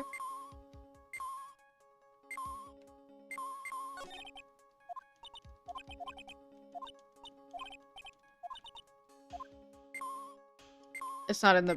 Is it in one of the bears? Hold on. What the... This is just a giant stuffed teddy bear, right? The moment I said it's not in the bear, is it? This is the biggest one I've ever seen. Hey, so you did find it yet? So did you guys find it yet? The listening device, I mean. No, not yet, but this bear's eye is. Let's see. Perfectly normal stuffed bear with some really strong radio waves. Sounds like you found a device to me, pal. Let's dig this big fella's eye out and see what we got. No, you can't. Such a violent act. Oof. Rip. No! It's a miniature camera. It looks like there's more. There's a transmitter and a timer. What emitter? F for the bear. 07. Salute. Is this more of that high-tech stuff? Camera. So this is a camera? Yup, it's a pinhole CCD camera, pal. It's a small, high-end video camera mostly used in security systems. So it's a video camera. It runs on battery, which comes with in a set. But there's no videotape in this camera. This is the only camera part here, pal. The tape recorder with the tape inside it is somewhere else. Somewhere else? The footage is changed into radio waves and it's sent to that recorder. So it's sort of like a TV broadcast, isn't it? Hey, no, you're right. Transmitter. So, what is a transmitter? It's a device that sends the footage of the camera back to a specific destination. It's like a video version of a listening device, pal. It looks like it's attached to a small clock-like thing. Oh, that's the timer, pal. You can set it to turn the camera on and record at a certain time on it. You can set it to a certain time. Yep, let's see. It's set to... Looks like it was set to start at 8 p.m. and go for 1 hour. 8 p.m. That was the time the award ceremony ended. There's no date set, so it's been recording every night, I guess. Mr. Detective, how long has this bear been here? I'm pretty sure it's been here since the night of the murder. Then maybe the camera caught the murder on tape. What? And if you think about the angle the bear is at, it's bound to have a clear shot of the whole crime, pal. So there was a camera inside this bear's eye, and it was disguised as the president. And I'm sure it was here on the night of the murder, pal. It's pretty big, so it stands out pretty well in my mind. But who gave it Mr. Kryda as present? I don't know, pal. But it means that something came out of here. It means someone out there has got a video of what happened here that night. Is there any way we can find out who that person is? It's impossible, pal. Radio waves can be sent almost anywhere, so there's no real way to find out. Oh, sniffle. Is there really no way to find out? I got it! What? Hey, pal, let me borrow this mini camera for a bit. What are you going to do? I'm going to look around to see if... Around to the electronic shops to see if I can find who bought this. Best as possible. I mean, it's already 9 p.m. Leave it to me. Even if I have to search all night, I'll find your man, pal. Oh yeah, baby, it's investigation time. I'm on fire, pal. My fingers are itching to go. Yeah! He's gone. Yeah, but Mr. Scruffy Detective sure is a nice man. He's pushing himself so hard, and it's all for my sake. It's a mystery how you manage to do things in the most inefficient ways, right? Ack. Hello, you smirking little freak. You'll have to excuse me. I heard your conversation just now. Edgeworth, what are you doing here? A rescue team has been created and deployed. I can't say I'm optimistic, but we have to move forward one step at a time. I see. Thanks. Don't take me yet. We still have to find her. So there was a spy hidden inside this stuffed animal, huh? Don't you think, Phoenix, that it would have been a good idea to talk about how you got a call from the killer? Or like give the device as evidence? You are one lucky man, right? Do you know this stuffed bear, little girl? I have no idea. Huh, of course not. The maker of this bear is a very expensive luxury brand from overseas. It's completely handmade and only a small number of these are exported here. The camera and transmitter that Scatterbrain Detective took with him are dead ends. Things like that can be bought anywhere. However, this bear is very different. By tracking how it got into this country, this bear can tell us who the buyer is. Can you really do that, Mr. Nick? Can he really? Well, I guess so. It's 9 p.m. I think I can still make it in time. Question mark. I'll be taking this for now. I'm sure you have other things you have to do. Stuffed bear, snatched up by Edgeworth. See you soon, Mr. Wright. So, did he, like, lug that thing over? Wait! What? Why are you doing this? I have no interest in explaining myself to someone who cannot comprehend. But besides that, right? It's like a stiff bear. I'm gonna Google that real quick. Stiff. Oh, these little things. Images.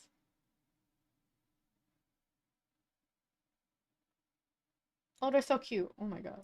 I'm gonna be honest though. If you were to show me this and a Beanie Baby, I would think they're the same. They're very cute. Wow.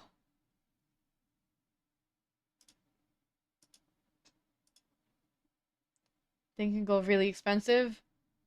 Vintage. Some Beanie Babies are really vintage and expensive now too, right? I've seen some that sell in auctions for like $800. That's crazy. Till the court reconvenes tomorrow, you should concern yourself with this question. Who was the person that murdered Juan Kryda?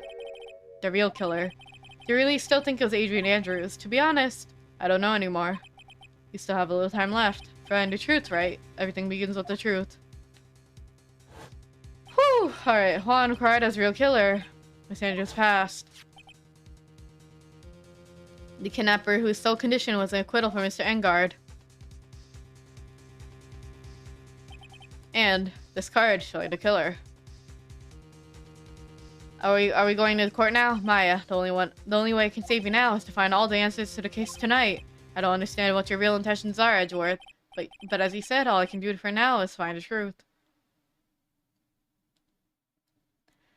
Oh my god, to be continued. We're going to court soon, baby. I'm gonna take another bathroom break and eat a gummy. 5 minutes. Done now. 5 minutes. I'll be back. I'm really stubborn. I want to finish this case so bad. Go rest. I will do. I'm gonna eat like 10 lifesaver gummies. Delicious. Where's my... There we go. See you in a bit. Yeah!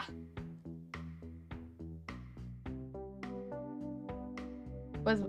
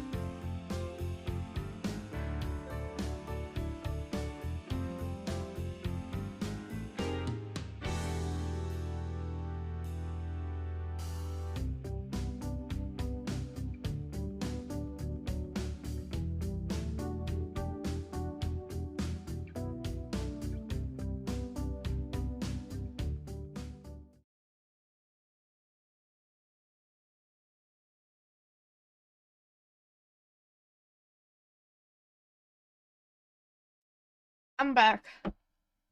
Sometimes when I go downstairs to grab something, I always forget to bring my cup with me. And then I'm just like, man, I don't want to go back upstairs for the cup and then go downstairs. So I grabbed as much ice I could with 2 hands and then brought it upstairs. Welcome back. Thank you. Because what if I go back to upstairs to grab the cup, but I forgot about the cup? Whoops. Hey, thank you for the 14 months, Wooly. Big brain. For real. I'm glad I didn't bring my phone with me downstairs or anything because it's currently plugged in for VTube. Big brain. Is it September? This one. Yeah. Yippee! We're still investigating, okay. I thought we were gonna do another trial. It's past 9 p.m. already, isn't it? I wonder if Mr. Edgeworth has already found Miss Maya. These things take time. I'd say probably not. The police are professionals, Pearl. They'll find her, so don't you worry.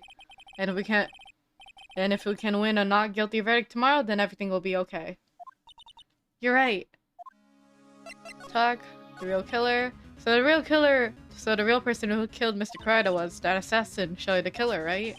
In the card, Miss Andrews found at the crime scene seems to be proof of that. But if that's the case, then a new question comes to mind. Who was the one that hired the killer to begin with? Who was his client? You mean who asked for the murder? That person didn't want to dirty their own hands in blood. But whoever this client is, they're still a killer. The assassin's client? Who could have hired the assassin? Do you think it was Miss Andrews? I wonder. But if she was a client, then why go through the effort to stab a knife into the corpse herself? I feel like it should have been, but Miss Andrews isn't a client. It should have been, I forgot his name. It should have been Matt Engard, right? Cause like in the start, you ask him and mention you got a call from the killer through the transmitter, and he's like, okay, I'll let you in as my lawyer. No, it can't be. Matt Engard himself. It wasn't Matt. If Mr. Engard really did hire the assassin, then he's not innocent at all. Far from it, he would be guilty of the crime. But it can't be Mr. Engard, right? I mean, when he first talked with him. Mr. Engard, I'd like to ask you one more question. Did you kill Mr. Juan Corrida? Alright, just so we're clear, dude. I didn't kill anyone, and that includes Juan Corrida, okay? Not necessarily. I didn't physically kill him. Because that couldn't be the thing. I didn't see any psychedelics at that time. Actually, that reminds me. Do you remember something, Mr. Nick? Yeah, something that Miss Andrews said at the trial today. She said something interesting. Something interesting? What did she say? So what is this interesting thing? Oh, that's right. You didn't hear it, did you, Pearls? Juan had bet everything on the Jammin' Ninja this year. And if he lost the Grand Prix, he was going to make sure Matt was going down with him. That's what he thought anyway. It looks like somehow Juan had in his hands a secret so powerful that it would destroy Matt's acting career had it been revealed. Mr. Engard's secret? What is his secret? I don't know yet, but for now, let's think about it this way. Mr. Corrida was going to reveal the secret. That means Mr. Engard had plenty of motive to have Mr. Corrida silenced. Which means we have to meet with Mr. Engard. There's no way around it now.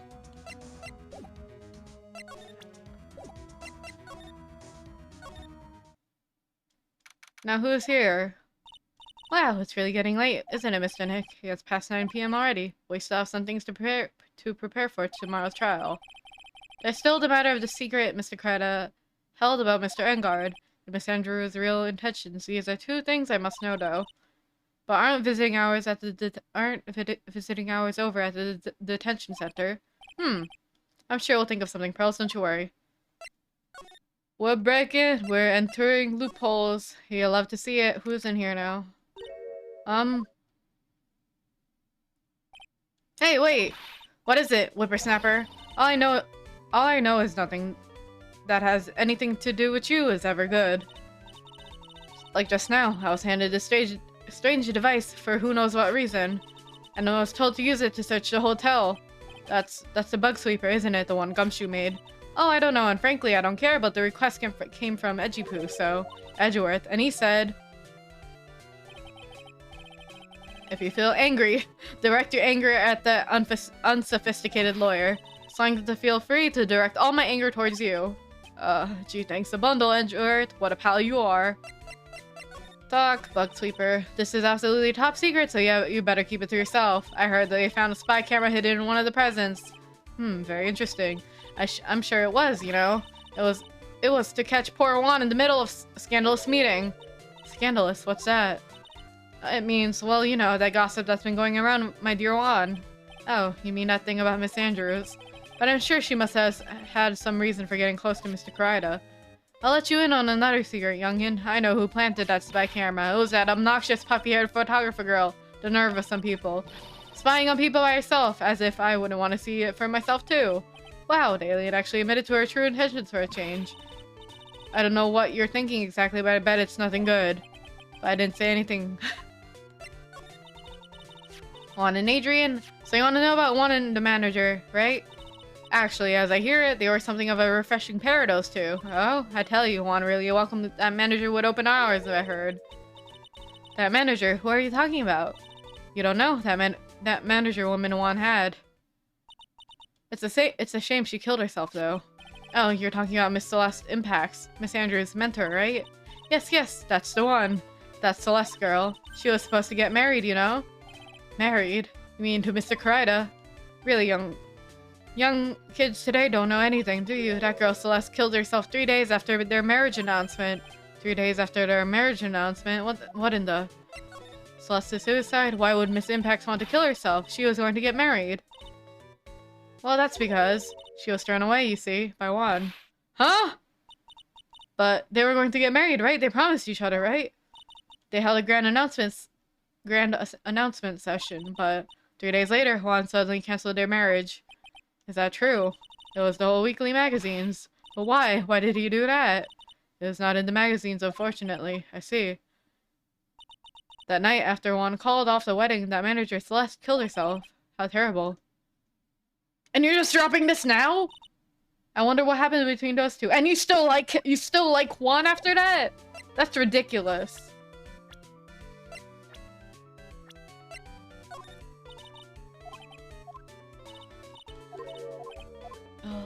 Alright. Alright, anyways. Fangirls are another breed, man, right? I can think of a couple voice actors and like K-pop members like that, which is crazy. With that kind of fan base. That's crazy.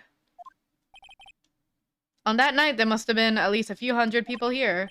I guess the police are done with their questioning and investigating. It looks like things here in the lobby have finally calmed down. Living room? Are you here? It looks like no one's around. What happened to that person with the stuffed teddy face? Oh, she must mean that butler with the stitches on his face. Shoo! Also me thinking about how in this murder case, like the internet exists on this time, wouldn't you risk it to look at knowledge and people involved, especially if they're celebs? Yeah, they have like the old school computers, like the cubicle ones, you'd think. Man. Meow. Oh, there you are. You're still awake, huh, Shu? Meow. Hee hee, come on, let's play. Oh no. Too many people don't take big background information or background checks. It's crazy. I wonder if it's that butler, Mr. Doe, is already asleep or not.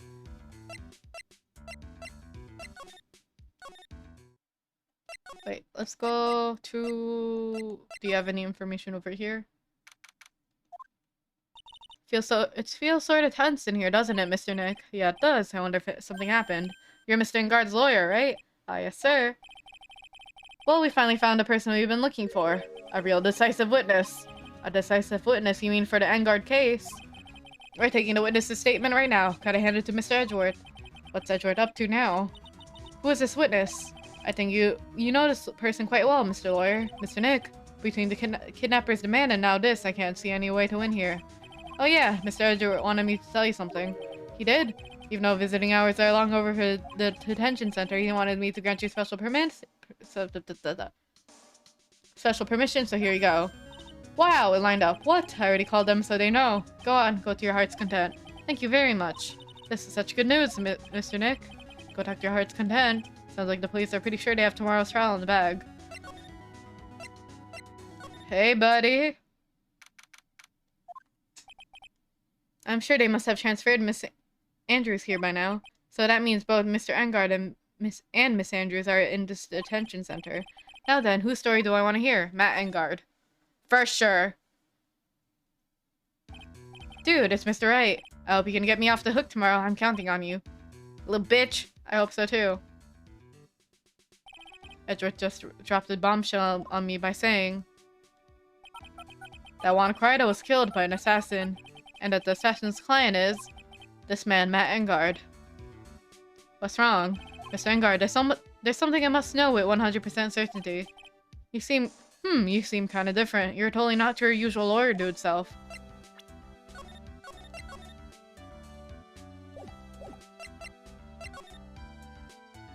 Matt's secret? About the press conference. You mean the one where Juan was gonna dress up as a nickel samurai? Yeah, I heard a little more about it from Miss Andrews. It looked like somehow Juan had it in his hands, a secret so powerful that it would destroy Matt's acting career had it been revealed. Could you please fill me in on what the secret is, please? Dun dun dun dun dun! Alright. Figured. Alright, 5! I knew this was coming. 5 locks, holy shit. Don't tell me, sucky locks. You said a secret, right? But I don't have any idea what it is, do you, dude? Juan and Adrian, do you know about Mr. Crida and Miss Andrews' relationship? Well, it's all over the tabloids, dude. Ah, but I don't know any of the details if that's what you mean. Look, how many times do I have to tell you? I don't care what Juan did with his life. Miss Andrews, she had a purpose in mind when she started seeing Mr. Crida. Her mentor was Mr. Crida's manager. And Miss Andrews was going to get Miss Celeste Impacts' suicide note from him. Celeste? Does that jog any memories? Dude, I suddenly got totally hungry. You up for a pizza? My treat. Mr. Nick, what's a pizza? Is it a kind of pea? Like green peas? Let's go eat one later, okay? Arg. I got cut off by the pizza dude at the shop. That's too bad. Well, how about we get our minds off this topic and talk about something else, okay? Mr. Engard, are you connected to Miss Impact's suicide note in some way? Alright. Time to save. And try this out. Hopefully we don't have to talk to Miss Adrian for this. Present. Hey, buddy.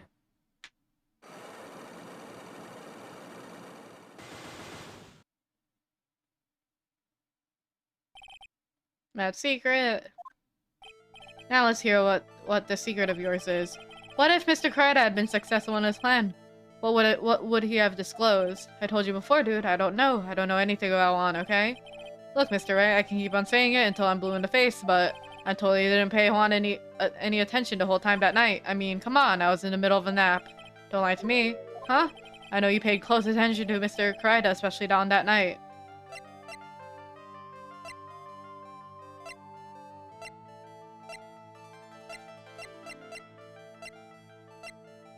I mean, we don't have the bear.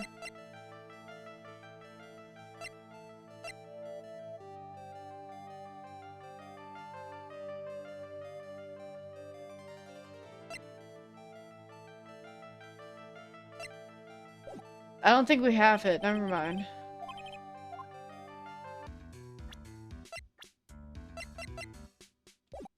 Alright. Move. So if I switch back, can I talk to... Oh. Never mind. Oh, Mr. Wright, please, you have to help me. Uh-oh. Mr. Powers? What happened? What happened? Why are you here? You have the camera though, right? Not the security camera. The camera, it's not in my evidence to use, because the camera Dick Gumshoe has, the camera and the recorder, he has it to try and look around apparently, and then, the bear Edgeworth has. What? So I guess we have to wait for that to come up. And now we're gonna have to, now I'm going to testify at tomorrow's trial, so the decisive witness is Mr. Powers. I was talking with a detective a little while ago and I was on my way home. When all of a sudden, you're under arrest. and I was brought back here. Oh, they said my face and whole self in general looked suspicious or something. Well, I guess I can see how they thought you looked suspicious. I'm just a normal guy on an exercise show for kids. Is that a crime? So about testimony? So about the testimony you're giving, what are you going to talk about? I really don't know yet, but it sounds like I saw something pretty important from what they tell me. You saw something important? What was it? Oh well, the detective told me not to talk about it. You can tell anyone, especially not that lawyer, he said. Who do you think that lawyer the detective was talking about? Me! I'm gonna take a wild guess and say it's me. Yeah, you got it. Mr. Nick, Mr. Maya, and myself are the only two alleys in this whole world, but it's alright. Ow. I really don't have a lot of friends, do I? Matt Engard, this is gonna do you a lot of damage to Matt, you know? Lion Himbo.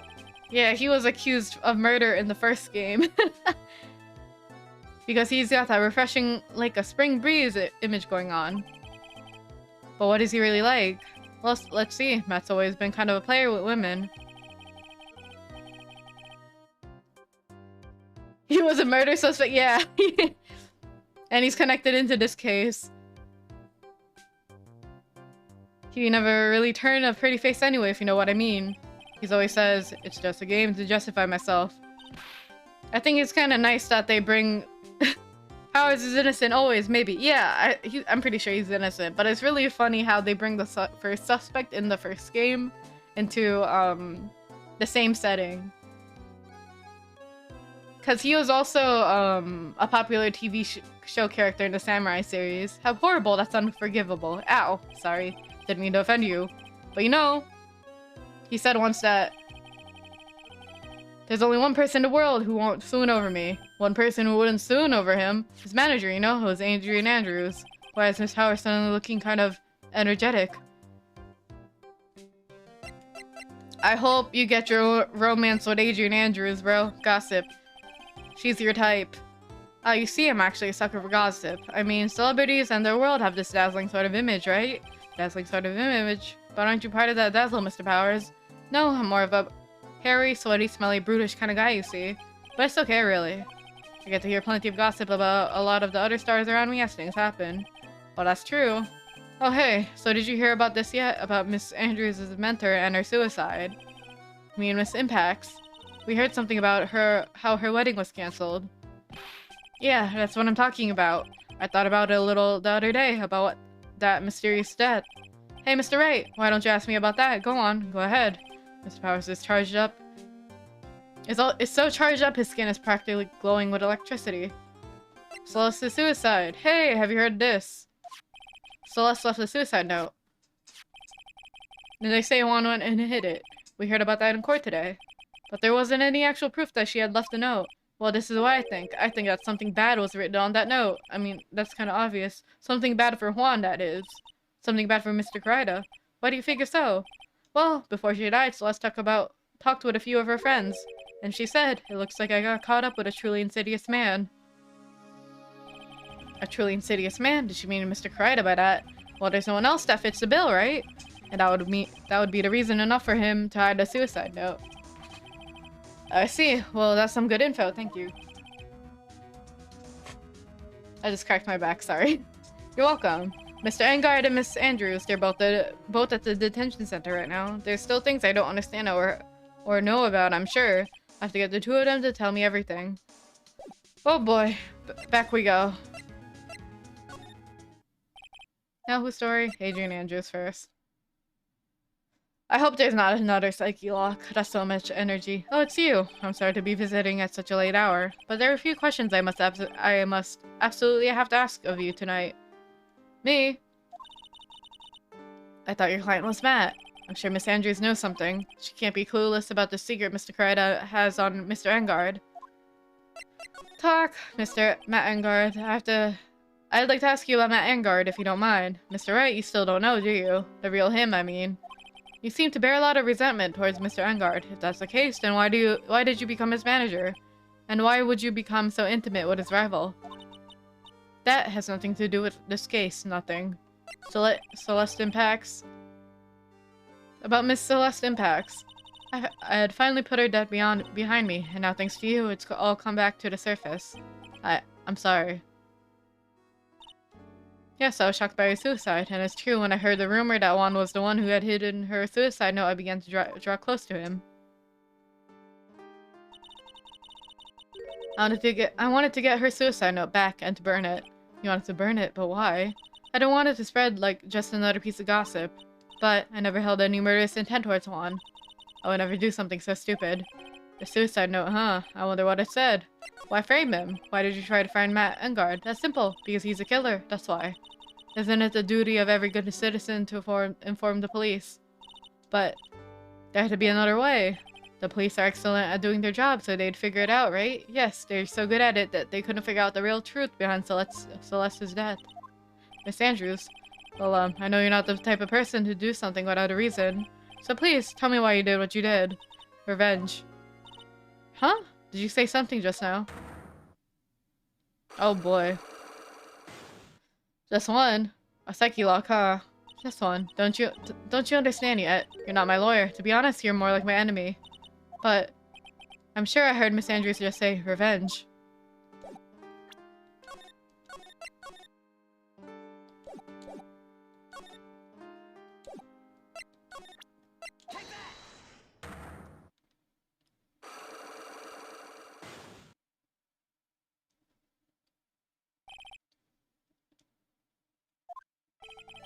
Can you please tell me why you framed Matt Engard for the murder? I already told you countless times it's because I thought Matt was the killer. No, that's not it. I know you have a personal reason to dislike Mr. Engard, Miss Andrews. You may think I didn't hear it, but I know what you said something earlier. You said revenge. So you're saying I was taking out my revenge out on Matt, and that's why? What an absurd idea. I don't have anything I want to take revenge for. Miss Andrews, a woman who lives by being dependent on other people. There's something or someone in her past that would make her take a revenge. I mean, obviously it's Celeste. Celeste! There's only one catalyst that could cause such a strong feelings and even revenge. And that is Miss Impact's suicide. Like, this is so obvious! Is there really a need for a psyche lock? Or what are you trying to say? Celeste was the one's manager. On top of that, the one who hid her suicide note was also Juan. What does this all have to do with Matt? You're right, you haven't mentioned him yet. But for now, you have to hate Mr. Engard. That it would mean that he would have some relation to Miss Impact's and her suicide. Can you explain to me this relation between Celeste and Matt? I don't think I have it. Oh god. Oh god. Never mind. I don't have that either. Shit.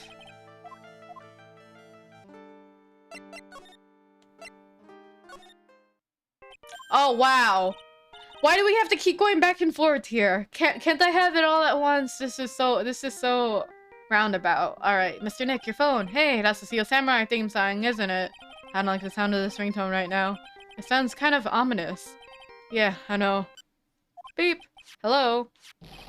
We're in trouble now, pal. I'll get back at the office really soon. What's wrong? Something really unexpected just happened. Mr. Edgeworth. Anyway, hurry up and get back to the office, pal. I don't know what's going on. Okay. Hello? You got cut off? What's going on, Mr. Nick? Gumshoe said we need to go back to the office right away. Then we should try and back. I'm scared to go back. What are you talking about, Mr. Nick? Pull yourself together. Maybe it'll be good news. I doubt it. To the office. Alright, what's there?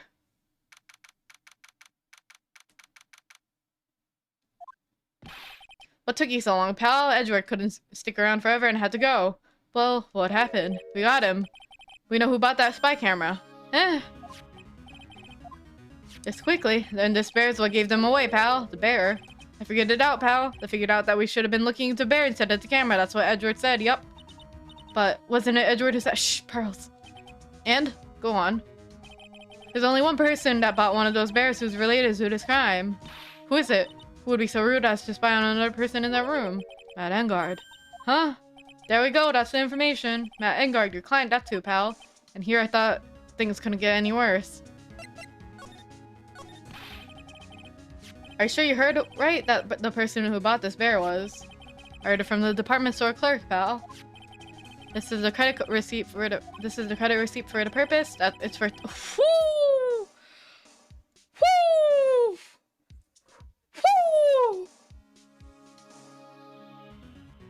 Tuition! Holy shit! 3,800, pal! That's the exact match for the price of that stuffed bear. A receipt? That's all you have? No, it's not just a receipt, pal. The store clerk said it so himself. He told me I'm sure I sold that bear to Mr. Engard. Whew! I mean, the clerk even got Mr. Engard's autograph on it, pal. I'm sure that the person who bought the stuffed bear was Mr. Engard himself. My sight is failing me. This can't be. Spy camera. So what about the spy camera we found? Oh, that was a dead end, pal. I mean, you can get this thing any kind of anywhere, but for now, I guess I could give these back to you to file away into evidence. Yep. I know you don't want to give up, pal. I didn't think it was possible. The person who put the spy camera in Juan Crichton's room was Matt Engard. Why would Mr. Engard do something like this? I bet it was to catch Miss Andrews and Mr. Crichton in one of their rendezvous. I bet it's not good enough for me. I have to know the absolute truth behind this camera. Are we going to see him? Matt Engard, I mean. Yes. I'm scared, Nick. I wonder what we're gonna find next. Matt Engard, what in the world have you done? Whew. Okay.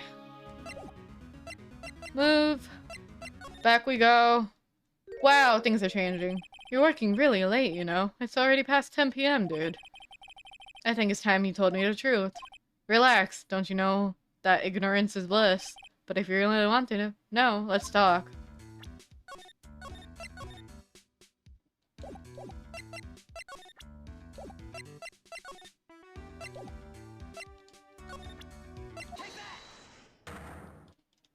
Dun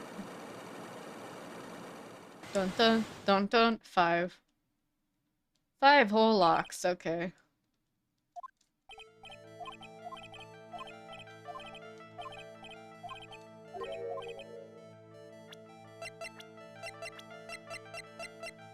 Spy camera. It's probably the spy camera first and then the bear, right? Yep. Someone used this camera to secretly film Mr. Crichton's room the night of the murder. Secretly film? What? Then set the images the camera took with this transmitter. Wow, but dude, where was this camera you're talking about hidden? The bear. The spy camera was hidden in this bear's eye. A bear that was supposed to be a present from a fan. I guess Swan had a few of those kinds of fans too, huh, dude? Hi, Roa! Thank you for the 16 months! Nice heterochromia. Wow, we're matching. I guess 2 of them. I guess Swan had a few kind of fans too, huh, dude? Actually, I wouldn't say this bear was a present from a fan. You sure, dude? Who else could it be from? The person who gave this bear to Mr. Crichton was... you. Mr. Engard, don't you know this bear from somewhere? I don't think I've ever met Mr. Bear before, dude. Oh, but he says he knows you. How could you forget such a great friend? What else did the bear tell you? He said that the one who put this camera in his eye was you, Mr. Engard. If I didn't know how you work in court, I think I was in some serious trouble. Come on, this is all a joke, right, dude? You're just pulling my leg. Looks like you're not ready to give up your secret yet. Well, do you have any proof that you want to show me first? Here's proof that you put the camera inside the bear. Do we have the receipt? Do we have the receipt? Yep, here we go. Alright, that's great.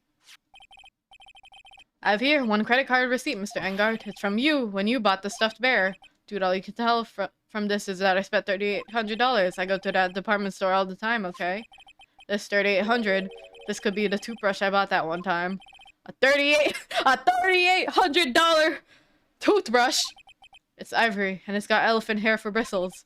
Ew, elephant hair. Is that what rich people use nowadays? Anyway. The store clerk clearly remembers you and your purchase. After all, you even gave him an autograph, did you not? Dude, you should have said that earlier. So can I ask you one thing? Yes, you're my lawyer, right, dude? So if you are, then why are you looking into stuff like that? Because if I don't know the truth, I can't help you. Sounds more like stupid lawyer talk to me. Hey, let's stop talking about this, okay? No, not yet. I haven't asked about why you set up your camera yet. And what your secret is. Of course it would have to be strictly confidential. So, what are you going to do now? I'm going to find out because I want to know, because I must. The reason you hid this camera in Mr. Crichton's room and filmed it in secret is because...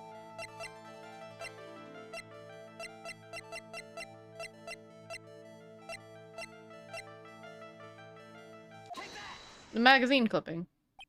Adrian Andrews. There's a rumor going around that Miss Andrews and Mr. Coretta were having secret meetings. You, who was keeping tabs on Mr. Coretta, you were going to reveal this as fact and turn it into a scandal, wasn't that right? Dude, you can be such a moron, huh? Oh man, Mr. Lawyer, dude, that kind of scandal. That's the good stuff. That's what we in the industry call juicy. The good stuff. Juicy. Look, we can get publicity without spending a penny with that kind of stuff. I mean, if people stop paying attention to us, then it'd be the end, dude. Too bad that wasn't your intention. What are you talking about? I wish your reason for spying was something so innocent, but it wasn't. You didn't spy on Mr. Kryda because of Miss Andrews. Then there's only one reason I can think of for you to do such a thing. The real reason you set up Mr. Kryda in that room was... Fuck. Wasn't that? Shit. Shit. Shit. Shit. It wasn't that? Shit.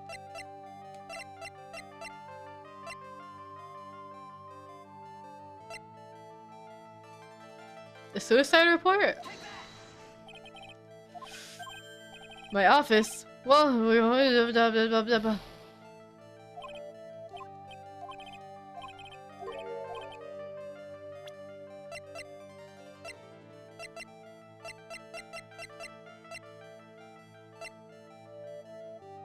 he didn't know about the meeting though, for that. And then it wasn't the scandal. Shit.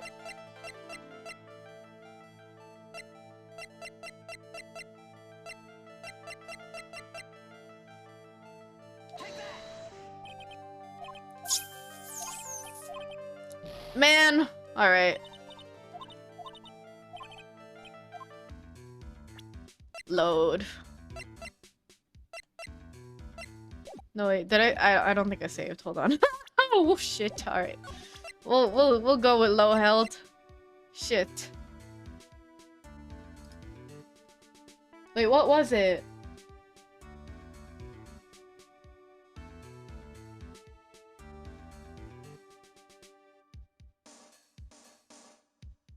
Hold on. Present the picture card. It was a picture card? Fuck! Alright. Thank you for the save. Hold on. How long ago was my load? 21, 23. 21, 21.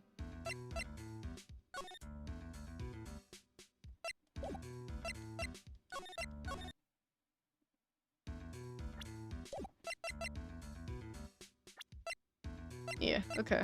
So let's start this over. Present.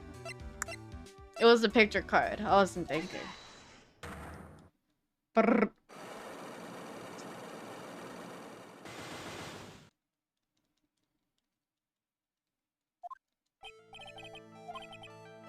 Your load is at least an esper long, miss.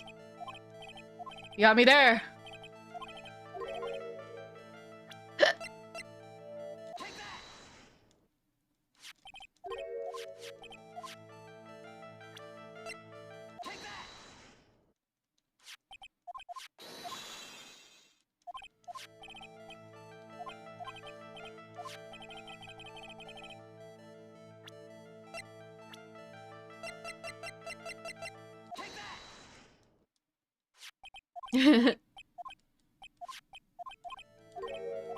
Godoy with the hiccup trigger finger. Alright. Proof. Credit card receipt.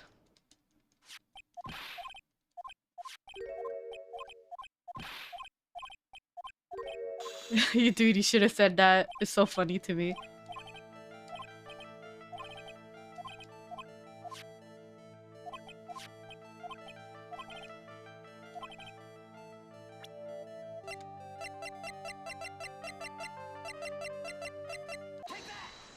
First a magazine clipping, and then apparently it's a calling card. Okay.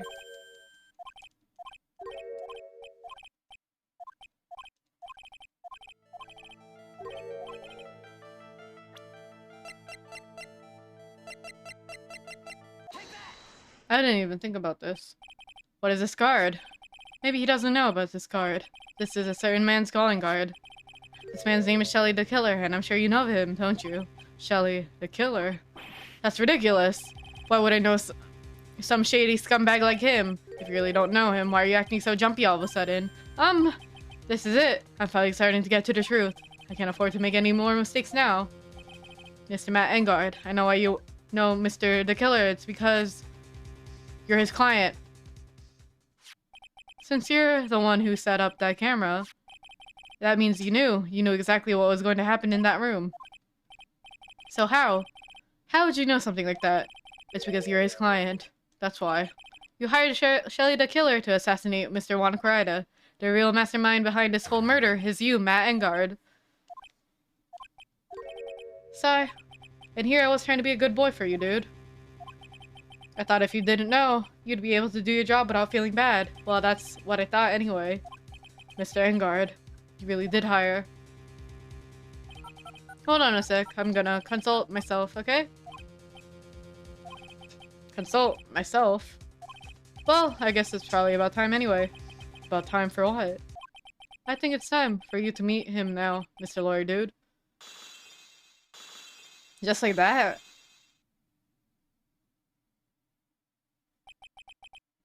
How do you...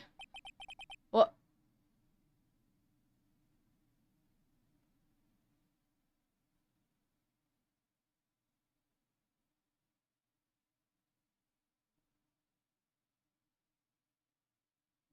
So, I didn't expect this at all. How do you do, Mr. Lawyer? I'm Matt Engard. Where'd you get that? Where'd you get that glass from?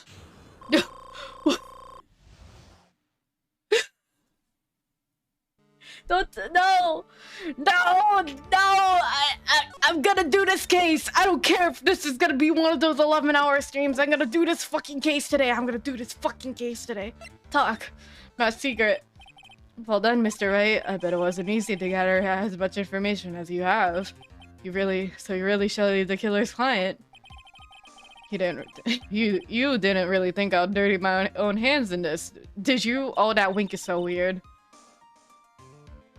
What do you mean? He pulled it out of his ass. And that woman, Adrian, was quite brave herself. Trying to stick the crime on me. I didn't think she had it in her. But all I care about is that Juana's dead. Is that right, Mr. Lawyer? You're lying. What a terrible... Oh, it's way past your bedtime, little girl. Go on and let us grown-ups talk about more adult things. But why? Why did you hide a video camera in? A weakling soon believes the words of others. Just like that pathetic Adrian. He knew about Miss Andrew's secret, but I'm no weakling. I don't believe anyone. At least of all assassins. This wink looks so weird on him. Oh, come on now, Mr. Wright. Assassins aren't above blackmail. They turn their client into cash cows by holding the sinful deed over their heads. And a superstar like me, how much do you think I'm worth? Care to guess? And that's why. Yes, that's where the video comes in. It's got his face and the crime scene recorded on it, preserved for all time. With that, I can keep him at bay and even blackmail him if I want. That's right, that video is my insurance. Isn't that what they call it, Mr. Wright? Why would you do something so wrong? Because I'm a grown-up and I can. Good enough of an answer for you, little girl. Motive for murder? Why'd you kill Mr. Kryda? Because he was about to sling so much... Isn't there a security camera there? Because he was about to sling so much dung into my beautiful public image. Scandals are a little annoying, aren't they? This is all because of that press conference, isn't it? If Mr. Kryda had been able to give it, then Mr. Engard's secret would have... Ah, well, that's what we call taking advantage of the situation, don't you know? I had no interest in doing it, really, but bit by bit, it crept up on me. And then the situation just presented itself perfectly. How beautiful, I thought. And that's how Mr. Kryda ended up dead. Let me tell you something. I'm not like Adrian. I don't depend on anyone. People are simply things to be used and thrown away. Putting on a sweet, innocent face, and people will swallow anything you feed them. Adrian fell for it. The assassin too. Oh, and how can I forget? Even you fell for it, Mr. Lawyer. Everyone all working their butts off for me, Matt Engard. Aw, did that leave you speechless? What a shame. What's wrong, Mr. Lawyer? You've grown awfully quiet. How could I have been so deceived by you all this time? When we first met, I asked if you had killed Juan Carida, and you answered very clearly that you hadn't killed anyone. Physically. Hey now, I never told you any lies. The person who did the killing was that the killer guy, right? And all I'm guilty of is taking a cat nap in my room. You killed Mr. Kryda.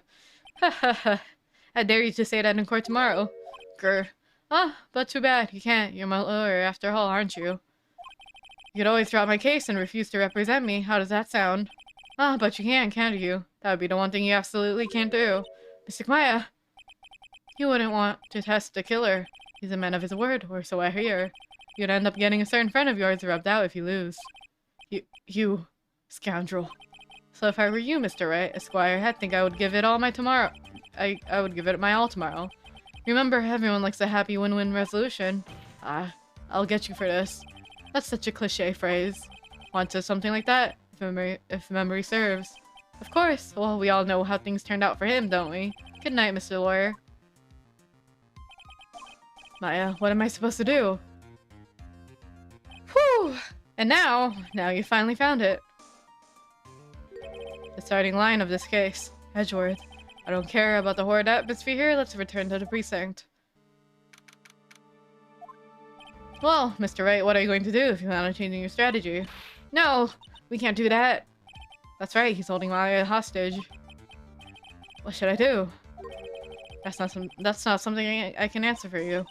Mr. Edgeworth. Right, only you can decide where to go from here. 1 year ago, at that time, I truly didn't understand what a prosecutor was, and that is why I had to leave the prosecutor's office. I felt that I couldn't stand in a court of law until I knew what a prosecutor really was. Whew. And now, right, it's your turn. My turn. What is this thing called a lawyer? What can you do as one? You must find an answer, and you must find it on your own. Matt Engard, I'm a lawyer, but to fight for someone who is clearly a killer, Matt Engard. That man really is ARG. But it doesn't matter who, every person deserves a proper defense and a fair trial. Isn't that the basis of our judicial system? Proper defense? But what exactly is that? Is it where a lawyer forcibly and blindly goes in acquittal through shouting and trickery? Huh. Ironic that you of all people should say such a thing. Isn't that exactly how you fought for your clients up until now? Well, that may be true, but it's different. I'm built different.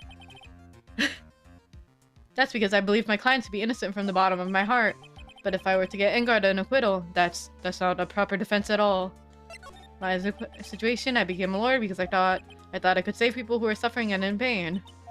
But when I look at this mess we're in, I can't even protect the person closest to me. Even if I win the case, I still lose in the end. I just don't know what to do.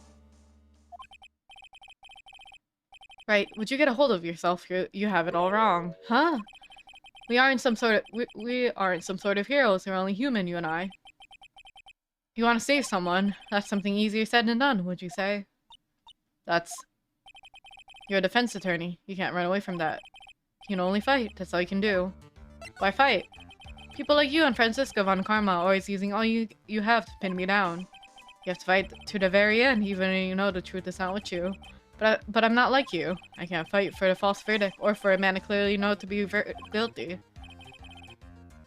Win the case, get Maya and the Glocken down. Yep. Run him down. Isekai him. Francisca, she fights for herself. The only thing she fights for is her perfect win record. That's all. And isn't that the same as you? Isn't that why you ran away a year ago? Because your precious win record was destroyed. You're so petty. You guys should kiss right now. I see. Now I understand why you despise me so. However, you're mistaken. Thanks to you, when you sealed off my path to a perfect win record, I began to realize the error of my ways. I realized that things such as a perfect record were meaningless. What? I don't believe you. Are you saying that is why you left the prosecutor's office? But then, why? Why are you here now? The answer to that is something you'll find out on your own. I have faith in you. I have faith you will see it before the verdict is read tomorrow. But if you can't, then you'll be powerless to change the ending of the story. We're gonna get this done in 2 hours, I swear. 2 to 3 hours. The trial is gonna be 2 to 3 hours. Mr. Nick, the transceiver. Beep. I'm so sorry for what happened earlier. Now then, Mr. Attorney. Do you wager you can obtain an acquittal tomorrow? My. What's the matter, Mr. Attorney? I don't sense your usual anger this time. Tell me, please. Why are you holding Maya hostage for Mr. Engard's sake? Why are you doing this for that cold-blooded killer? Right. Please don't misunderstand things. He's my client. Don't toy with me. A man who hires an assassin is as much of a killer as himself. I believe you're asking me for a reason as to why I'm doing what I am. Yeah. This is what I like to call my This is what I like to call my aftercare. I don't think that's the word you want to use. What the heck is aftercare? My name carries a certain amount of honor and dignity, Mr. Attorney. They're gonna see them having a love fight and screw off. Yeah, they're gonna see them kissing and making out viciously, and he's gonna be like, I'm gonna leave. Whew, I take great care to ensure no suspicion falls upon my clients for my handiwork. That is what is called client relations and is a part of the assassin's duty. An assassin's duty? We were unlucky this time and my client was arrested as a suspect. As a result, I did what I had to do to enlist your expert help, Mr. Attorney. And to ensure that you would do everything in your power in the very end. What is your name? I believe I told you once before. However, you did. But my name is the Killer. Shelly the Killer. You're Shelly the Killer. Please keep in mind you do not have much space to maneuver with me. As the Killer, I always finish what I set out to do. If you fail to keep up your end of the bargain, Maya, it would be my duty as an assassin to see to it she receives a nice long lap. No! Now then, if you excuse me. If someone were to trace this signal back to me, it would be quite troublesome. Oh! Hey, we already knew, but now we got proof. Hey. I don't know what to say. Edgeworth. Did you hear that? At the end of that transmission. Huh? Oh, yeah, it sounded like a cat. A cat? It can't be it. A cat, can it? What is it? I think I know where Shelly the Killer is holding Molly hostage. Edgeworth, have all the police units head for Engard Mansion immediately. Alright. You can hurry over as well now. Don't lose hope yet, Pearls. The fight has only begun. Yeah.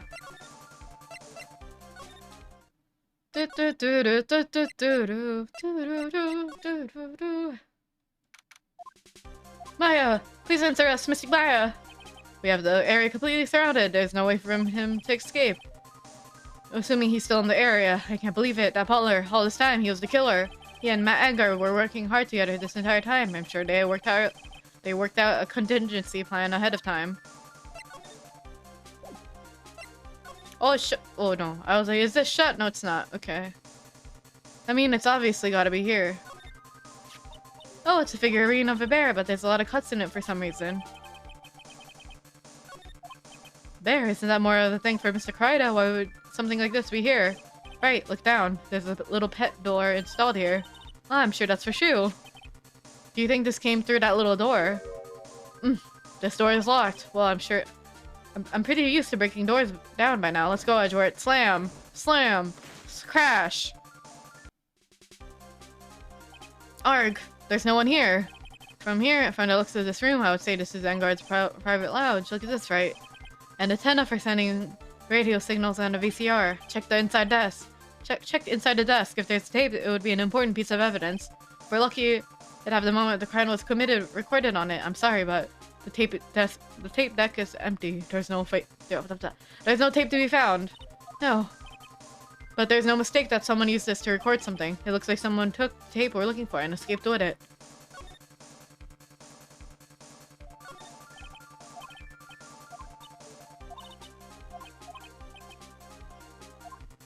Power switch.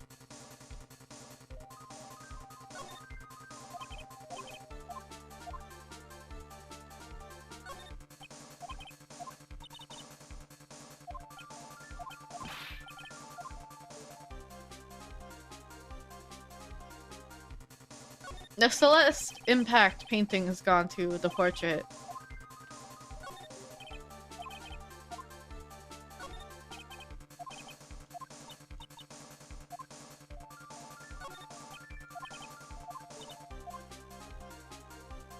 What else do I have to look for here? The door? This little door for Shu and this big guy. I'm sure Maya's this door to shove this out here. I'm sure it was there. Every time you give me some piece of evidence, it's always the most crucial piece. This time too, I'm sure. Now, what else do I have to look for? I'm looking at every nook and cranny.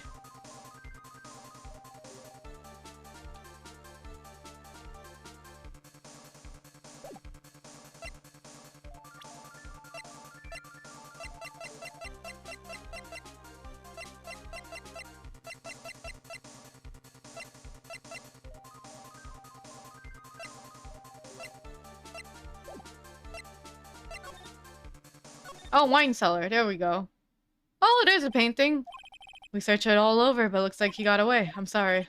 It looks like he slipped out of her grasp this time, and now we lost our only lead. Don't give up yet. That little girl is looking for you to be her pillar. Yeah, you're right.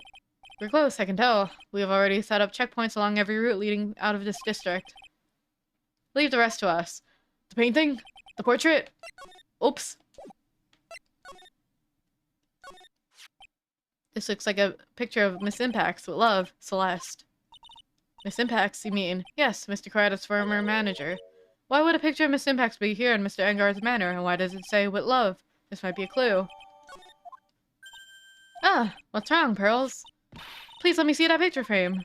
Oh, what's so special about the frame? On the back, there's something written on the back of the frame. Maya. It's Mystic Maya, she left us a message. What? I thought you'd come. I knew you would. Now listen up, you better get Engard a guilty sentence, okay?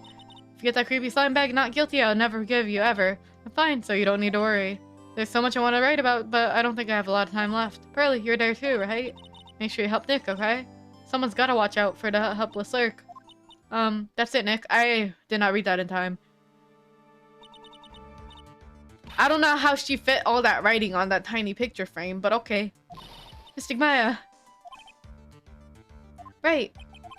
What's wrong? Why the blank stare? Oh, nothing. We searched your house, and this is the last room. Looks like he eluded us. Miss Edgeworth, yes. As far as clues go, I think this is all I'm going to get. But I'm still short one last thing. And what is that? Your psyche lock. Whew, Miss Andrew's psyche lock. If I could just find out what secret she's hiding, then I stand a chance in court tomorrow to blow this case wide open and expose the truth. Yup. Well, let's go, Pearls. It's time to open that last lock. Hey, girlie. What's wrong? You look ill. Miss Andrews, I've come to remove your psyche lock. Psyche lock? I want to know, and you will tell me. Your secret. Fine, go ahead. Try to break me if you can.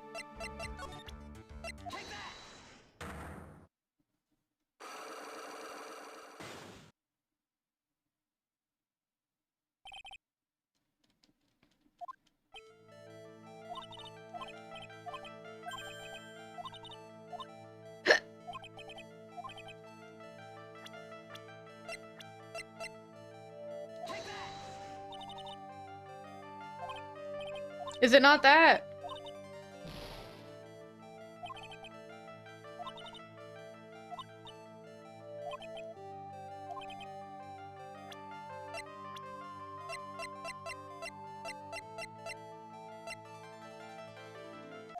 Oh, it's that, and then I have to use a picture. Alright.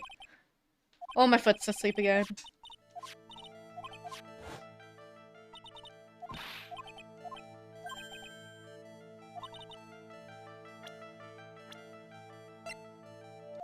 There we go. This is a photo of Miss Impacts, correct? She looks younger than when she passed away, though. With love, Celeste. This is Miss Impacts' handwriting, isn't it? Where did you find this? No, that's alright. It was a rhetorical question. Yeah, it is. Found us at Mr. Engard's mansion. And after all this time, my last remaining secret has been revealed.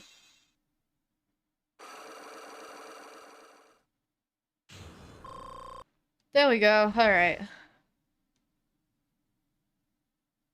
Why frame him? Celeste, she was supposed to get married to Juan. Yes, but I heard that it didn't work out. Because Mr. Karada didn't want to get married to her anymore, right? Yes. Because of Matt. Because of Mr. Engard, what do you mean? I think I can see where this is going. Celeste, she was Matt's manager a long time ago. And you guys didn't think to mention Matt's Engard's manager before being his? She was the happiest woman in the world at the time.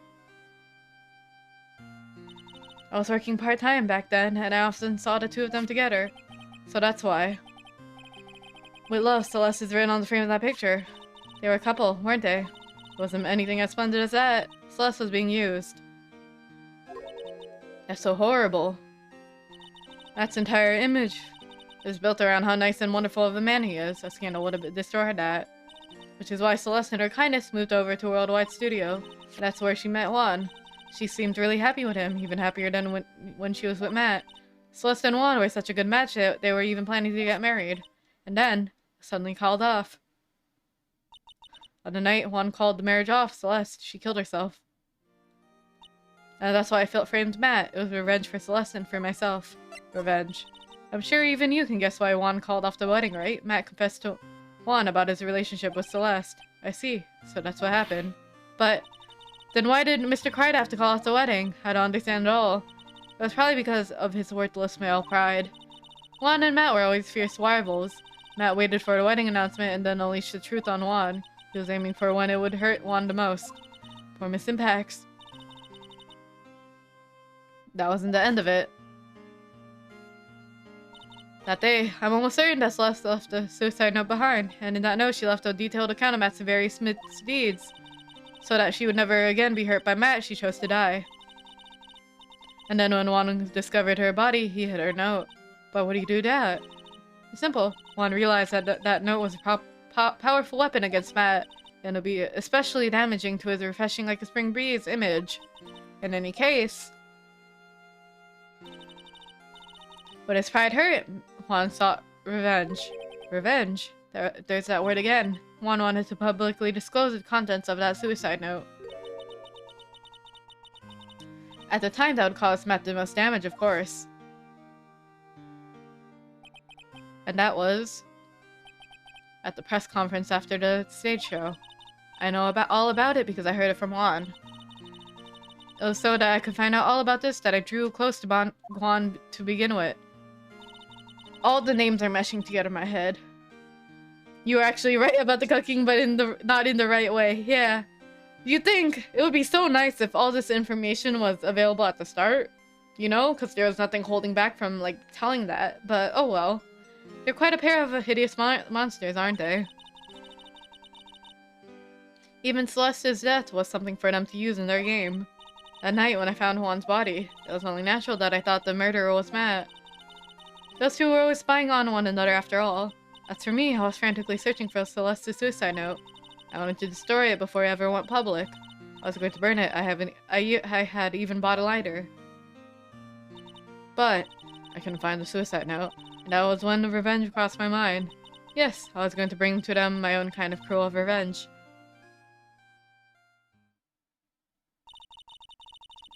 Celeste was killed by those two monsters, so when I stabbed Juan's body with that knife, I didn't feel a single shred of guilt.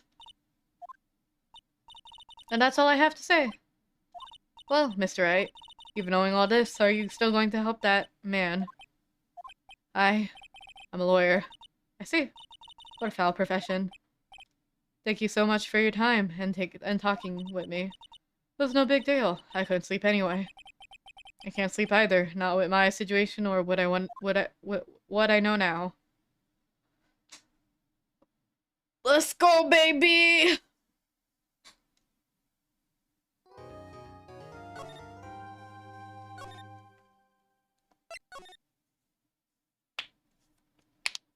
I'm gonna take a drink.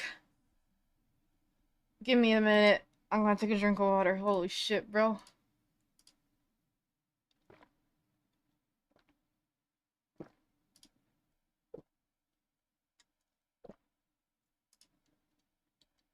This shit intense. My god.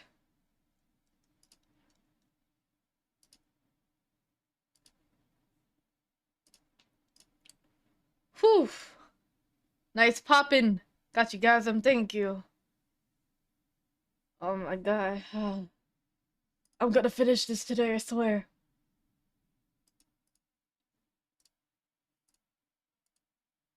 It's gonna be so worth it, guys. And then I won't play the next Ace Attorney game until the next year again. Oh boy.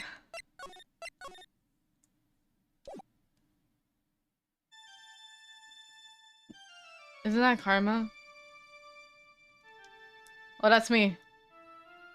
You can see the emotes. So yeah, I can see the emotes right there. I can see them in the stream chat, but I can't see them in OBS chat, so I keep reading them out loud. You can't run forever, Mr. Phoenix, right? Is that Mr. Karma, like, giving you... I see the emotes in the chat up here in Stream Elements. But not in OBS chat. I probably have to. I probably have to install the extension. You're no longer worthy of your title. What an awesome dream. Kathunk.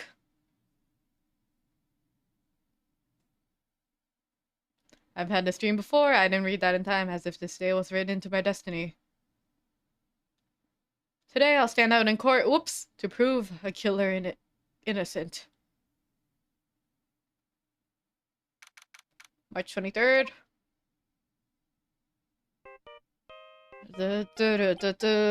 Beep. Hello, this is Phoenix, right? You don't look so well, dude. You're gonna prove me not guilty today, right? Beep. And you're doing this in front of the police? If you please, Mr. Lawyer, remember, it's not just me. Your precious friend's life is riding on the verdict, too. Don't people see this guy? Now listen up. You better get Enguarde a guilty sentence, okay? If you get that creepy slime bag not guilty, I'll never forgive you, ever. Maya. Phoenix. Phoenix. Hi, boobs. Maya, how's Maya? I don't know.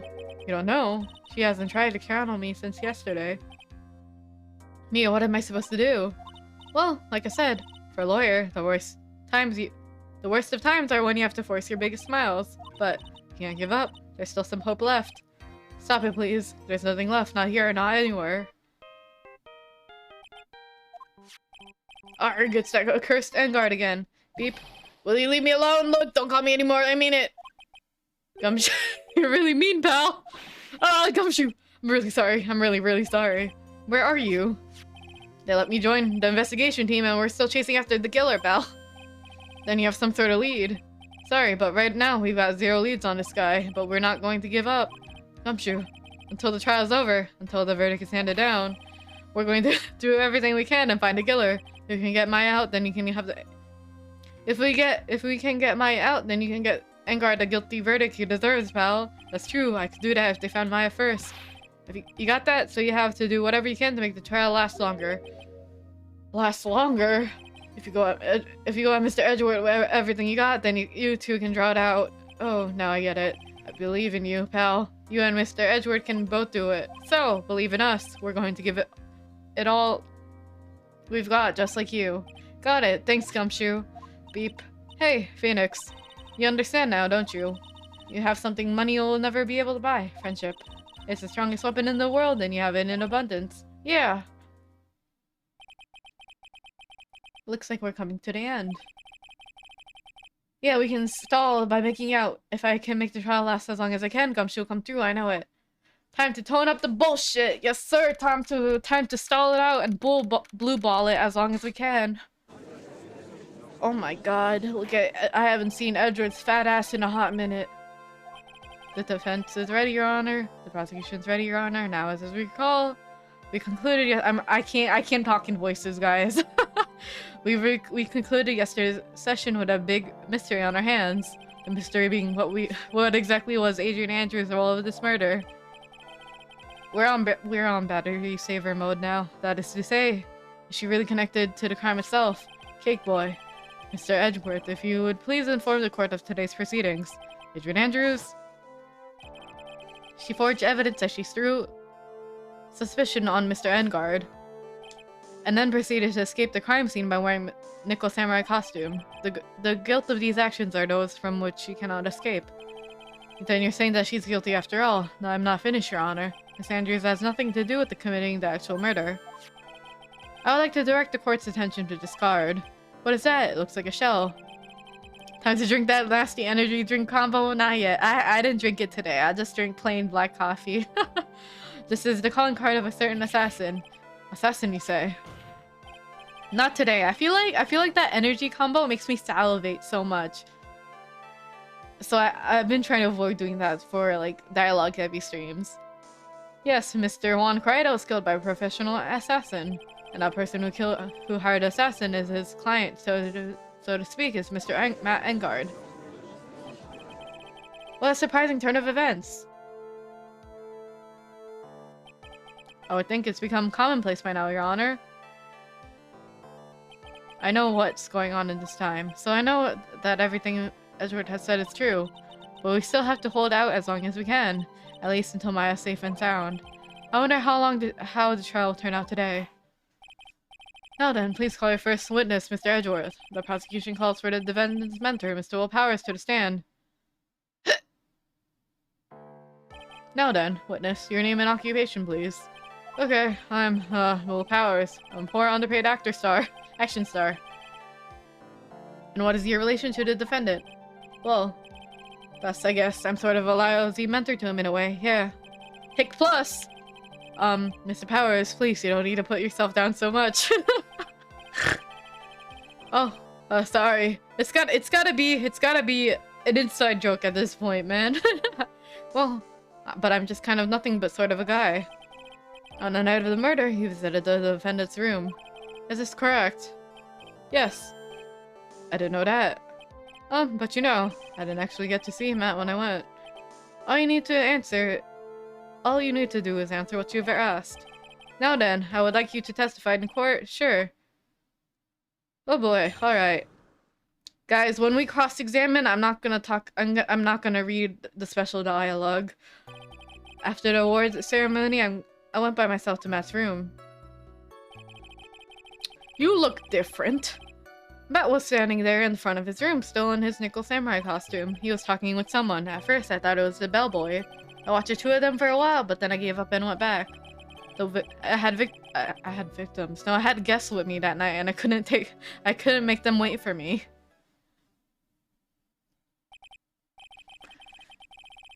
Nothing sounds out of place with Mr. Towers' testimony. Hold on, I think I got a notification. Oh no, I didn't. Okay, awesome. Alright. And talking with the bellboy is no big deal. And if one assumes that the person Mr. Engardo was speaking with was an ordinary bellboy, what are you implying? Well, Mr. Wright, let's have your cross-examination, shall we? Looks like we're in another sticky situation, huh? A trap. Can't you smell it, Phoenix? But for us to find more, we're going to have to charge in head first, right?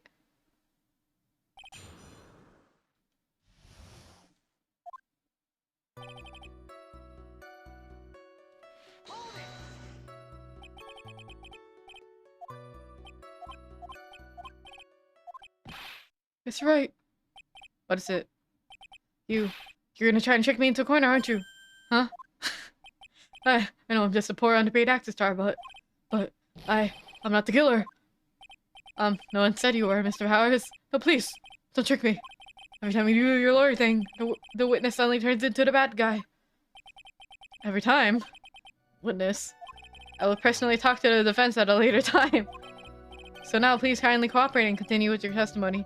Yeah, he went from being the samurai guy to being some child actor. He became he started wearing a suit for children's shows. He went downhill.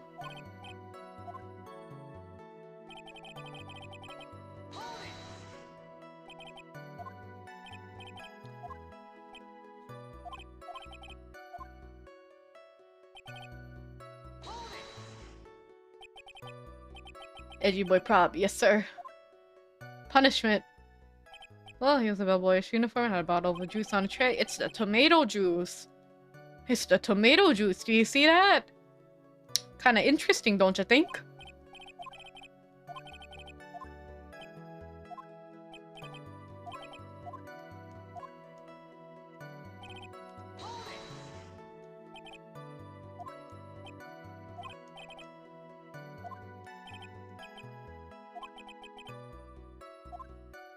A tip? That's a perfectly normal thing to do.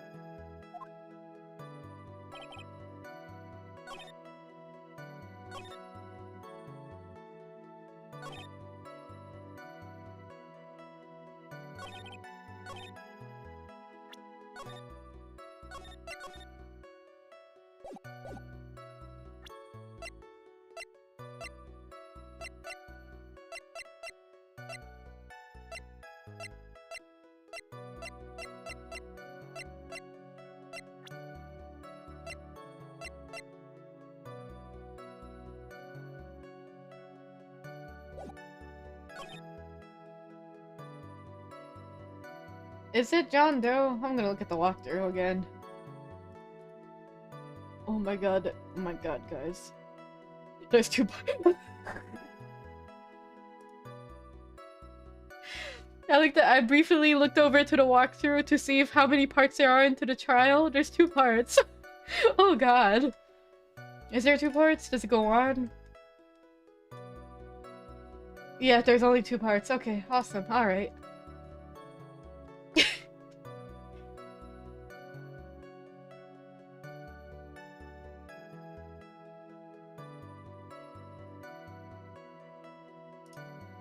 Oh, we have to press for the tip. Okay. 2 parts of the trial, 2 parts of the trial, yeah.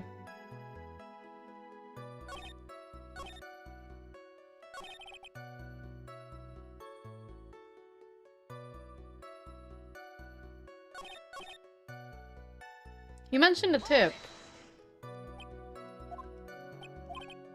And why was that? Why did I think that, Mr. Right? Oh, it says no, actually it was. He gave Bellboy a tip. Ah, yeah, that's it. You really know your job. Mr. Edgeworth. Yes, Your Honor. This bellboy, he wasn't an ordinary one, was he? Perhaps you should let the witness tell us. Very well. Miss Bowers, please amend your testimony. I mean, the bellboy, right?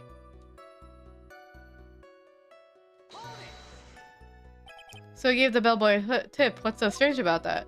Ah, well, you see, Matt's not a poor penny pitcher like me. I was trying to figure out how much it was because the tip really shocked me. How much it was. But that's when something even more surprising happened. The bellboy was putting the tip he got in his pocket, and that's when I got my first good look at the guy's face, and I was really shocked. I'm afraid I don't follow at all. Sounds like Mr. Powers was surprised twice by this event. I wonder... The bellboy's face. What's so shocking about the bellboy's face, Mr. Powers? Well, he wasn't exactly a boy, more like an old gramps. Ahem, I hope you know that there is discrimination towards old men and no... That discrimination towards old men is a no-no in my court. No, that's not what I meant at all. In the smack middle of the guy's face, there was a line of stitches. A line of stitches? Yeah, and it went straight from the tippy top of his head to the bottom of his chin. Almost like that thread snapped and the stuff of his head would come spilling out. Ah! He was there! At Engard's house! He was that butler! What is it, Mr. Phoenix? Right? Nothing, Your Honor. So that means Engard was talking with the killer then. If that fact were to be exposed, then Engard would be declared guilty in a blink. Phoenix, you have to play dumb here. Pretend you don't know anything. Yes, Chief. You sure you don't have anything you'd like to say, Mr. Wright? Huh? What did you just say, Your Honor? This is- I like this. I like how we're playing dumb and like doing the opposite. This is so different and refreshing. Nothing, Miss Wright, nothing. We're just going around and around in circles. Now then, Mr. Powers, please continue in your testimony. I watched the 2 of them for a while, but I gave up and went back. I had guests with me that night and I couldn't wait for them. I couldn't make them wait for me. Do you remember this incident? Did Mr. Powers leave his seat that night? I don't remember that happening at all. Maya was making such a racket in her birthday. Wait, hold on.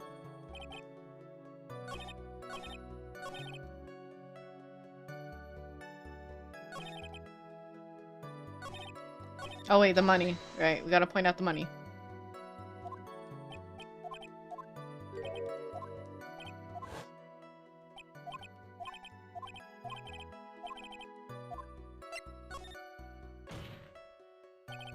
The defendant is a huge star. He can afford to give generous tips, wouldn't you agree? I'm sure, but giving that much I think was a little too much, I think.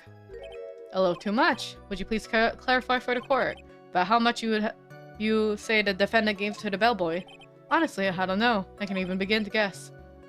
And why is that? Because he gave bellboy a really, really fat roll of cash. A roll of cash? Oh well, how interesting. That certainly was a very generous tip, wasn't it? Fat roll of cash, that could hardly be called a tip, Your Honor. The judge is beginning to look awfully suspicious of us. Wait and see. There's nothing I can really object to here. I mean, who can argue that a fat roll of money isn't really odd? So supposing that roll of cash was not a tip, then what was it? Payment, Your Honor. Payment? It's an obvious for the murder of Juan Grida, then. Then the bellboy the witness saw. Yes, he was the assassin. Hold your horses now. Mr. Edgeworth, you don't have any proof of this, do you? Have I ever been unprepared to support my claims, Your Honor? I have here the card Shelley the Killer left at the scene of the crime. When I see the witness, it reminds me of Lion from Wizard of Oz for some reason. I see it too. Or like really old Rengoku from Demon Slayer, Shelley the Killer.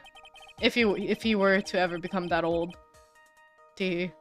He's the person the police's special investigation team has been chasing for ages.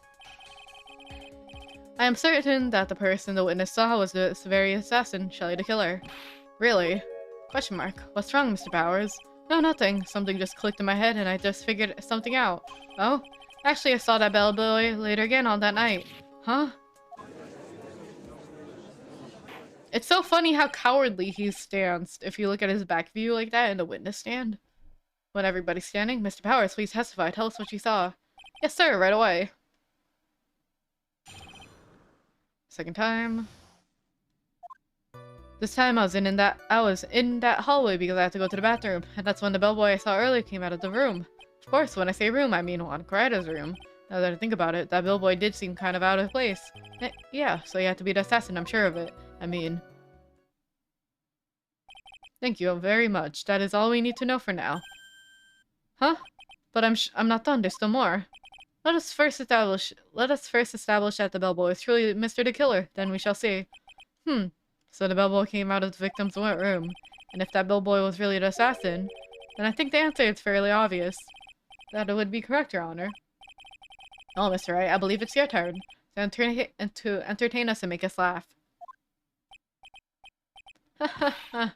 This is no laughing matter. The second time. This time I was in that hallway. Alright.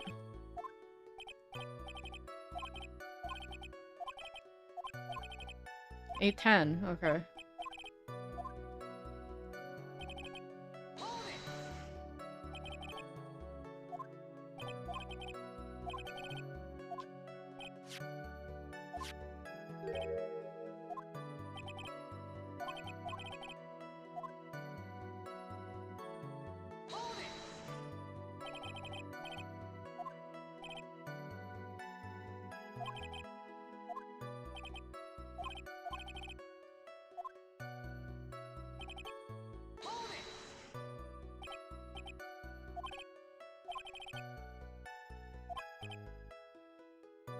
Empty-handed. Empty-handed? That bellboy was one of those room service people, right? But then he wasn't pushing a cart and he wasn't holding a tray either. You called it a little strange too, wouldn't you? I agree that it's a bit strange, Mr. Powers. But is that really unusual for a bellboy to be empty-handed? What should I do? Try to pull a fast one. Try to pull a fast one. There's nothing strange or unusual about an empty-handed bellboy. But there really isn't. There really isn't. You two are done being school children. Bellboys are for room service. There's no reason for them to be empty-handed ever. Your Honor, I ask that the witness' previous statement be supplanted with this new one. For Edgeworth, are you going to do whatever you can to make the bellboy look suspicious? I see. Very well. This court recognizes and grants the prosecution request. Mr. Powers, if you could amend your testimony, please. Yes, sir.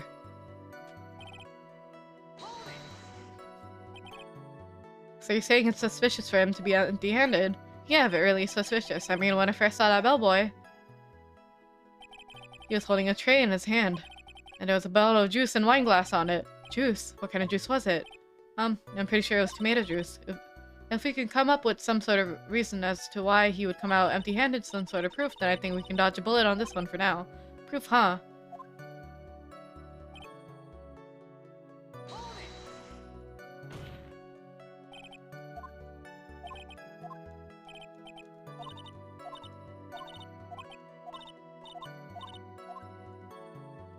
I can't wait to eat like a grilled cheese or something like super hearty after this.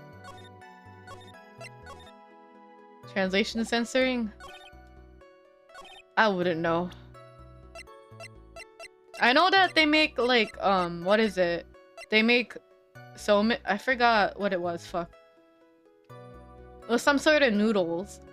And that's what they made into burgers in Ace Attorney, and that's why Maya keeps talking about burgers, but it's actually something else. I forgot what it was. It's not somen, it's something else. It's wine, not juice? Oh. I didn't know it was wine this entire time. Wine glass. That's the proof. Mr. Bowers. Yes? You're easily influenced by other people's words, aren't you? As soon as you heard that bellboy might have been the killer, you got caught up into believing it might be true, but isn't he really suspicious? He's got all those stitches and... So, a baseball has stitches. Are you saying all baseballs are suspicious because they have stitches? Gulp. Well, I mean, what about him being empty-handed? I would like to ask the court to please take a look here.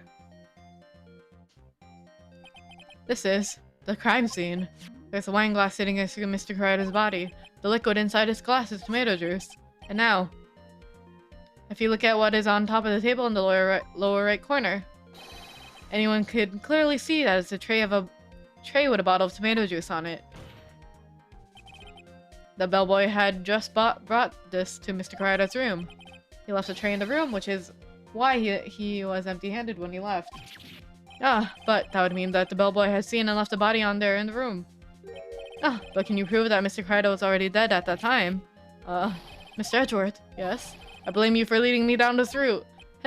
I'm terribly sorry. What is with him? Why is he laughing? Witness, isn't there one more thing you'd like to share with us? Yes, sir. The bellboy was empty-handed. Or should I say empty-handed? I recall you said something interesting to say about his hands. Oh yeah, I almost forgot. Huh? What? That bellboy, he was wearing gloves. Gloves? Yeah, pitch black leather ones. All the other bellboys don't wear gloves like that, right? Black leather gloves. Why didn't you mention them earlier? Sorry, it slipped my mind. Boy, does this make the bellboy look really suspicious. Alright, gotta focus. I can't get lax here. So what if he had gloves? A lot of bellboys wear gloves. Come on, Mr. Wright, that bellboy was wearing black leather gloves. They were fashionable. So what? So a football's made out of leather. Are you saying all footballs are suspicious because they're made out of leather? But that man, he received a large roll of cash from the defendant, and then he was seen leaving the crime scene wearing black leather gloves. I don't think that even someone like myself can believe that was just a normal bellboy. It seems like we've finally come to an understanding. Now then, witness, please continue with the rest of your testimony. This is the rest. You know when you can see that your phone is about to turn red, but it's still in the green zone? That's what my phone is like right now. Oh, please tell us more. What's wrong with black leather gloves? Just that he's like the only one wearing that, no? Compared to the rest of the uniforms, which are most likely wearing like white cloth gloves. Their second meeting after leaving... or cotton gloves. After leaving the Wan's room, the bellboy went and locked into Matt's door just like that. He gave something to the person inside the room, then the old guy just left without even going to the room. After that, I went to the bathroom and then back to my seat. Yeah, I kind of saw that all by accident. Some accident, I'd say he saw too much. And all of it was suspicious to high heaven. I think it's safe to say we no longer consider this bellboy to be normal. Now then, let's get started, shall we? Mr. Wright, your cross-examination, please. Yes, Your Honor.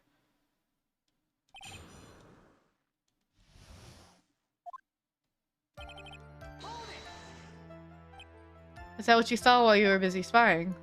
Excuse me, I may be a poor underpaid action star, but even I wouldn't stoop to spying. Well, I think the point is, where did you watch all this from, Mr. Powers? I'm from the door to the bathroom with my left eye in a sort of sneaky spy-like way. I knew he was spying. Please, does it really matter if he was doing it over or underhandedly? What did this bellboy do next? That's all I care to know. Oops.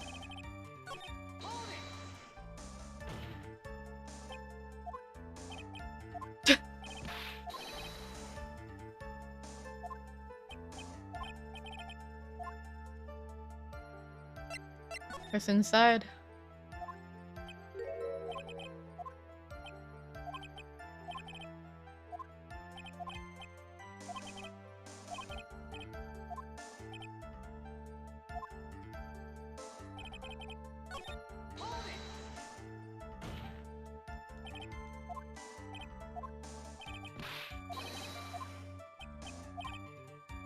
Well, is this something? You gave something to this person. Yeah, and well, is this something? Ha ha ha. If I remember what it was, it wouldn't be called something, would it? But this implies that something was removed from the scene of the crime. Are you sure you really can't remember, Mr. Powers? I think it was something kind of small. I would like to summarize the testimony up to this point, if you don't mind. It was probably the bear. When the bellboy left the crime scene, he immediately went to the defendant's room. There, he handed a small item of some sort to the person inside. Is it grape juice like Christian's child on church?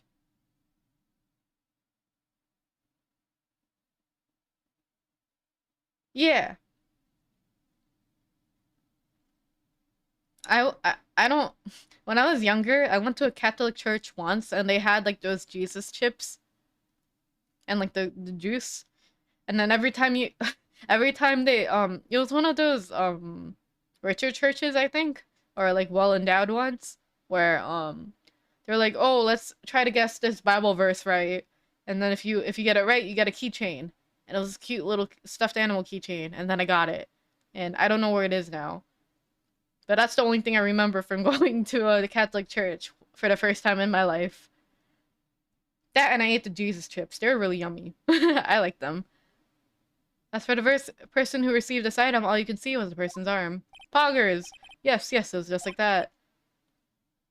Mr. Edgeworth, is this really all that important? Of course, Your Honor. I think this is the most of most importance. This is when whatever was removed from the crime scene was handed over to the client. Mr. Powers, please try to remember what it was the bellboy handed off. Well, let's see.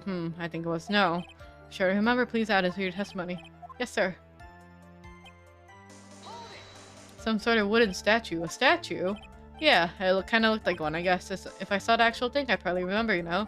Looks like for this trial to proceed, I'm going to have to come up with whatever the statue is and show it up to him. You're going to have to trust your instinct on this one and take a chance, Phoenix.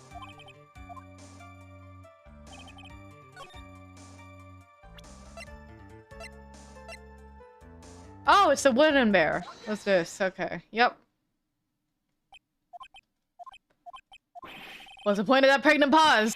What did that objection come from? Well, speak up. Well, Your Honor. What is it, Phoenix? I have a feeling that something bad is going to happen once they show this. Mr. Wright, if you please have something to say, please spit it out. Yes, Your Honor. Okay, Phoenix, deep breath. Mr. Powers, that's something you saw. What's it, this item? Oh, hey, yeah, that's just something. Oh wow, Mr. Wright, you really figured it out. I recall we found this at Matt Edgar's mansion. The defendant's house. What does this mean? It's simple, Your Honor. Surely the killers assassinated one right in his room, and then he stole this wooden bear from the scene of the crime. Then the bear being found at Matt Edgar's mansion would mean... It goes without saying, Your Honor. Mr. Matt Engard is the killer's client. Order. I said order. Mr. Wright, this is a most unfortunate turn of events for you. Yeah, sorry, Mia. No, it's alright. Your judgment was sound. Actually, I figured the bear would come up too.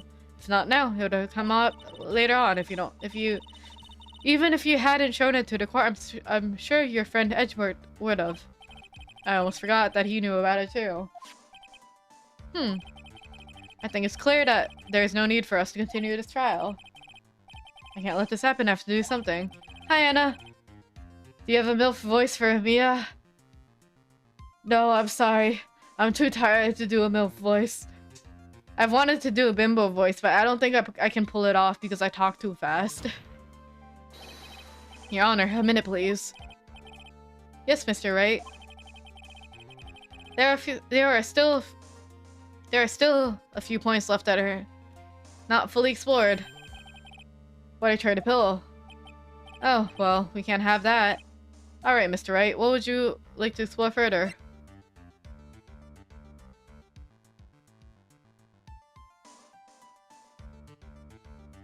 People sad. No bimbo. Thank you for the stretch.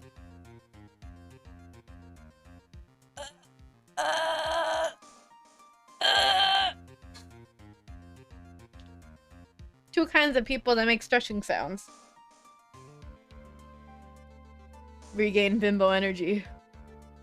I wish, bro. I'm sorry you heard that throat sound. Where did that come from? Holy shit. Alright.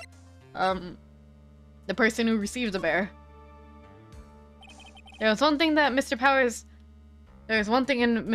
Powers' testimony that was very unclear. And that is the identity of the person who received the bear. He gave something to the person inside the room. I'm sorry, but I only saw the person's arm. As long as we don't know who it was that took the bear, we can't be sure of. Huh? Huh? Huh? What is it, Mr. Powers? If you're gonna scream like that, at least give us a good reason why. Oh, yeah, sorry, actually. So, I remembered. I remembered who took the bear. What? Really? I mean, I only saw his arm. But the arm. It was the Nickel Samurai's arm, I swear it. You gotta be kidding! Are you sure of that, Mr. Powers? I'm sure it was the Nickel Samurai. Order. It looks like you've dug your own grave yet again. How many times is that today? I lost count. So the person who took this little bear was the Nickel Samurai. And as we all know, Matt Engard was the Nickel Samurai. Thanks to the defense, we made that all clear. What am I supposed to do now? Mia, help! You don't have time to act lost. You've got to find another angle to attack this from. Now, I'll bring this... Your Honor, yet again, Mr. Wright. You already removed all questionable areas of testimony. It's about time you were removed from this court, Mr. Wright. I have to find something. Even one more point will do. There are still things left unanswered. What are you trying to pull? Oh, well, we can't have that. I'm gonna save. Oh shit.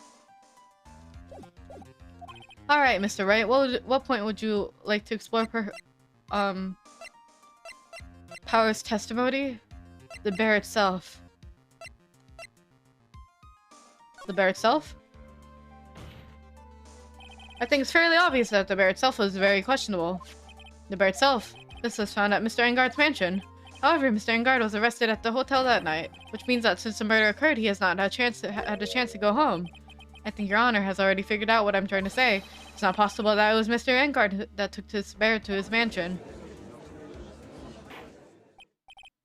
Why, that's very true. I didn't consider that point, Mr. Wright. There's no way, time-wise, for the defendant who have taken this bear home. Whew! Disaster averted. You haven't got the best of me, Mr. Wright. Huh? I remember it clear as day.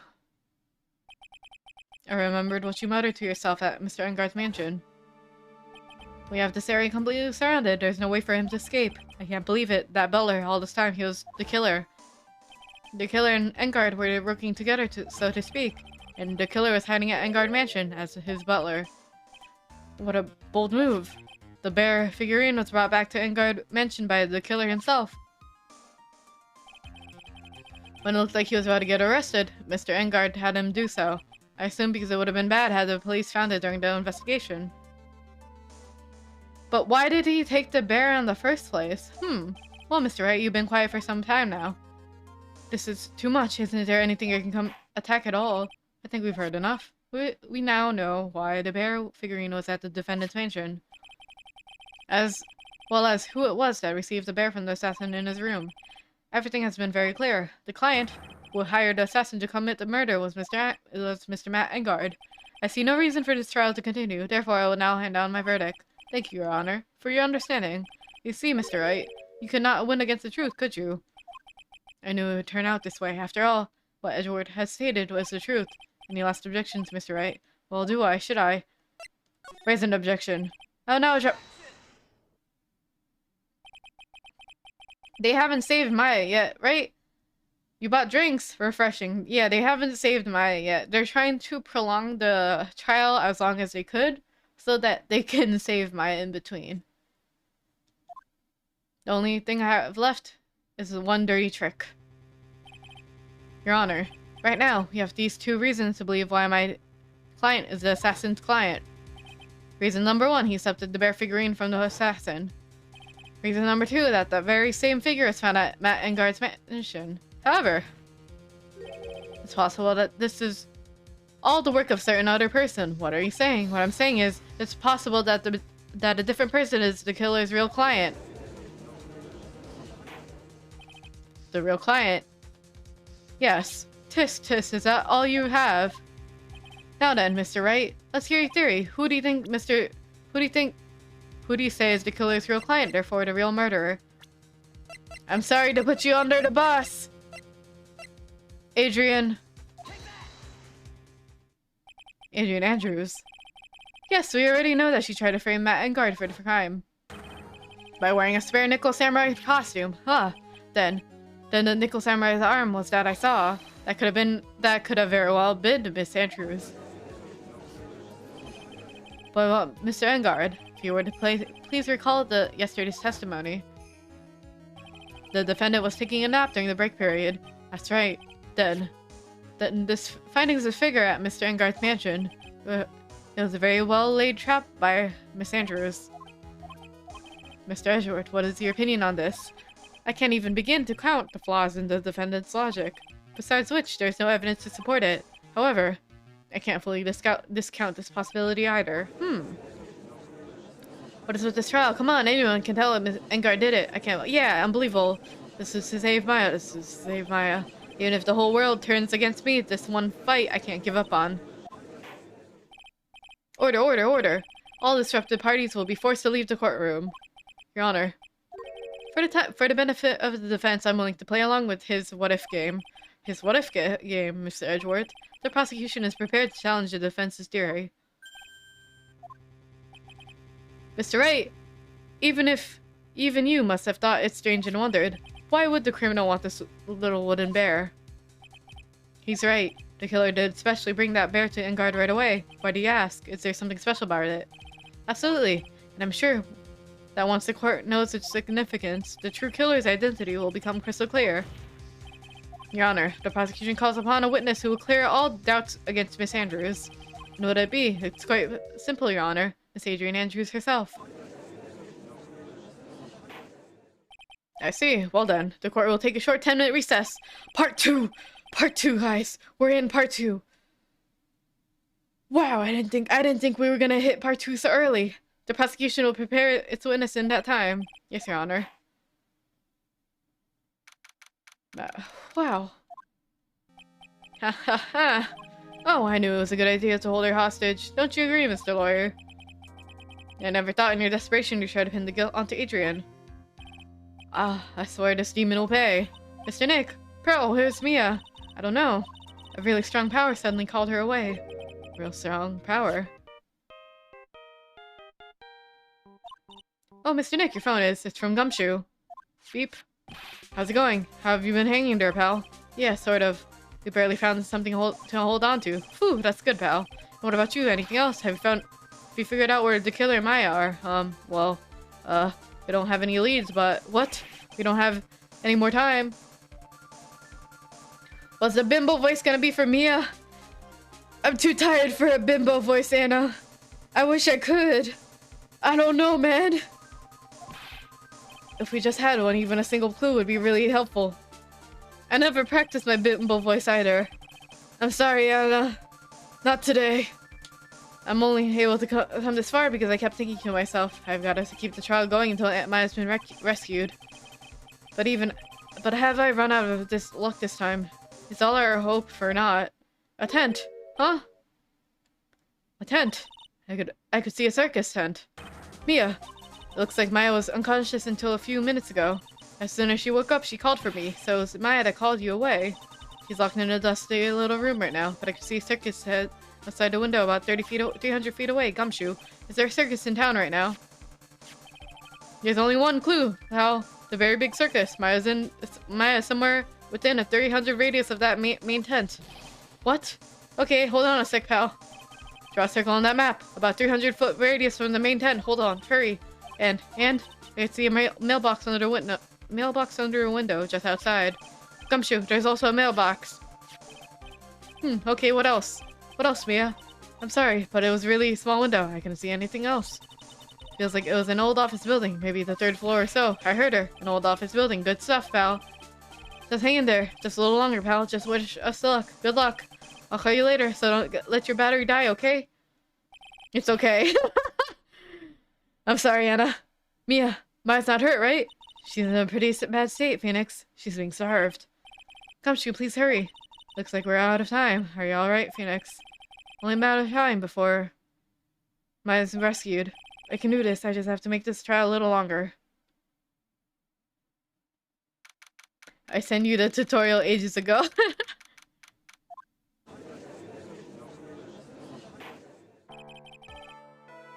Court will now reconvene. The killer, the man who murdered the victim, handed this to his client. From this, one obvious question is why the particular item. I believe the answer to that question will provide us with the name of the real culprit. Now then, the prosecution calls the defense manager, Adrian Andrews, to the stand. Whew. Currently, the witness is accused of tampering and obstruction of justice. However, you have been called to the witness today to ascertain who exactly is guilty of murder. I understand. Very good. Now, have you ever seen this bear before, Miss Andrews? Of course I have. You have seen it before? That's right. It's only natural that the witness has. Miss Andrews, could you please explain to the witness stand what this bear means? Alright. What is she?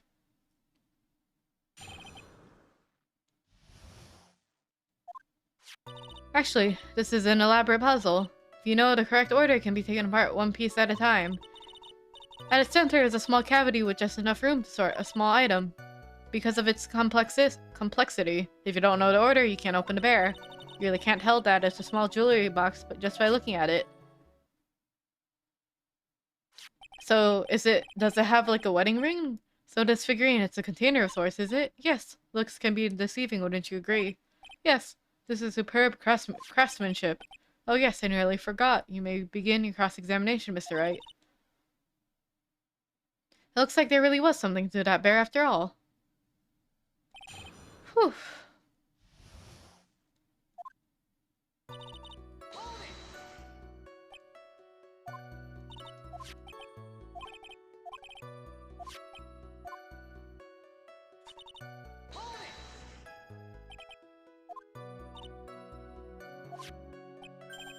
Oh yes, I see.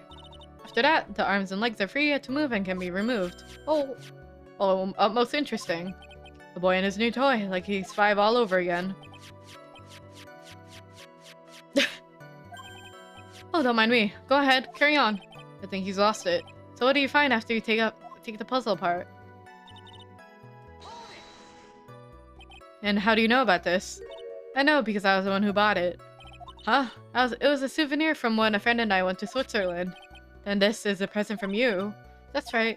It's a puzzle piece. It's a puzzle in the shape of a bear, so I thought it would be perfect for on. So it's a present from Miss Andrews.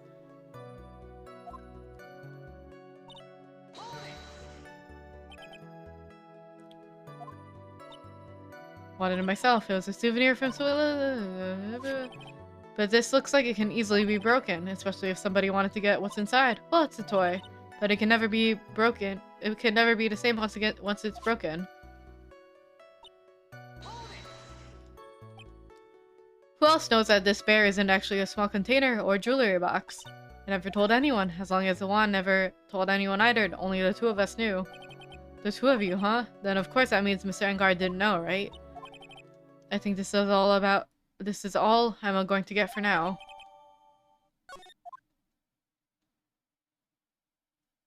Well, Mr. Wright, I think even you have come to realize that there's one very important fact that we have uncovered, and that is this bear is actually a jewelry box. Now that we have agreed to this point, there's only one logical question that can come next, and that's this. What's inside the box? What's inside? That's right. That's what we're going to find out next, witness. Yes? You're the only one who can open this. Please. There's a painful silence in the room. All eyes are on Miss Andrews now as she solves the puzzle. Takes the bear apart. Click. I've opened it. Is this what you wanted? What is that? It looks like a note. I don't think we need to guess what that is, do we, Mr. Wright? It's a suicide note. The suicide note? The suicide note left by Juan Crida's former manager, Celeste Impax. Until now, no one knew of his whereabouts, but just as we suspected, it was hidden. Hidden by the victim, Juan Crida himself. It seems like Celeste Impax has a very beautiful handwriting, and she just as beautifully signed her own name on the document. This is most definitely the note she left right before she committed suicide. Order. Witness. Did you know about this? Yes, I heard all about it from Juan. When I discovered his body, I looked for a bear. I wanted to destroy the note before it became public, but I couldn't find it anywhere. Because it had already been taken by the killer. Everything's going at Mr. Edward's place. So now that the suicide note has been found, what's the next logical question? What's written on the note? That's right. At least that's what I would think. Now then, I believe it's only appropriate the contents of this note be made known. I can't stop you, can I?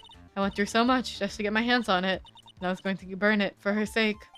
I'm deeply sorry, but I can't allow you to persuade me to stop. Your Honor, if you could please read the content of the notes aloud. Very well. Oh boy. The judge's voice rang loud and clear through the deathly silent courtroom. In her note, Celeste Impax left a note to us. A record of all that had happened to her, about being used and turned away by Engard, about being engaged to Kryda, and Engard's role in destroying that, and about how she decided in her despair to end it all. And that's all Miss Impax had to say. If you think about it, couldn't they have just had communicated to not have this happen? But, you know, that doesn't always happen. Alright, there's one thing I would like to say here. The prosecution has no interest in slaughtering Mr. Engard. Then what? Our intention, Your Honor, is to establish a motive for murder. Is that correct, witness? Yes, on the night of the murder, Juan was going to make the content of the note public. After the post-ceremony show, he was going to hold a press conference. My word! Mr. Engard values above all else his refreshing like a spring breeze image. Which is why he had to stop this note from being made public. At any cost.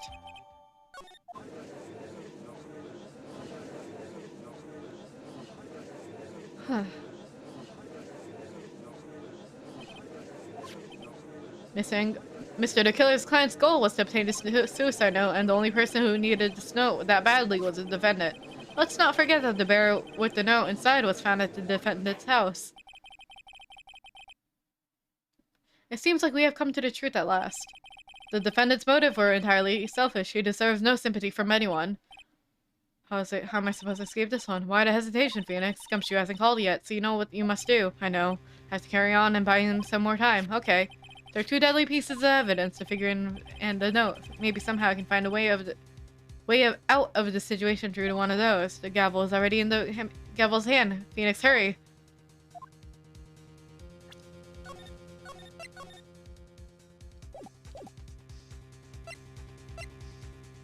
The suicide note. Please wait, Your Honor. Oh man, look at that lawyer. He's still going at it. I think Your Honor believes that Matt Engard killed in order to obtain this note. Yes, that is correct. But that seems a little strange. In fact, I think there's a contradiction here. This note was hidden by Mr. Kryden until the night of the murder. If that's the case, I say that Matt Engard could not have known what was written on this note. I didn't think of it that way. Exactly. But I did think of it that way, and I thought it was rather strange. No one in their right mind would have killed for a note without first knowing what it said. Order, order, order. You make a valid point, Mr. Wright. Mr. Edgeworth, what is your opinion? There was this flash, but I think I did rather well on this one. Unfortunately, I think he believes differently. I believe a show of appreciation is in order. The defense seems to be in love with wishing more despair onto itself. Doing. I would like to direct the court's attention to this, and what is that? It is a very small video camera, Your Honor. This type of camera is commonly used as a means of spying. Spying? What the? I thought that spy camera was in my possession. Pat Engard and the victim both thought of the other as their biggest rival. They even went as far as to use this type of item to find each other's weakness. And the victim Juan Corredo was being spied on. His personal life was being watched on by none other than Matt Engard. Order, order. Ahem, Mr. Wright. Yes, Your Honor? You don't tell me you knew about the client's spying activities. Well, sort of. Sort of is not an acceptable answer, Mr. Wright. I see you're confused, Mr. Wright. You're probably thinking, but I have the camera that was in my stuffed bear's eye. But this camera that I have is not the same one. Last night, I searched the victim's house on a hunch, using this Gumshoe's Big Sweeper. By the way, Mr. Wright, the defendant's fingerprints were found on this camera. Matt Engard's fingerprints were on there. Well, Phoenix, it looks like those cameras were hidden all over the place, huh? What am I supposed to say to that evidence? I think this is the end. It's fairly obvious that Matt Engard learned of the suicide note through this. He was watching the victim all along. He got me good this time. I don't have anything to counter that. Hey, now that... Mommy.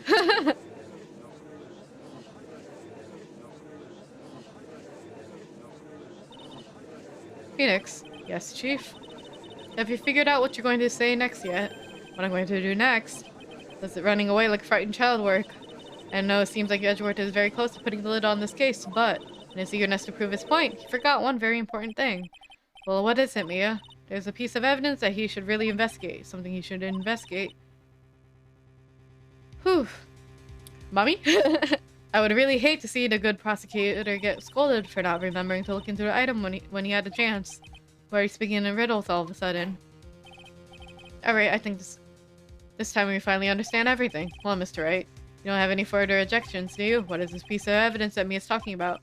Can I figure out what it is that still needs to be looked at? Or should I let it go?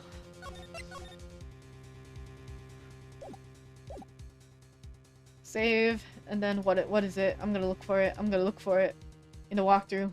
I'm tired.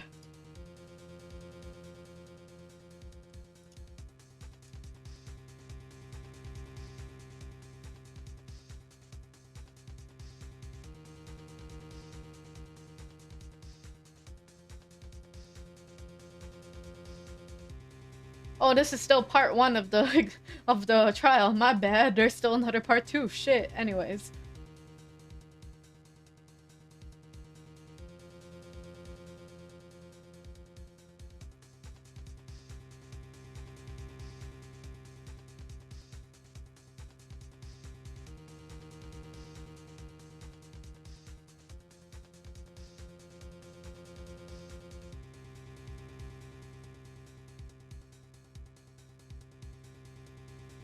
The handwriting? Okay, hold on. Alright. Whew. I'm ready. The trial that never ends. Hi, God. For real. Apparently we have to present the suicide note again. I would have never guessed that. That was about the weakest objection I've ever heard, Mr. Wright. Your Honor! The defense has no intention of letting this go very easily. You're beginning to sound desperate. That's just your imagination, Your Honor. Mr. Edgeworth, this is not like you at all. In your eagerness to prove your point, you've forgotten one very important thing. Hey, isn't that what I just said? So you're telling me I forgot something? You're so close, Mr. Edgeworth. But there's something you really should have examined this piece of evidence. That is, Miss Impact's suicide note, right? Who knows? I mean, sure, the suicide note was found inside its bear. But this bear was in my possession until a few moments ago. Which means the handwriting on the suicide note has yet to be analyzed. So, as to whether this pivotal piece was really written by Miss Impax or not, has yet to be remotely confirmed. How could you be tired already? It's almost 6 hours, you're right. My 8-hour streamer. Are you saying this suicide note is a fake? Miss Andrews, you're the one who tried to pin this murder on Mr. Engard. Who's to say you didn't create a fake suicide note and put it into despair? How dare you? Your Honor, the defense is indiscriminately accusing the witness again. There's no evidence linking the witness to a suicide note whatsoever. But if this is a fake, then only the witness is the only person who could have made it. What? Recall the witness's testimony concerning this figurine. The only person other than the victim who could have saw this pistol is the witness herself. Ah. That's like her eighth pair of glasses. Miss Andrews, you wrote this note, didn't you? You wrote it so you could frame Matt Engard. Hi. I did no such thing. Right? If you're going to pronounce the suicide note a fake, then show us this evidence to support your theory. Whew, we're lost in the sauce for sure. Mr. Edgeworth, you were the one who presented this scrap of paper as evidence. That means the burden of proof lies with you, the prosecution. Ugh! That's enough, Mr. Edgeworth. Can you confirm that the handwriting of the suicide note? It is as the defense stated. The handwriting has yet to be analyzed. If that's the case, it seems like yet again we have reached a point where a verdict is impossible. That's impossible! This isn't good, Phoenix. The judge is going to carry this trial over one more day. If I don't think Maya will be able to physically make it one other day. I didn't think I have to do this, but I have no choice. I requested both the prosecution and the defense for it to investigate. Handwriting analysis my butt. That's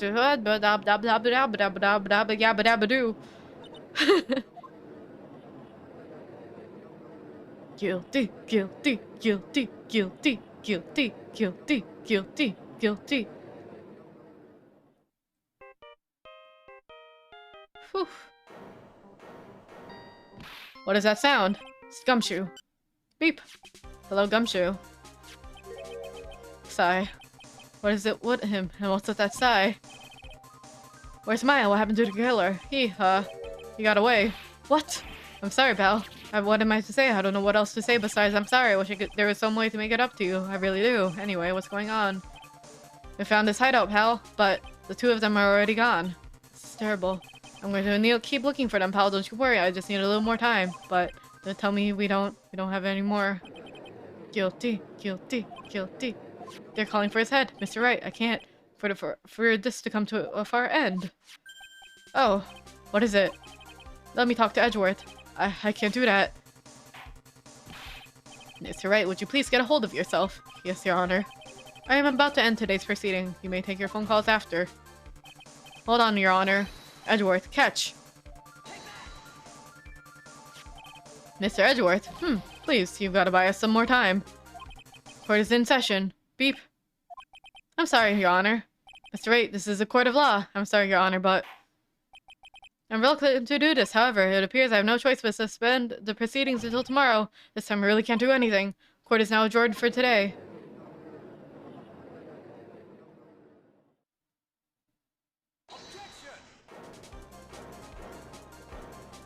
Please wait, Your Honor. Edgeworth.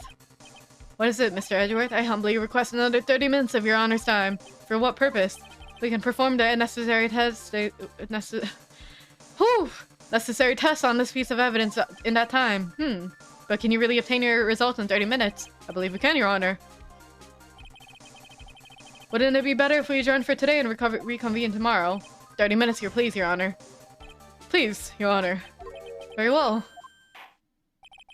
At the prosecution's request, this court will now take a 30-minute recess. But be advised that I will not allow another recess today. I'm not sure this is helping or hurting us. This court will now take a final recess of the day.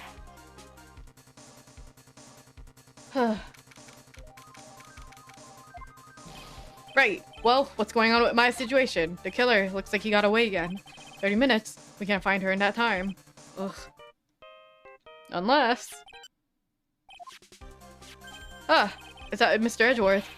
We don't have time. Just spit it out. Right. It looks like we just missed him, sir. But the killer has a few things behind by accident and is rushed to get away. A few things. Can we use them as evidence? Oh ho ho. I thought you'd ask, pal. I've got the things he left me right now, and I'm on my way over. Really. That's odd. Any items like that are usually sent to the crime lab first. We don't have time to wait for those guys, sir. When those guys weren't looking, I swiped the stuff and ran. What? Well, I'm not a detective anymore, so I had to. I'm really sorry, sir, but I got to put the law on hold for now. Sounds bad. I hope he doesn't get too much trouble over this. With my hunk of a junk car, I'd say I'll be there in 20 minutes. Don't worry, I'll be there. Wait for me. Alright, just get there in one piece. I'll be on a mission and nobody can stop me, sir. No one. I'm pulling all the stops and running every red light. Identified a murderer, huh? Maybe there's something among them that will be decisive enough to end us. Uh.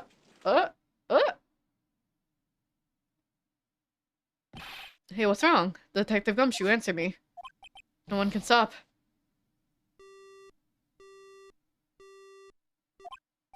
What happened? Sounded like he got an accident. I'm guessing his cell phone broke as well. What was he thinking? We've got to hurry up and call for help.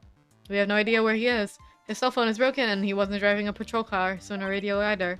Also, if you don't get those items before they do, the police will take possession of them. No, we can't let that happen. Well, if there's a way we can find where he is, then we can stand a chance. Why did Gumshoe have to get into an accident now?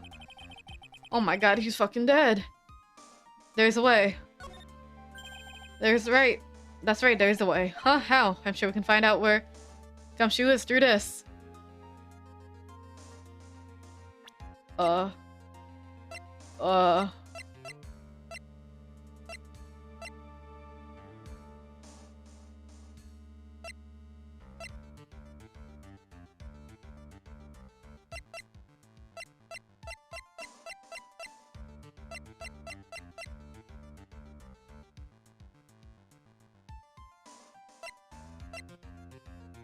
Is it through Maya? Right? We're not- oh.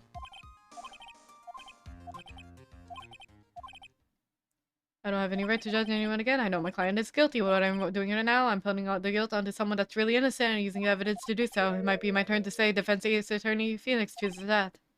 Right. It doesn't suit someone like you to cry useless tears. Whether you did your job well or not, that can only be seen after the verdict has been decided. The verdict. Is Prosecutor Edgeworth here? Yes, bailiff. There's a phone call for you, sir. They said it was extremely urgent. They're probably finished with the handwriting analysis. I have to go take this all. In the meantime, think hard about what you must do. To be continued. Shit!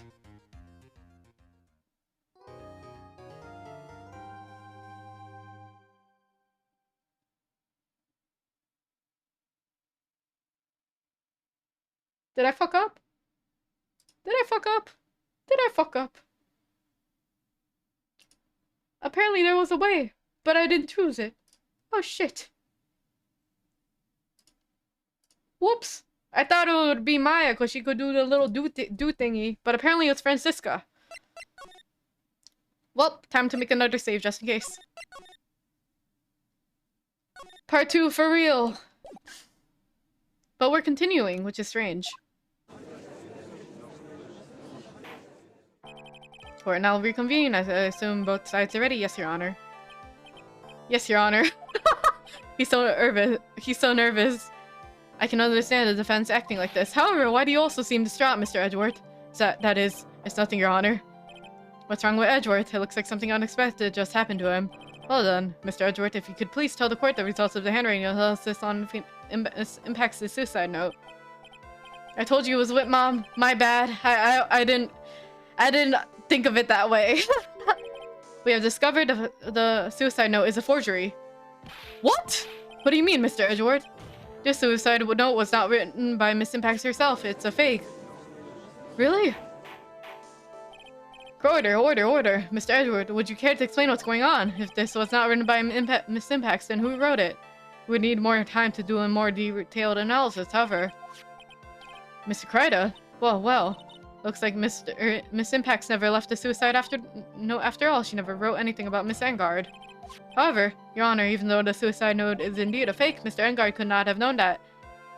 And the facts remain unchanged. Acting under suspicion that it was real, he had to plot to possess it. That sounds very plausible. The theory that Mr. Engard had no idea that the suicide note was a fake, something seems a little wrong with it.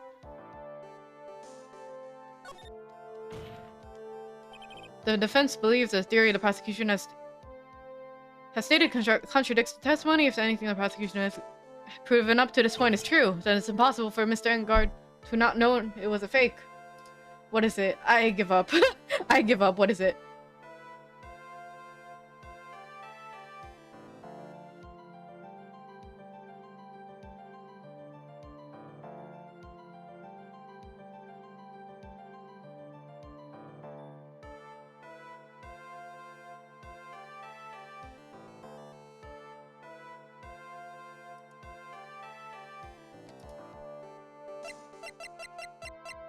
Didn't even try? I have no idea what it is, bro.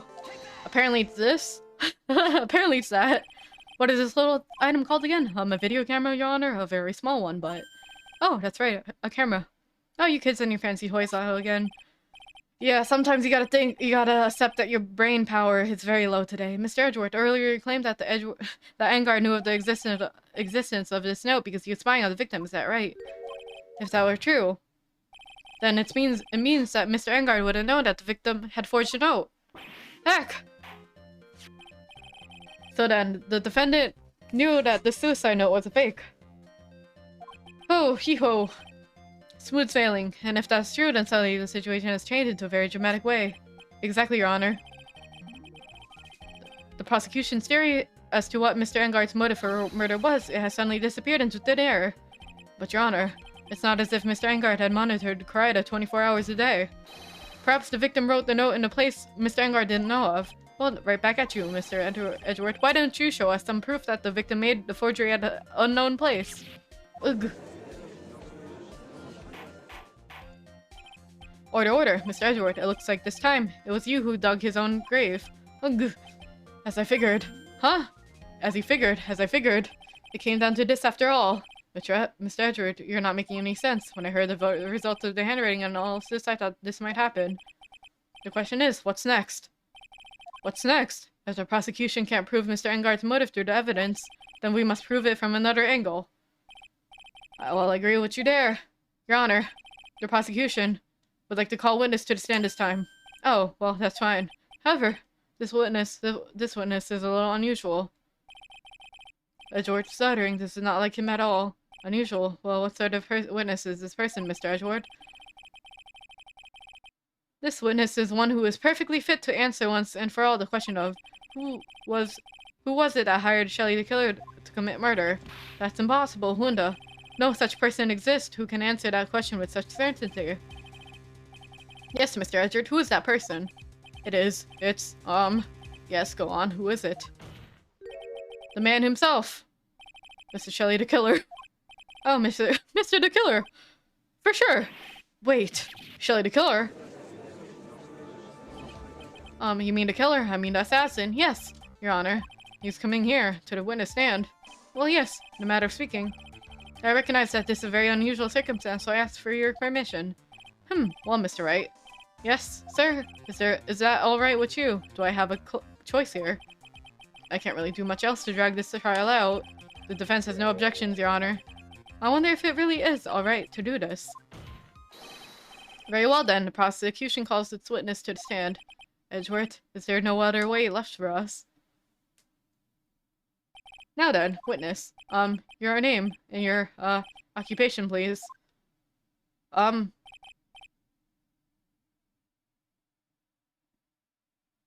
didn't think it would be this. Very good, sir. My name is Shelley the Killer, and I am a professional assassin. I say.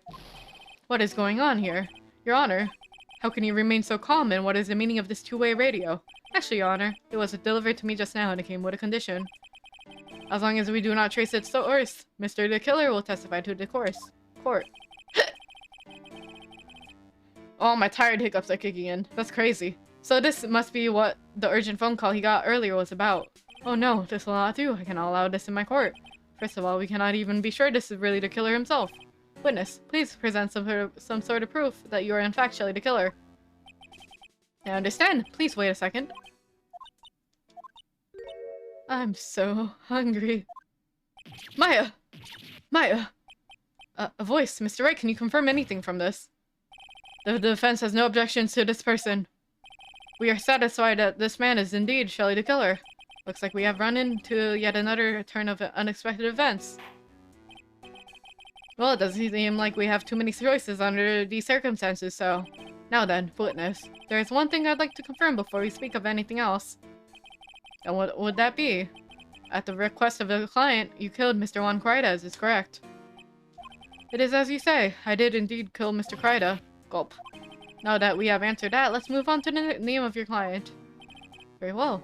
This is all just a bad dream. Yes, that's it. A very bad dream. Shelley the Killer. What is he going to say?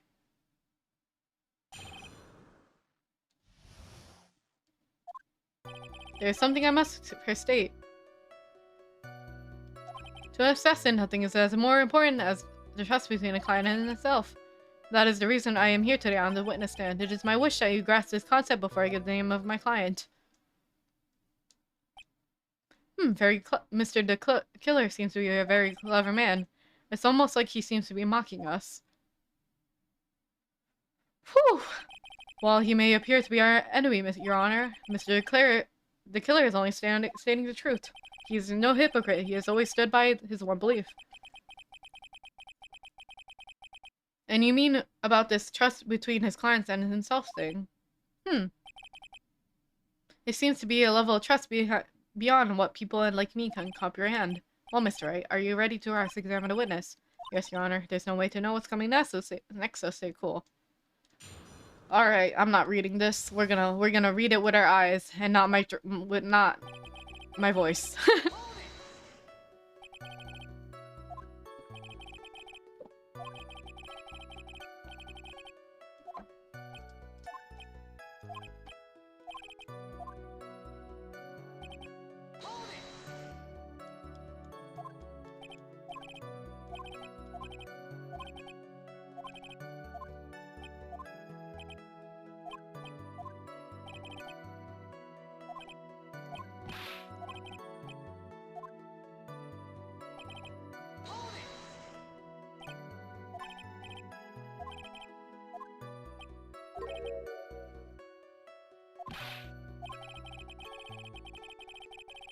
Welcome back, Yellow. You goofed. What you do?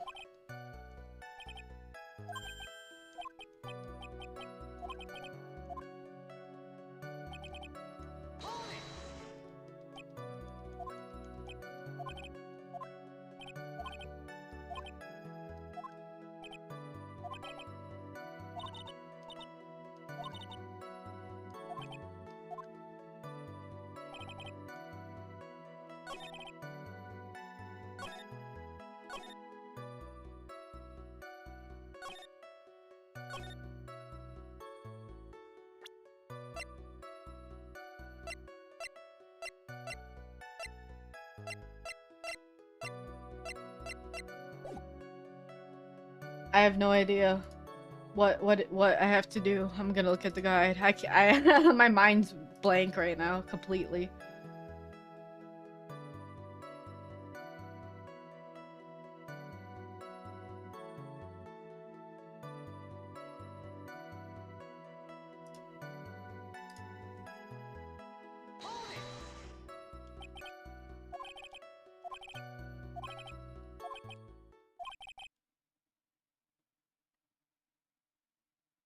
You didn't ask for your number? Wow, you fumbled the bag. I meant to do the clown horn. That's crazy. I hope... You fumbled the bag, bro. That's crazy. You have to find contradictions, Your Honor. Everything sounds fine.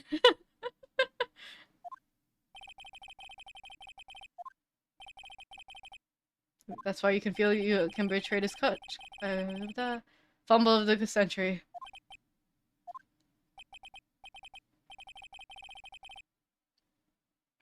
A full car ride talk of like what? An hour in the car though? That sounds like the chemistry was off the charts. Rip. Now then, everyone, do you think you can understand my logic?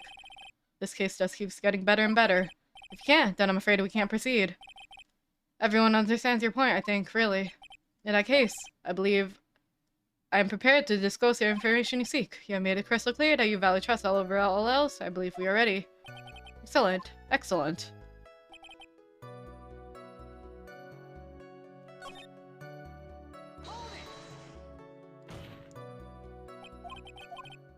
No, I can't bring myself to ask the client's name.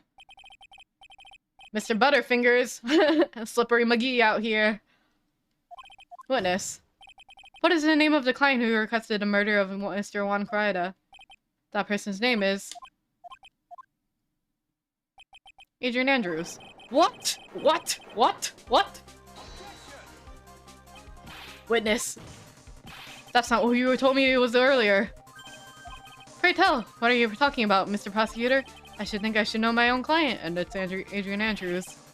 What? You're lying. That is a huge... Did you see that? That walkie-talkie is huge. It was like the size of a person's torso. This can't be on the phone earlier. What's going on here? My guess is that the killer just stabbed Mr. Edgeworth in the back. Stabbed Edgeworth in the back. I'm sure in order to get an audience with the court, the killer told him a different name, Matt Engard. Perhaps. I knew it. This is outrageous. I was deceived. The witnesses are telling a very serious lie, but you were the one who summoned this witness. Grr, you Shelly the killer. My testimony is the truth.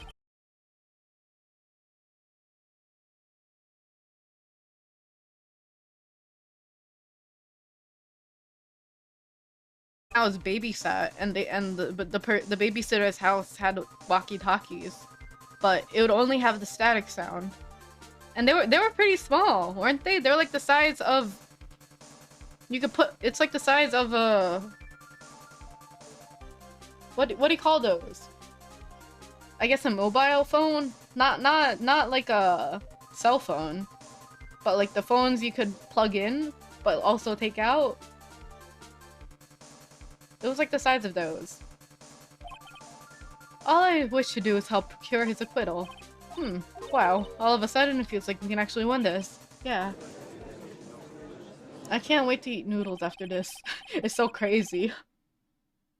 I think like industrial grade walkie-talkies are really big and chunky. Wow. The mouth's distance. That makes sense then. We're chunky, damn.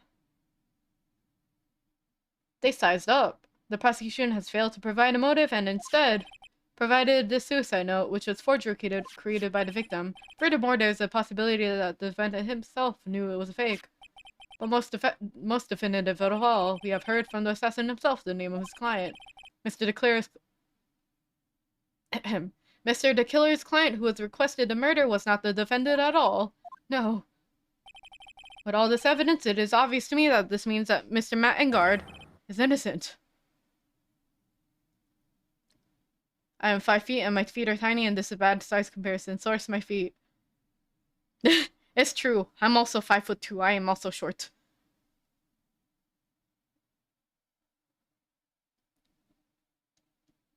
I'm gonna be honest though, my feet aren't tiny even though I'm short. 2 cordless phones, that makes sense. I seem to my foot size. I think my foot size is like a woman's 8.5. You know what they say about big feet? They got big hands too, and a big personality. Yuck. I seem to have caused you all a bit of confusion. Please continue your discussion and have me when you reach the verdict. Beep. If they have kid sizes, yes sir. I want to say kids' shoes are much cuter too. But the way this is going, Engard will be found innocent. This may be our last chance to save Maya. Yeah, but Edgeworth is right. The killer's lying, and Engard, my client, I know is guilty. Can I live with myself if I win this? Probes or grippers? Who would have believed that the prosecutor's own witness would absolve to the defendant? Your Honor, the prosecution requests permission to further question the witness. Shelley, the killer is certainly lying on their oath. It wasn't me. Listen, everyone, please. The testimony that just now, that was all but one big lie. Miss Andrews. The suicide note may have been a fake, but that man, Matt, he's the reason Celeste died. In Juan's death, it was all because he was pulled into Matt's twisted world. That testimony just now, you have to believe me, was a horrible, horrible lie. But the killer himself has been testified. He named you as his client. No, that's not true. Also, there's quite a bit of evidence that points to you. The knife and the button, donning the nickel samurai costume, but that's stats. You even have a motive. We know Miss Celeste impacts a larger part of your life. You wanted to follow her and you wanted revenge against the one who hurt her. I say you have plenty of reasons to want them both dead. I know. Mr. Wright. You know the truth. Tell them. Tell the real story. Who the real killer is. Tell them. Please, help me. Yes, I know the truth. Yes, Your Honor, I believe we have reached the end of this trial. Therefore, I ask the defense for any final words or opinions. I have decided, do I take the not guilty verdict and save Maya, or do I throw this chance away and wait for Gumshoe's new evidence? What am I supposed to do?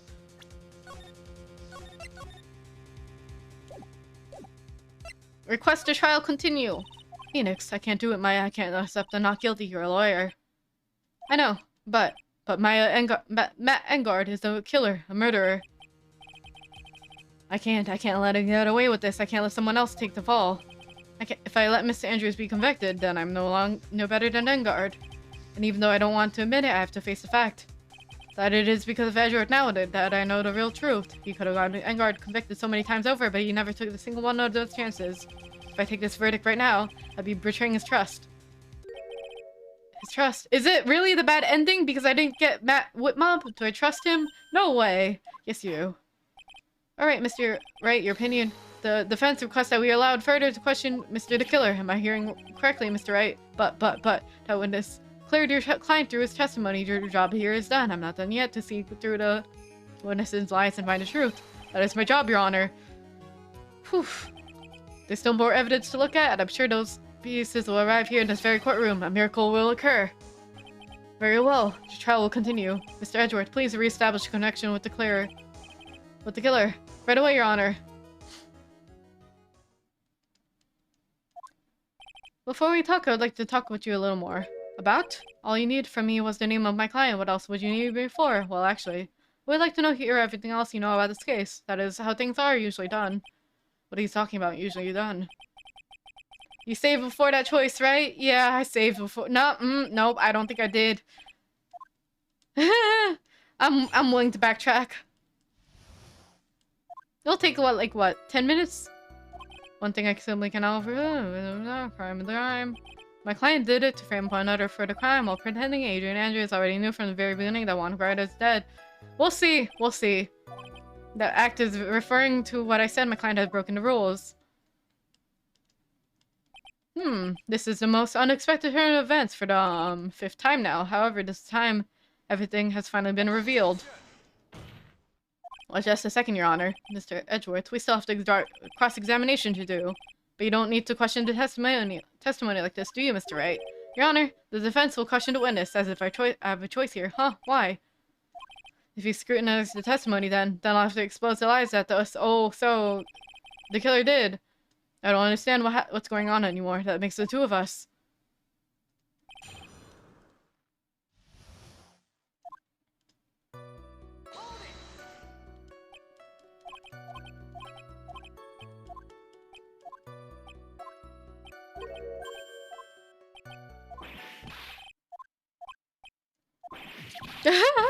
I like how they're joking about that. That was a good little joke.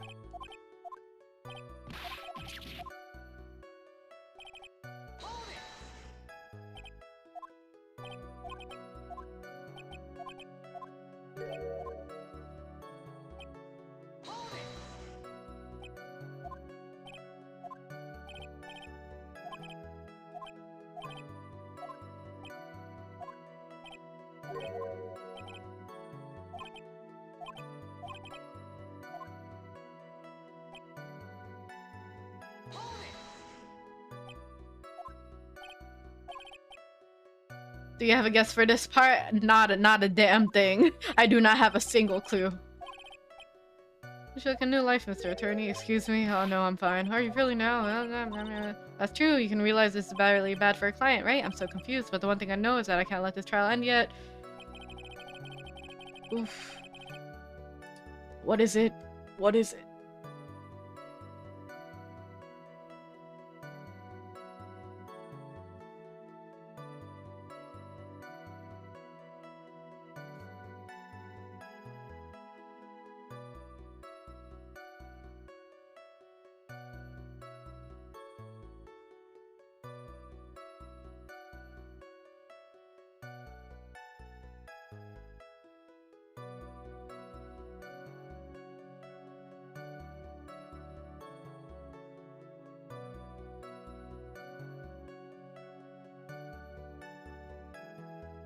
Oh wait, hold on.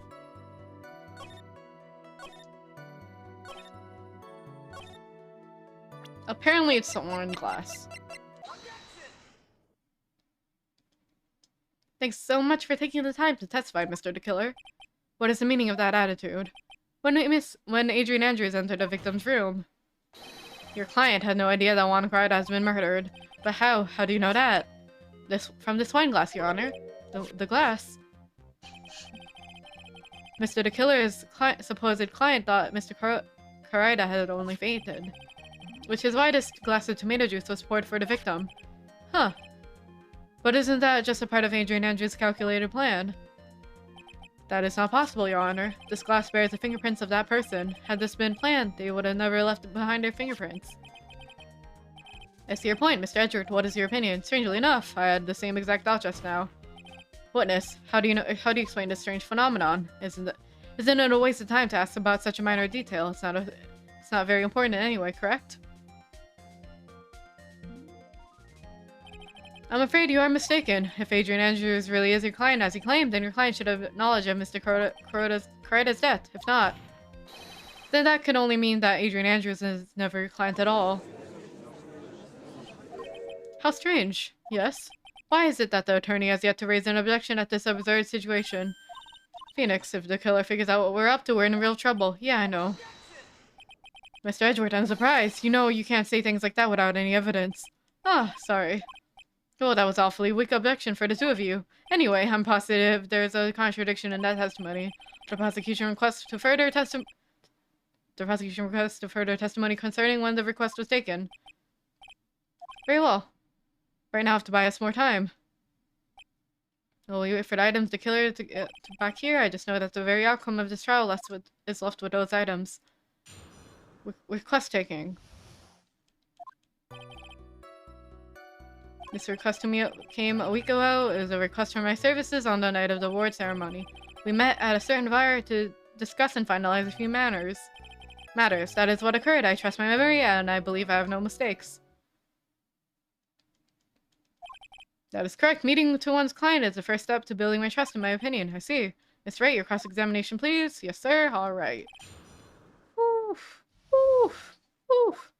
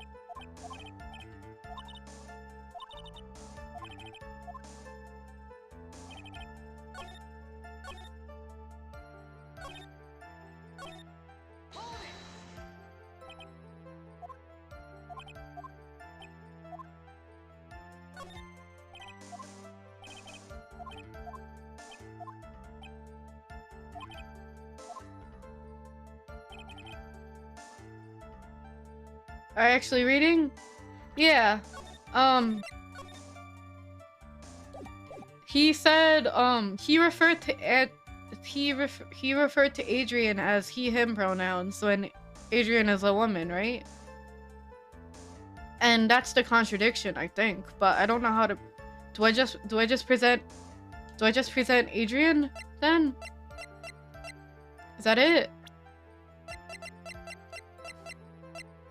Let me save real quick again. Did I save? I don't remember.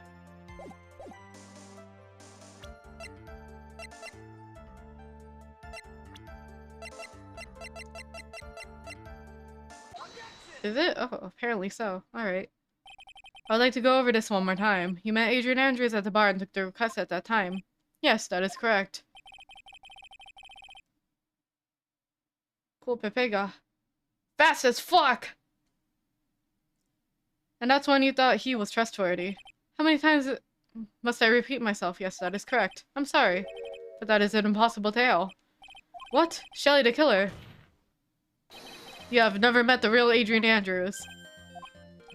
Why would you say that? Because you made one very big slip-up about her. So what is the issue? What did you say just now? About her? If you had ever met Adrian Andrews in person, one look would have told you she is a woman. Oh. Oh. The walkie-talkie exploded. Order in the court. Mr. Wright, what is the meaning of this? The witness testified to the following, that he always meets face-to-face with his client when he's taking the request, but he has never met Adrian Andrews in person. Yes, Your Honor.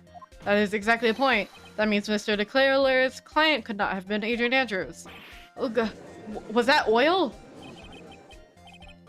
Mr. Edgeworth, I understand your logic with this one. However, why would that's so gross. So goopy.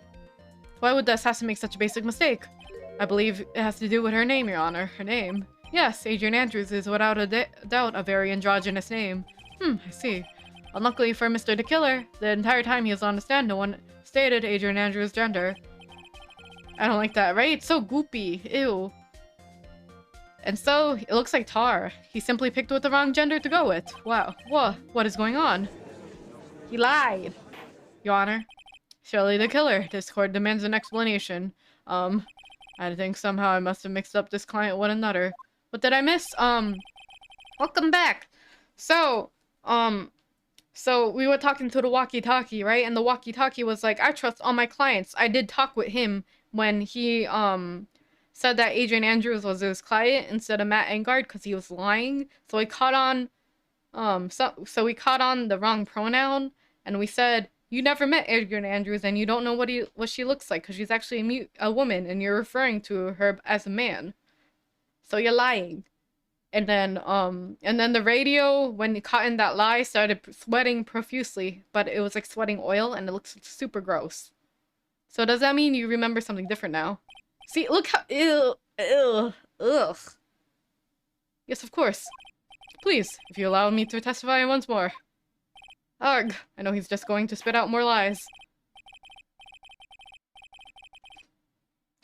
I was scared there was gonna be transphobia, right? I'm glad that he said it was an androgynous name instead.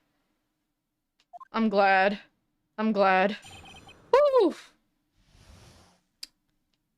I'm surprised they said androgynous too for a game that came out in like 2002. Yes, now I remember. I took that request by the nail. There have been times when I took a job without having met my client. The request for the murder of Juan Guaida, 2 or 3 small things. When I saw the name at the end of the letter, I thought my client to be a man. So he took this job through a letter. He didn't mention anything about a letter in his earlier testimony. But yeah, this case, a little iffy. Careful, Phoenix. If you break the assassin testimony completely, it's over for us. I know, but I can't make him suspicious. But I think we're okay. I think we can do this. As long as he's standing from across from me, no matter how strong of a punch I threw, he'll counter it. That's pretty gay. Now then, let's begin the cross-examination. Woohoo! Reading time. Alex is the most common androgynous name. That and, like, I think Jordan. I feel like Jordan, too.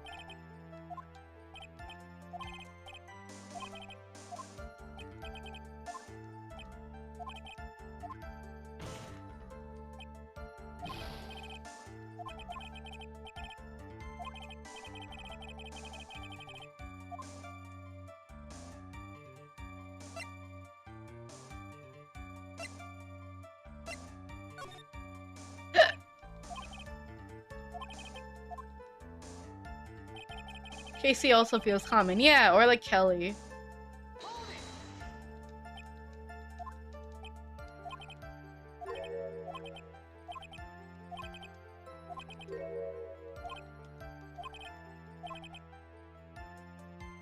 Jessie too, yeah.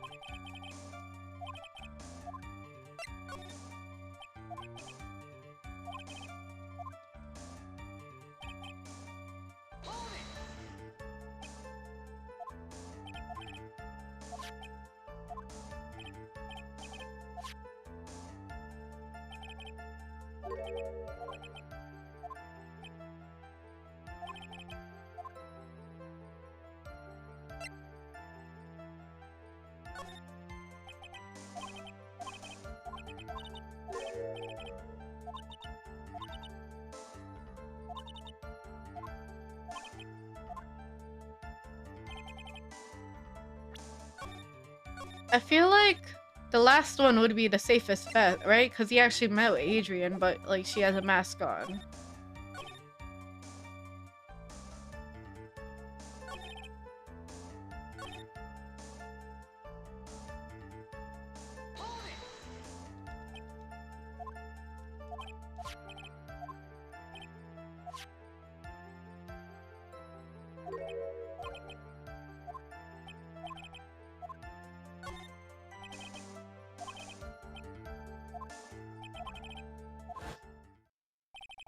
Oh wait, I think I killed. Oh, I think I fucked up. I think I fucked up. I think I fucked up.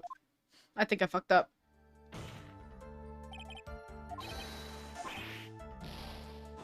I think I fucked up. I think I fucked up.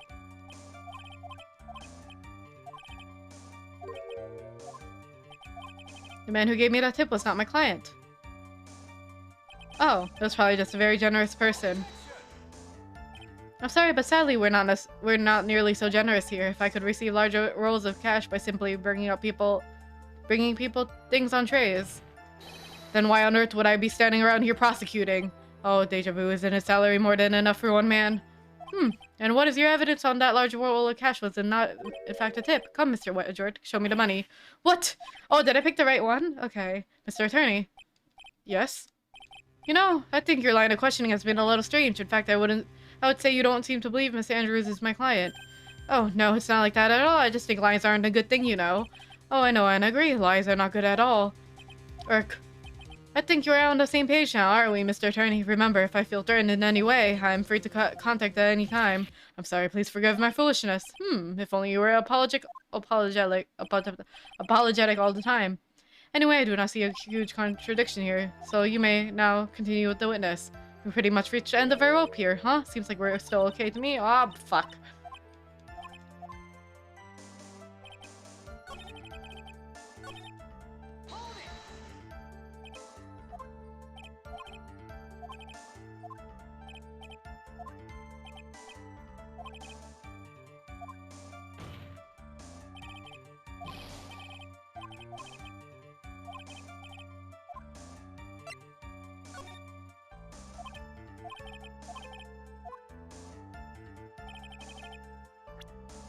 Do I have proof?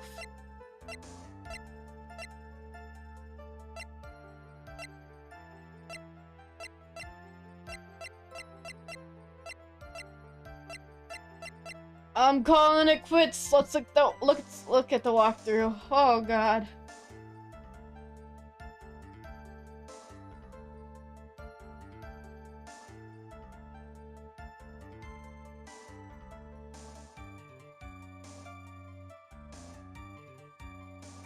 Press on the third statement. Okay. What is the third one? The request was a murder. Okay. The small things one. Alright. Woohoo!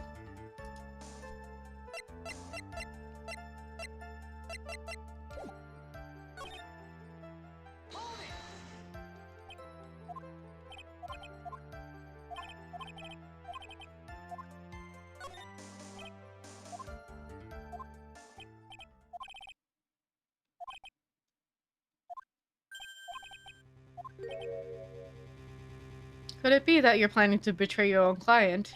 I smell the stench of a backstabber, and should you turn out to be one. Wait. Uh-oh. This is looking really bad. I shouldn't press my luck. Alright. I have to think of, is this worth pursuing? Yes. Witness, this is a very important matter. Please cooperate and tell us what these other jobs your client requested were. If it's really that important, the bear figurine. The bear figurine? After the assassination of the target, I was to find that figurine. Also, that this job was just as important as the actual killing. And where was that figurine? It was inside Mr. Karida's suitcase. And then, what did you do next? I handed it over to my client right away. You gave it to your client. Interesting. This information certainly sounds important to me. Witness, please include what you stated in the testimony. As you wish.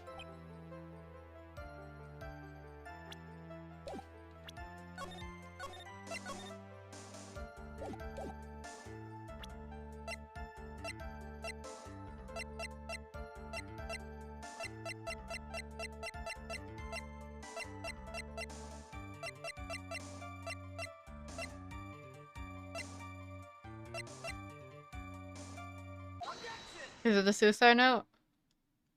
Shelly the killer. If you really had given the bear to Adrian Andrews, then this item should not have been inside it. This item? I see where you're going. Yep, that's where I'm going. Where's everyone going? Do I need to pick this? Your Honor, please let me think back to Miss Andrews' testimony. And I was going to burn it for her sake. If even for a single minute, this bear had actually been in Miss Andrews' hands, I'm sure she would have taken the suicide note out and burned it. Order. So that's where you two were going. So by the very fact that this suicide note was still inside the bear, it tells us that your client didn't know how to disassemble the puzzle. Which means... It means, Your Honor, that it is impossible for Adrian Andrews to be the client. Oh ho! Order. Mr. Phoenix, right. I'm sure I mentioned this before, how I hate traitors above all else. I think your cross-examination has clearly demonstrated something to me. You must wish to break your end of the agreement. No, that's not... That's enough. If that's your intention, then there's only one thing for me to do. Wait, please, gentlemen, ladies, please excuse me. I have a matter that I must attend to. No, please wait. Not that. Please wait. Miss Attorney, bring this trial to a speedy end, and I may stay my hand otherwise. Wah! What the? Yes, Your Honor? I don't understand this witness's outburst just now. Do you think there's a need to hear more of the testimony, or is this enough? Well, we should. Edgeworth, we can't do this. If we keep this up, Maya, she'll... Ugh, the prosecution, even you are. The prosecution, rests. What's going on here? The prosecution has no further questions, Your Honor. What?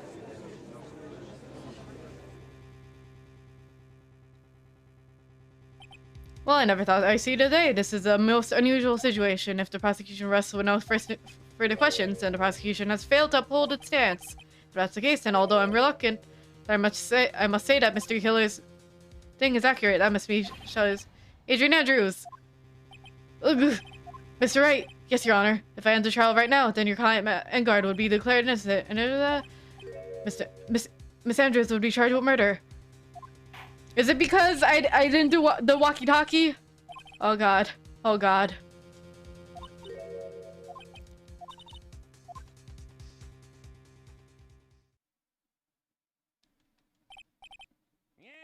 Oh god, did I fuck up? Hi, Boogfish! But at least our charge of murder made you innocent. Huh. I fucked up because we didn't do the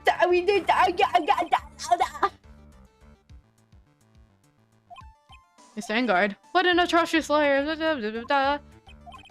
Anyway, get on with it and pronounce me right, Mr. Lawyer. Should I side with the justice, or should I... You'd better get Engard a guilty sentence, right? But if I do that, Maya will die. But if I say he's innocent, then do I say guilty or not guilty? Either way, I choose. All hinges what I choose. Now then, let's... Then your client, Matt Engard, is innocent. There's no need to ask, and after all, my lawyer is going to say what I want, aren't you? Right? I can't do this, but I have to decide something. Well, let's try and see what the fucked up ending is. Guilty.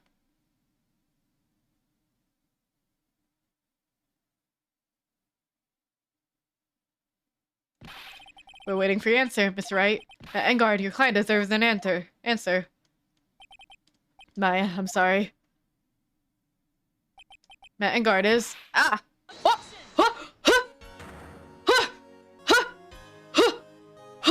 We didn't need to do it! We didn't need to do it! She comes in regardless! We had our Deus Ex Machina moment. Wow, anime. I love anime. Francisco! Mom! I'm so sorry I didn't pick you. I'm so sorry I didn't pick you for evidence stinks. You came regardless. That's crazy. You see now, don't you, Mr. Phoenix, right? That's exactly why you should never take your eyes off that scruffy fool. Did you bring him the final priestess? Do you have them? You should know better than to ask that, Mr. Wells. Edward Von Karma is perfect in every way. The evidence here is in perfect condition. I don't have to go back, guys. I don't have to backtrack. Wow. Don't worry about Scruffy. He's fine and his injuries are minor. All of the items are inside this. What a filthy old coat this is. That's Gumshoes. I can spot his tattered rags anywhere. I apologize for its ugliness, but there is nothing else to wrap items here. I fought long and hard this whole trial, all for what's inside that raggedy coat. I'm sure that inside that coat lies a crucial piece of evidence. Whew, 3-0. Yes, sir. Inside that coat are those defense's final pieces of evidence. Your final evidence.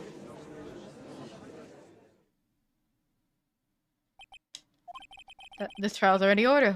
All that remains is for me to hand out my final verdict. I do not believe it.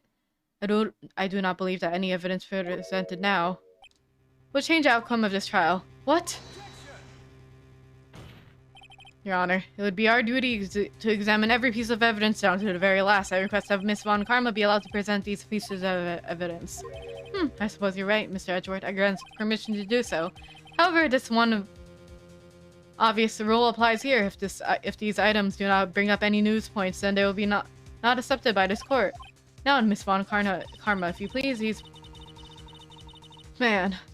these pieces of evidence are items left by the killer during his escape from the police. He must have been in quite a rush. Yes, Your Honor. The killer left three pieces of evidence. Somehow among these evidence we're about to see, that there will be something that will turn this whole situation around like a miracle. I'm sure of it. That's all we can hope for. There's a pistol. Does the killer's pistol have anything to do for more details? Yes. Does that pistol have any relation to this case? It's what shot you.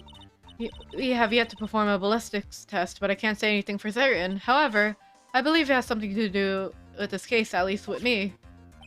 Question mark. That's the pistol he used to shoot you, isn't it? That's what I believe, yes. Oh. I kept the bullet they removed from my shoulder as a sort of memento. I'm sure it'll be an excellent sample for the test. Help us much. The next piece of evidence is a videotape. I believe more details. Have you checked the contents of that tape? Unfortunately, there was no time to. Oh yeah. But I would speculate that this tape was very important. Why would you say that? Because he came back to his hideout for it. The killer went back for it. That's right, it looks like he was trying to recover it. He injured three of the officers at the site. But somehow it looks like they managed to protect it from the killer. Surely the killer is no ordinary man. The last piece of evidence is this bellboy's uniform. Question more details. Was this used during the crime? I'm almost certain it was. There's even a pair of black leather gloves in one of the pockets. There's no doubt about it, the killer was wearing this on the night of the murder. There's one thing I found interesting about this uniform, and what is that? There's a button missing on this uniform. Button? It's a very unique button. I'm sure if we were to recover it, it would provide us with an interesting clue. That is all I have to present, Your Honor. It's just as I thought. And what is that, Your Honor? I'm sure. Were we under normal circumstances, these items from Shelley the Killer's hideout would be very important clues. However, our question is not who did the killing, it is who is the client. Yes, that is correct, and these three items do not tell us anything about that. Thank you for your hard work, Miss Von Karma. You may step down now. Wait, Your Honor. Please allow me to examine the new evidence. Overruled. This is our wonderful, absolutely splendid. The judge here is a brilliant man, isn't it? Is this really the end, Phoenix? I knew it. There's no such thing as a miracle in this world, is there? I think you're wrong. They do exist. So where's Maya? I think they might have found her, but the killer doesn't know that yet. But you have to make a miracle happen. You come this far. You can't give up now. But no matter what you think it is about, try for my sake. Just think about it for a second. There's two ways out of this situation for us, too. The first, make Engard wish from the bottom of his soul for a guilty verdict. Huh? The killer will always place his client's wishes first. If Engard himself wishes to be convicted, then he will let his hostage go. That may be true, but that's asking for me to do the impossible. The second way, force the killer to end his contract with Matt Engard. If the killer was no longer to think of Engard as his client, then he would let Maya go. But yeah, that's even more possible.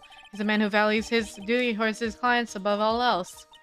I know both of these seem impossible feats at first, but if you could make either one happen, it would truly be a miracle. The bigger problem is, the judge already says he doesn't need more evidence. The pieces he's shown, he's not accepting yet.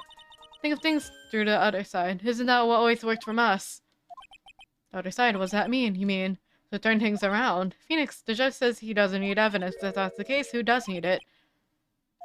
The defense, prosecution, and the judge. We have all seen the pieces of evidence. That's how we come to know the truth. But there is one person who has yet to see it all. And that person does not know the truth. The truth may be what brings the miracle to the end. I don't know this. There are no objections to this time, correct? Now I will now produce my product. Why don't we all respectfully sit back and listen, kids? Whew! I already told you, Mr. Wright. This court does not need any more evidence. I'm not saying it's us that needs the evidence, Your Honor. Then, what do you want to show that evidence to that person? Yes, Your Honor. Please, Your Honor, Mr. Wright, for you to ask with such passion, I will grant you one chance. One chance. Please show your evidence who you think is the right person. That's impossible to turn the situation around in one try. One try. That is all I will permit. I'll have to try to remember everything that has happened up to this point. To think, Phoenix, think. There must be a way to save Maya while taking Engard down at the same time. Now then, Mr. Wright, let's not waste any more time. Who would you like to show the evidence to? I'm gonna...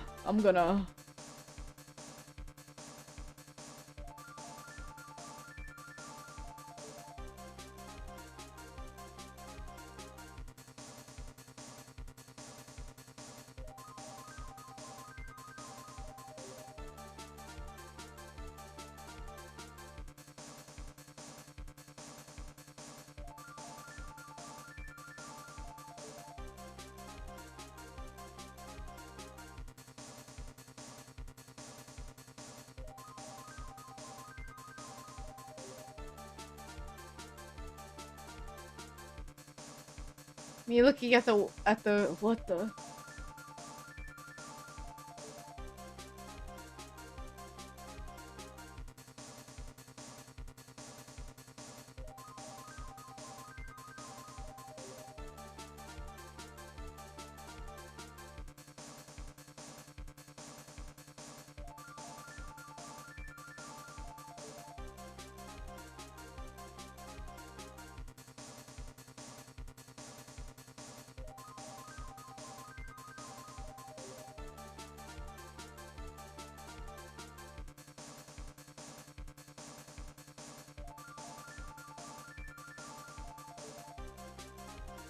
This walkthrough is so complex.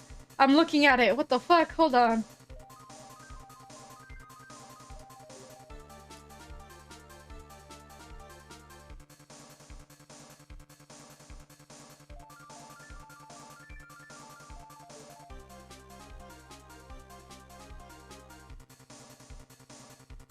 I should save now, though. Hold on. Oh, I can't save because I'm presenting evidence. Whoops. Whoopsie! Okay.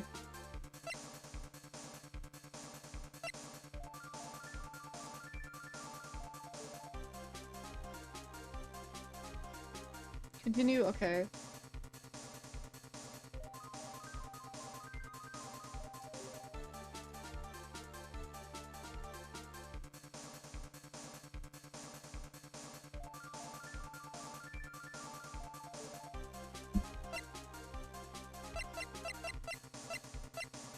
Who would you like to show evidence for? Let's show it to... They show the same guy, that's so funny. Shelly. I see, and now, tell this court what piece of evidence you would like to show this person. Probably the tape? Well, what do you think, Mr. Edgeworth? I think there's some merit in showing this evidence to that witness. Bailiff, please bring in the transceiver from earlier. Alright, it looks like I managed to convince him. Maya, she's okay, right? Didn't I tell you to concern yourself with bringing that speedy end to this trial? Now, if I understand correctly, you wish to show me one piece of evidence. Yes, one is all I need. I have this videotape. It was found at your hideout. I heard you injured 3 officers to your attempt to get this back. That was most regrettable. However, it was an order from my client. I was told to protect that videotape. I thought so. I'm afraid I seem to have failed in that regard. Do you know the contents of this tape? I was sternly told by my client to not watch it, so I have absolutely no idea. Actually, you are on this tape. Me? There's a video camera hidden at the crime scene. Oh, so he's gonna be like, I don't want that evidence to be shown in court. And break the contract, maybe. Your actions were being recorded. What? Is that true, Mr. Wright? Who is it that planted that camera? Well, the only person who could have planted the camera at the scene of the crime would be your client, naturally. That was Adrian Andrews. Be quiet and listen, Your Honor. Yes, sir. Your client specified a place and time for you, isn't that right? Yes. Oh, so that they can film you. I had no idea. Mr. Wright, why would my client do such a thing? I would like to know why.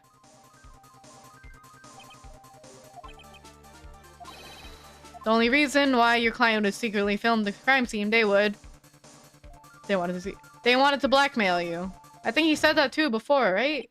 Your client once told me something very interesting. We were talking about you, and this is what they said. But I'm no weakling. I don't believe anyone, the least of all assassins. Oh, come on now, Mr. Wright. Assassins aren't above blackmail. Yes, that's where the video comes in. With that, I can keep him at bay and even blackmail him if I want. Wow, there we go. Your client didn't trust you at all. They were thinking of using the video to blackmail you. What do you have to say to that, Shelly the Killer? Nunk. Oh!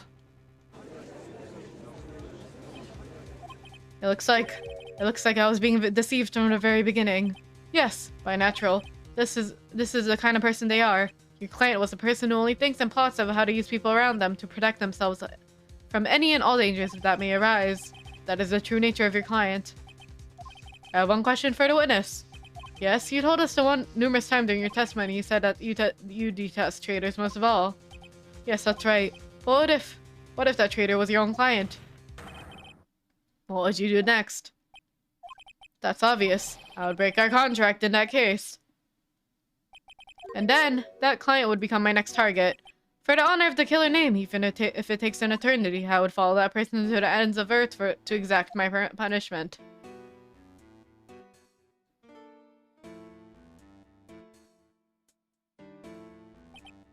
I see. That's all I wanted to know. So the traitor becomes the killer's next target. I get it. This is how we'll turn this case around, Mr. Wright. Yes? My contract with my client is over as of now. I seem to have a new job on my hands. I will now return to you your most precious item. What the? I'm not an item. Beep. Maya, I thought I'd never see you again. Oh, thank goodness.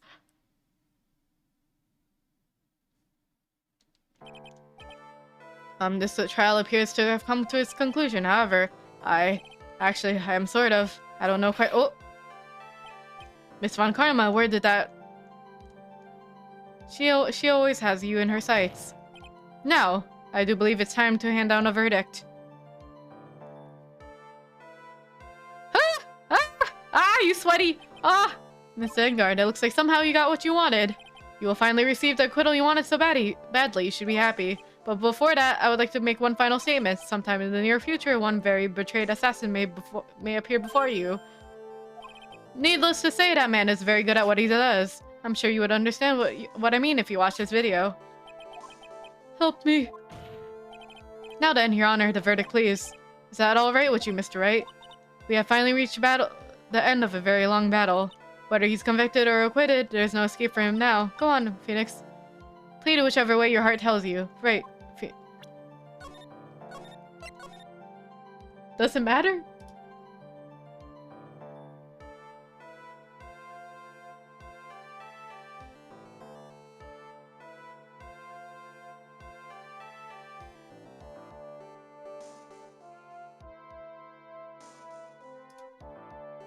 Does it matter? But like, Maya said to make him guilty, so I will do that. Plead guilty. Matt Engard. Even though I am a lawyer, I cannot make your crime disappear. I think guilty verdict is appropriate here. Me? My wonderful self, guilty.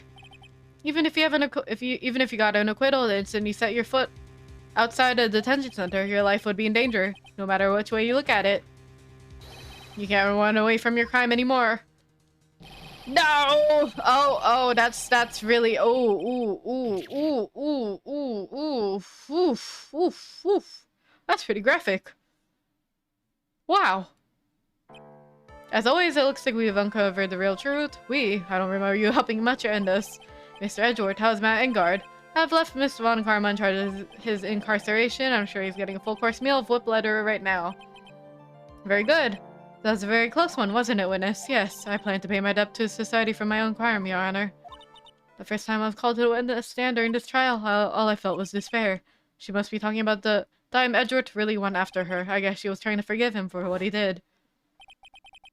The witness, how should I put this? She has an illness. If you're going to say you would choose that is of no concern to me. But after that, when I was alone at the detention center, that was the first time I really saw myself for who I am. And today, when the two of you used your combined strength to convict Matt Engard, I felt like I had finally been saved. Wow, this is the first time I've seen her smile. Wow, I love women. I'm really happy that you two were in charge of this case. I really don't know how to express how I feel at this moment. This is the first time I felt comfortable with myself with who I am. Thank you so much, everyone. Thanks, everyone. I will never kill again. It looks like we have resolved everything at last. As for myself, there are still a few things I'm confused about, but everyone seems to be in good spirits, and that is good enough for me. That is all. This court is adjourned. Whew.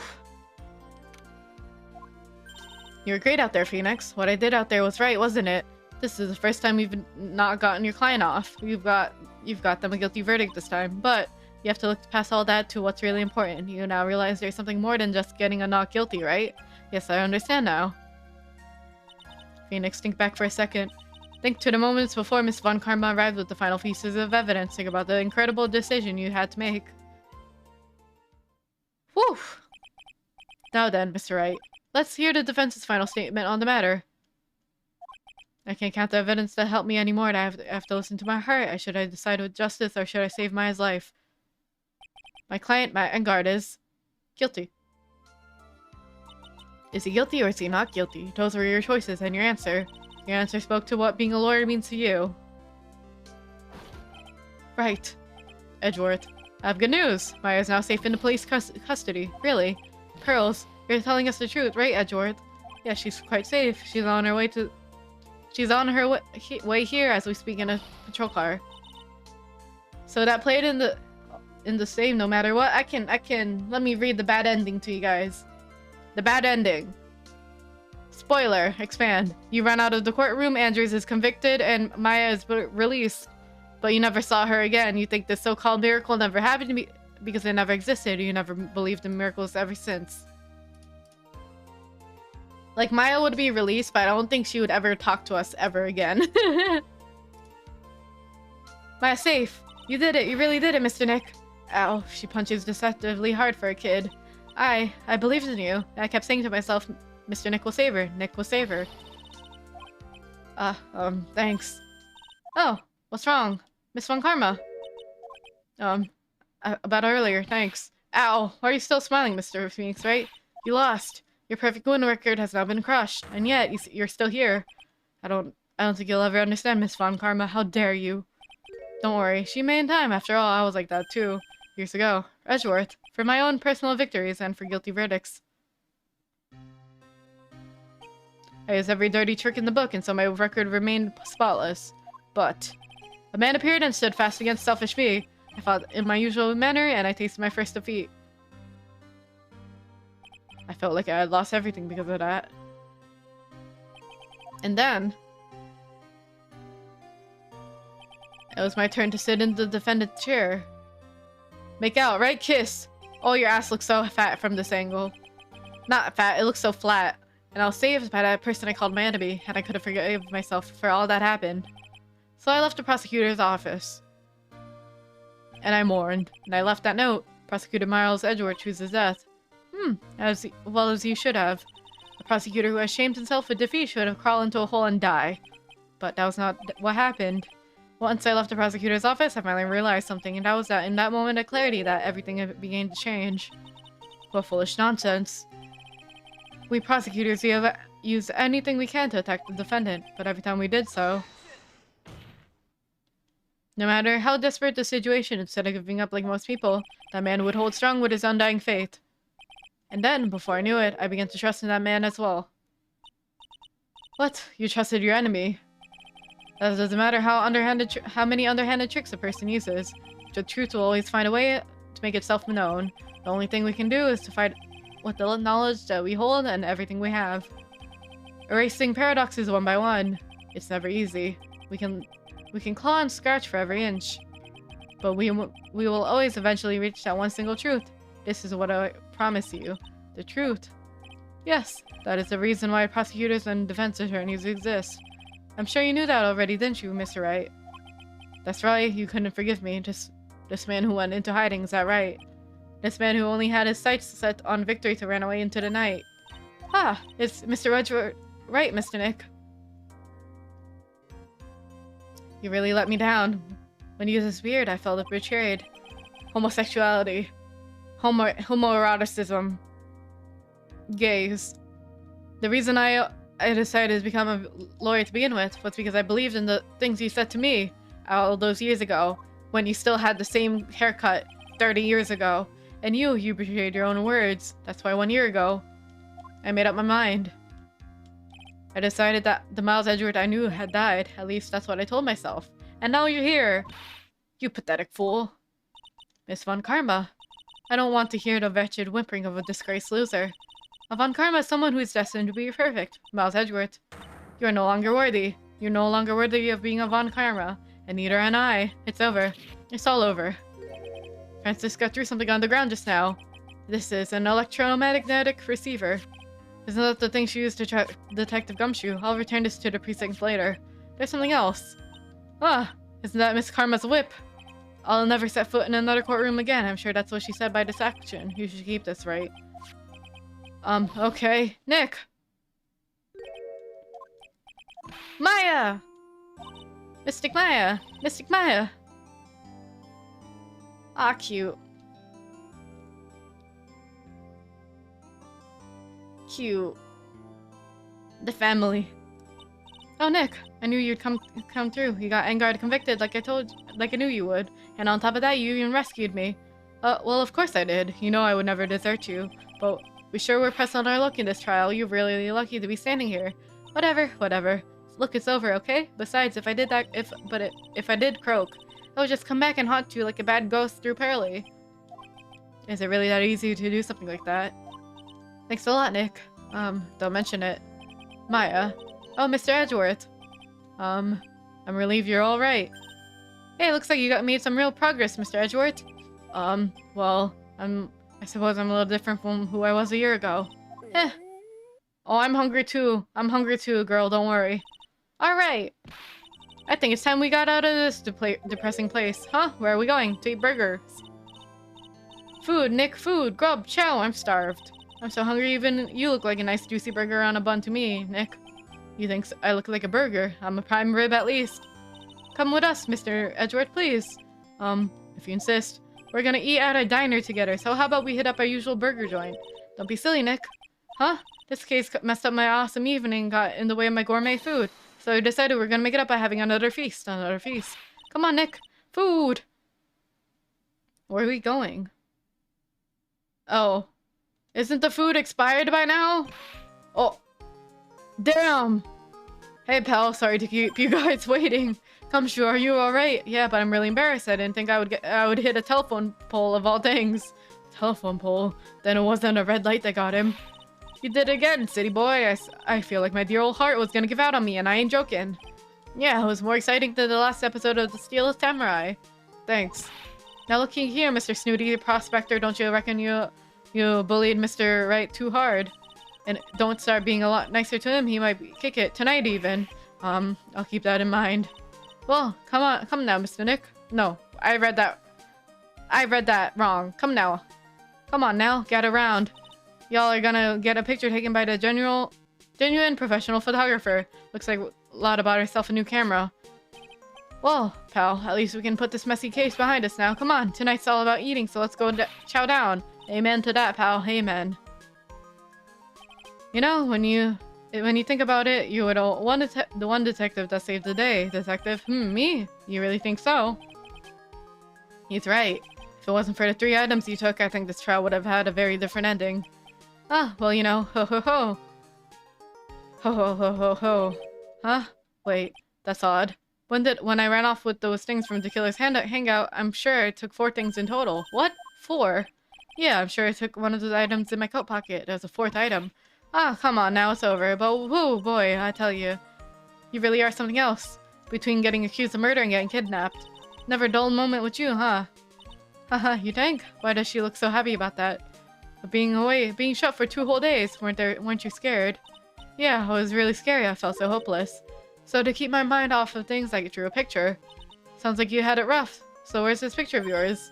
Yeah, I want to see Mystic Miles' picture. You know, I don't know where it went. Ah, that's too bad. Well, it's alright. It wasn't anything important anyway. Ah. I'm sure it's finally nice to see them both smiling again. Huh? What is it, Edgeworth? It's this thing picking something else. That's Miss Von Karma's receiver.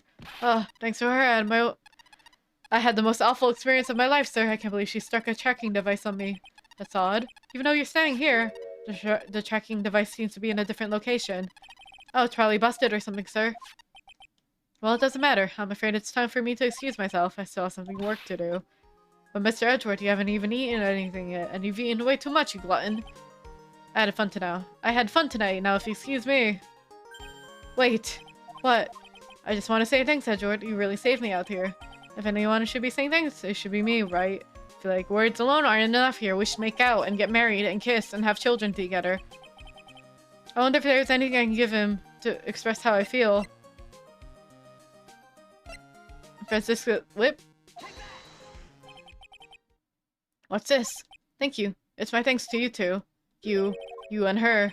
You don't need to thank me. I was only doing my job. Right? Use tongue. And saliva. Swap.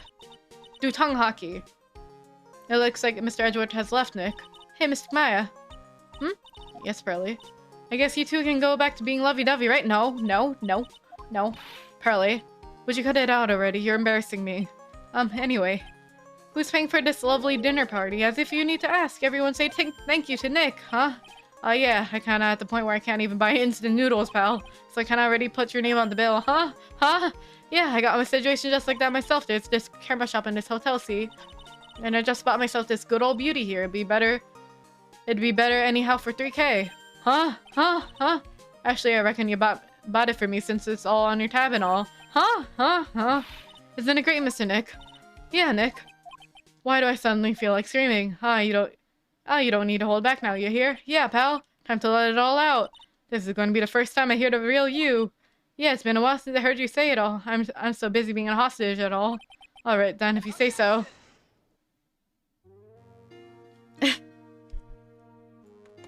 Wow! I'm gonna grab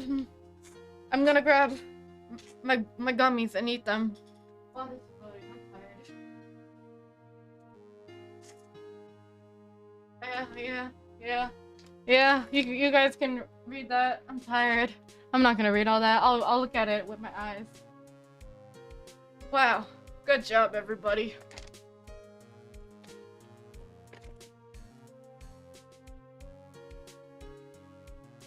That's crazy.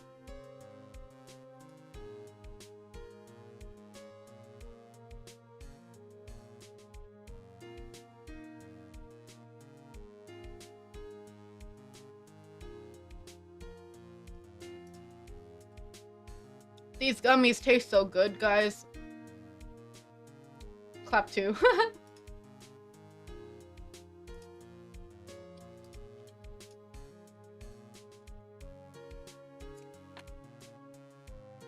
Pearl's having her straight girl moment.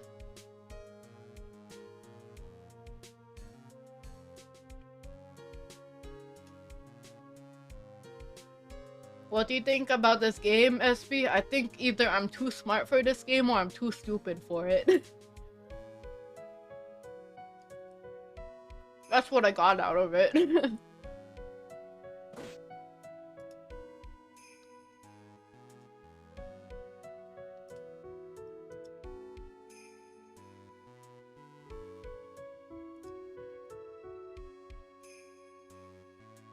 I can't wait to play the third series, guys.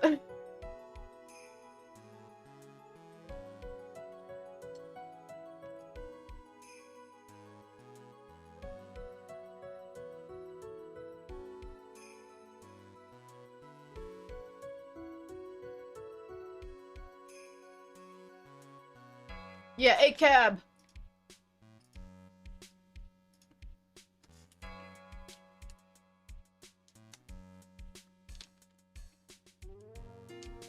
These gummies are so good, bro.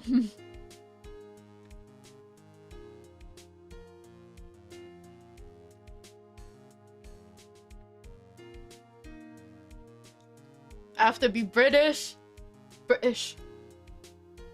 I gotta practice my voice for that then.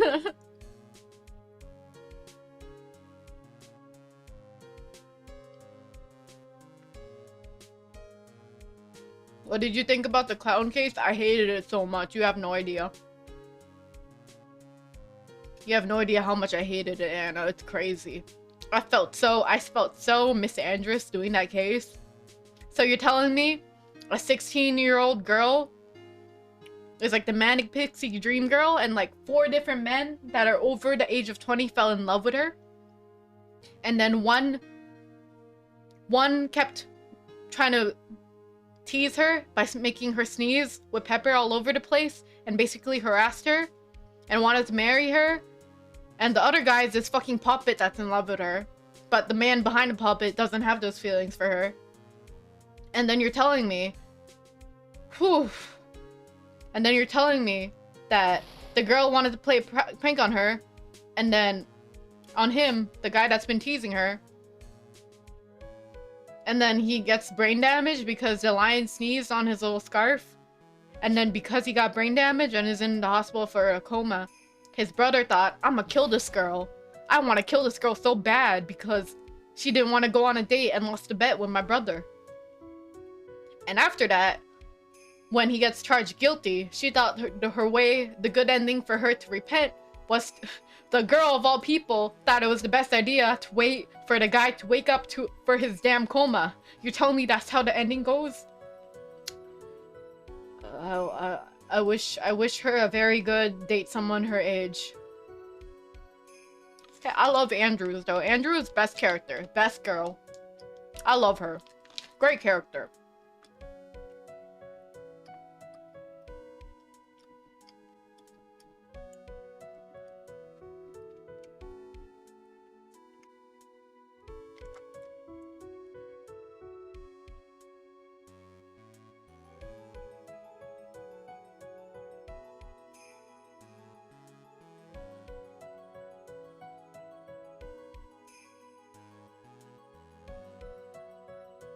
Super tested.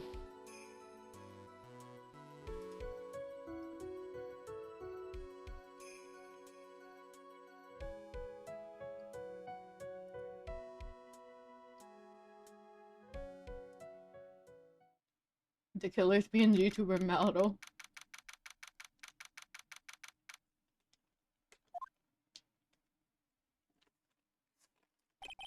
Where are you going, Francisca?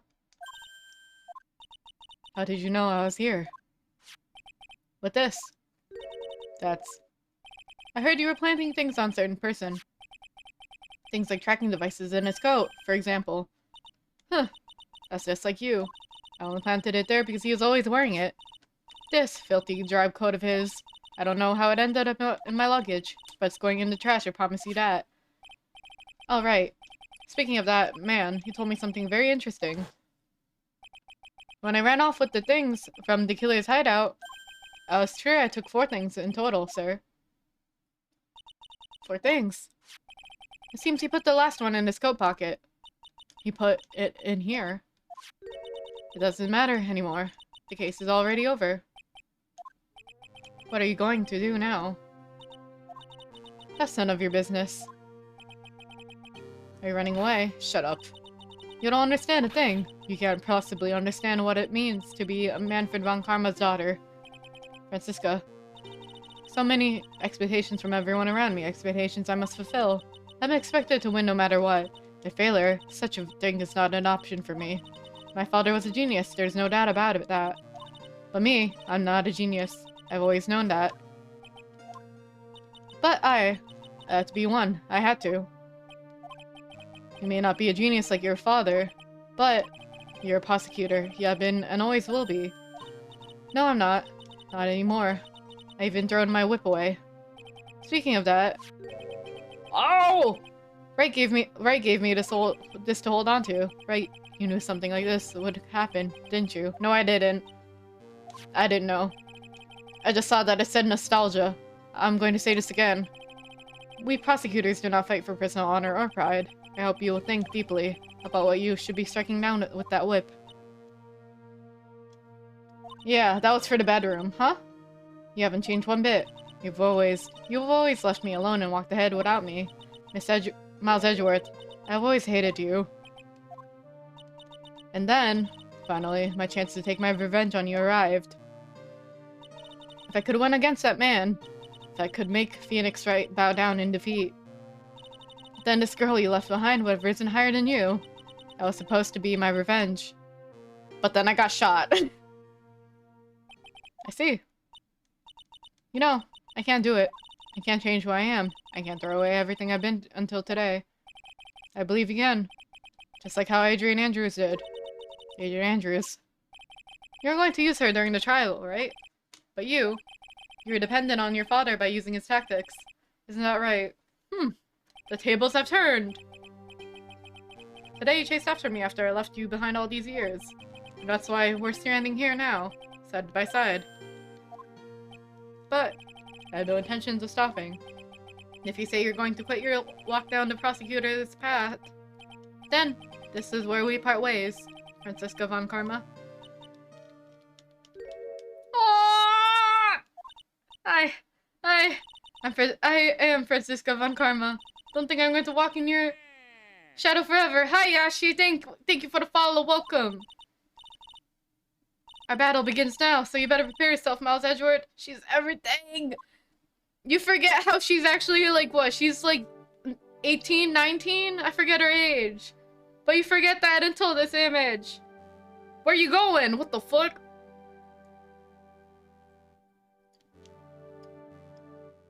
She's 18.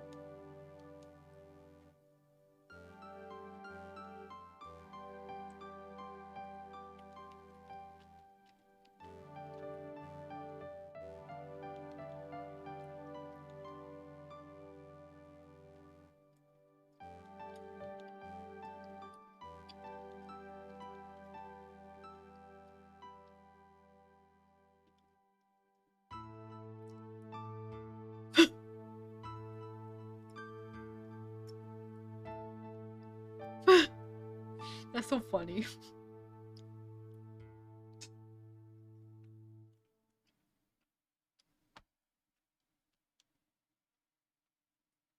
You thought she was 30? Nah.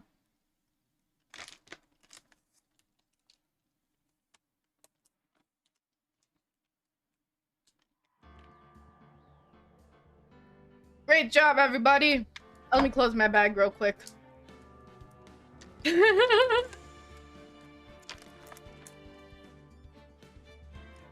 I kind of see it though, because it looks like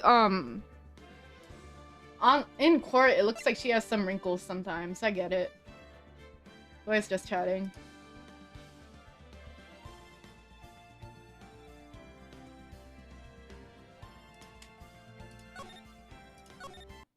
Exit game. Yup. Exit big picture. Oh boy. Oh buddy.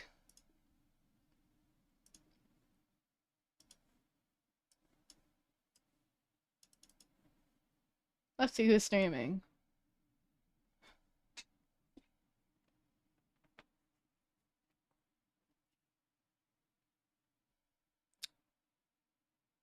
I think I kind of want to raid Hayami again since I did a really long Ace Attorney stream and she's also playing it. Either Hayami or Sad, because Sad's also he's doing a donut down. Okay. Flip a coin. Tails, Hayami. Heads, Sad. We got heads. Okay. Hi, Mars. Bye, Mars. We're gonna head out now. We're gonna raid Sad Lights. We got heads. Slash raid Sad Lights. Duh. You fell for it. It was crazy.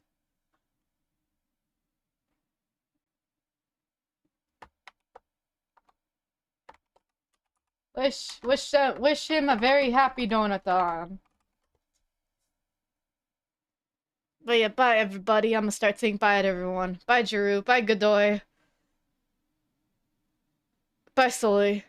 Bye Anna. Bye Mars. I'm gonna feast today.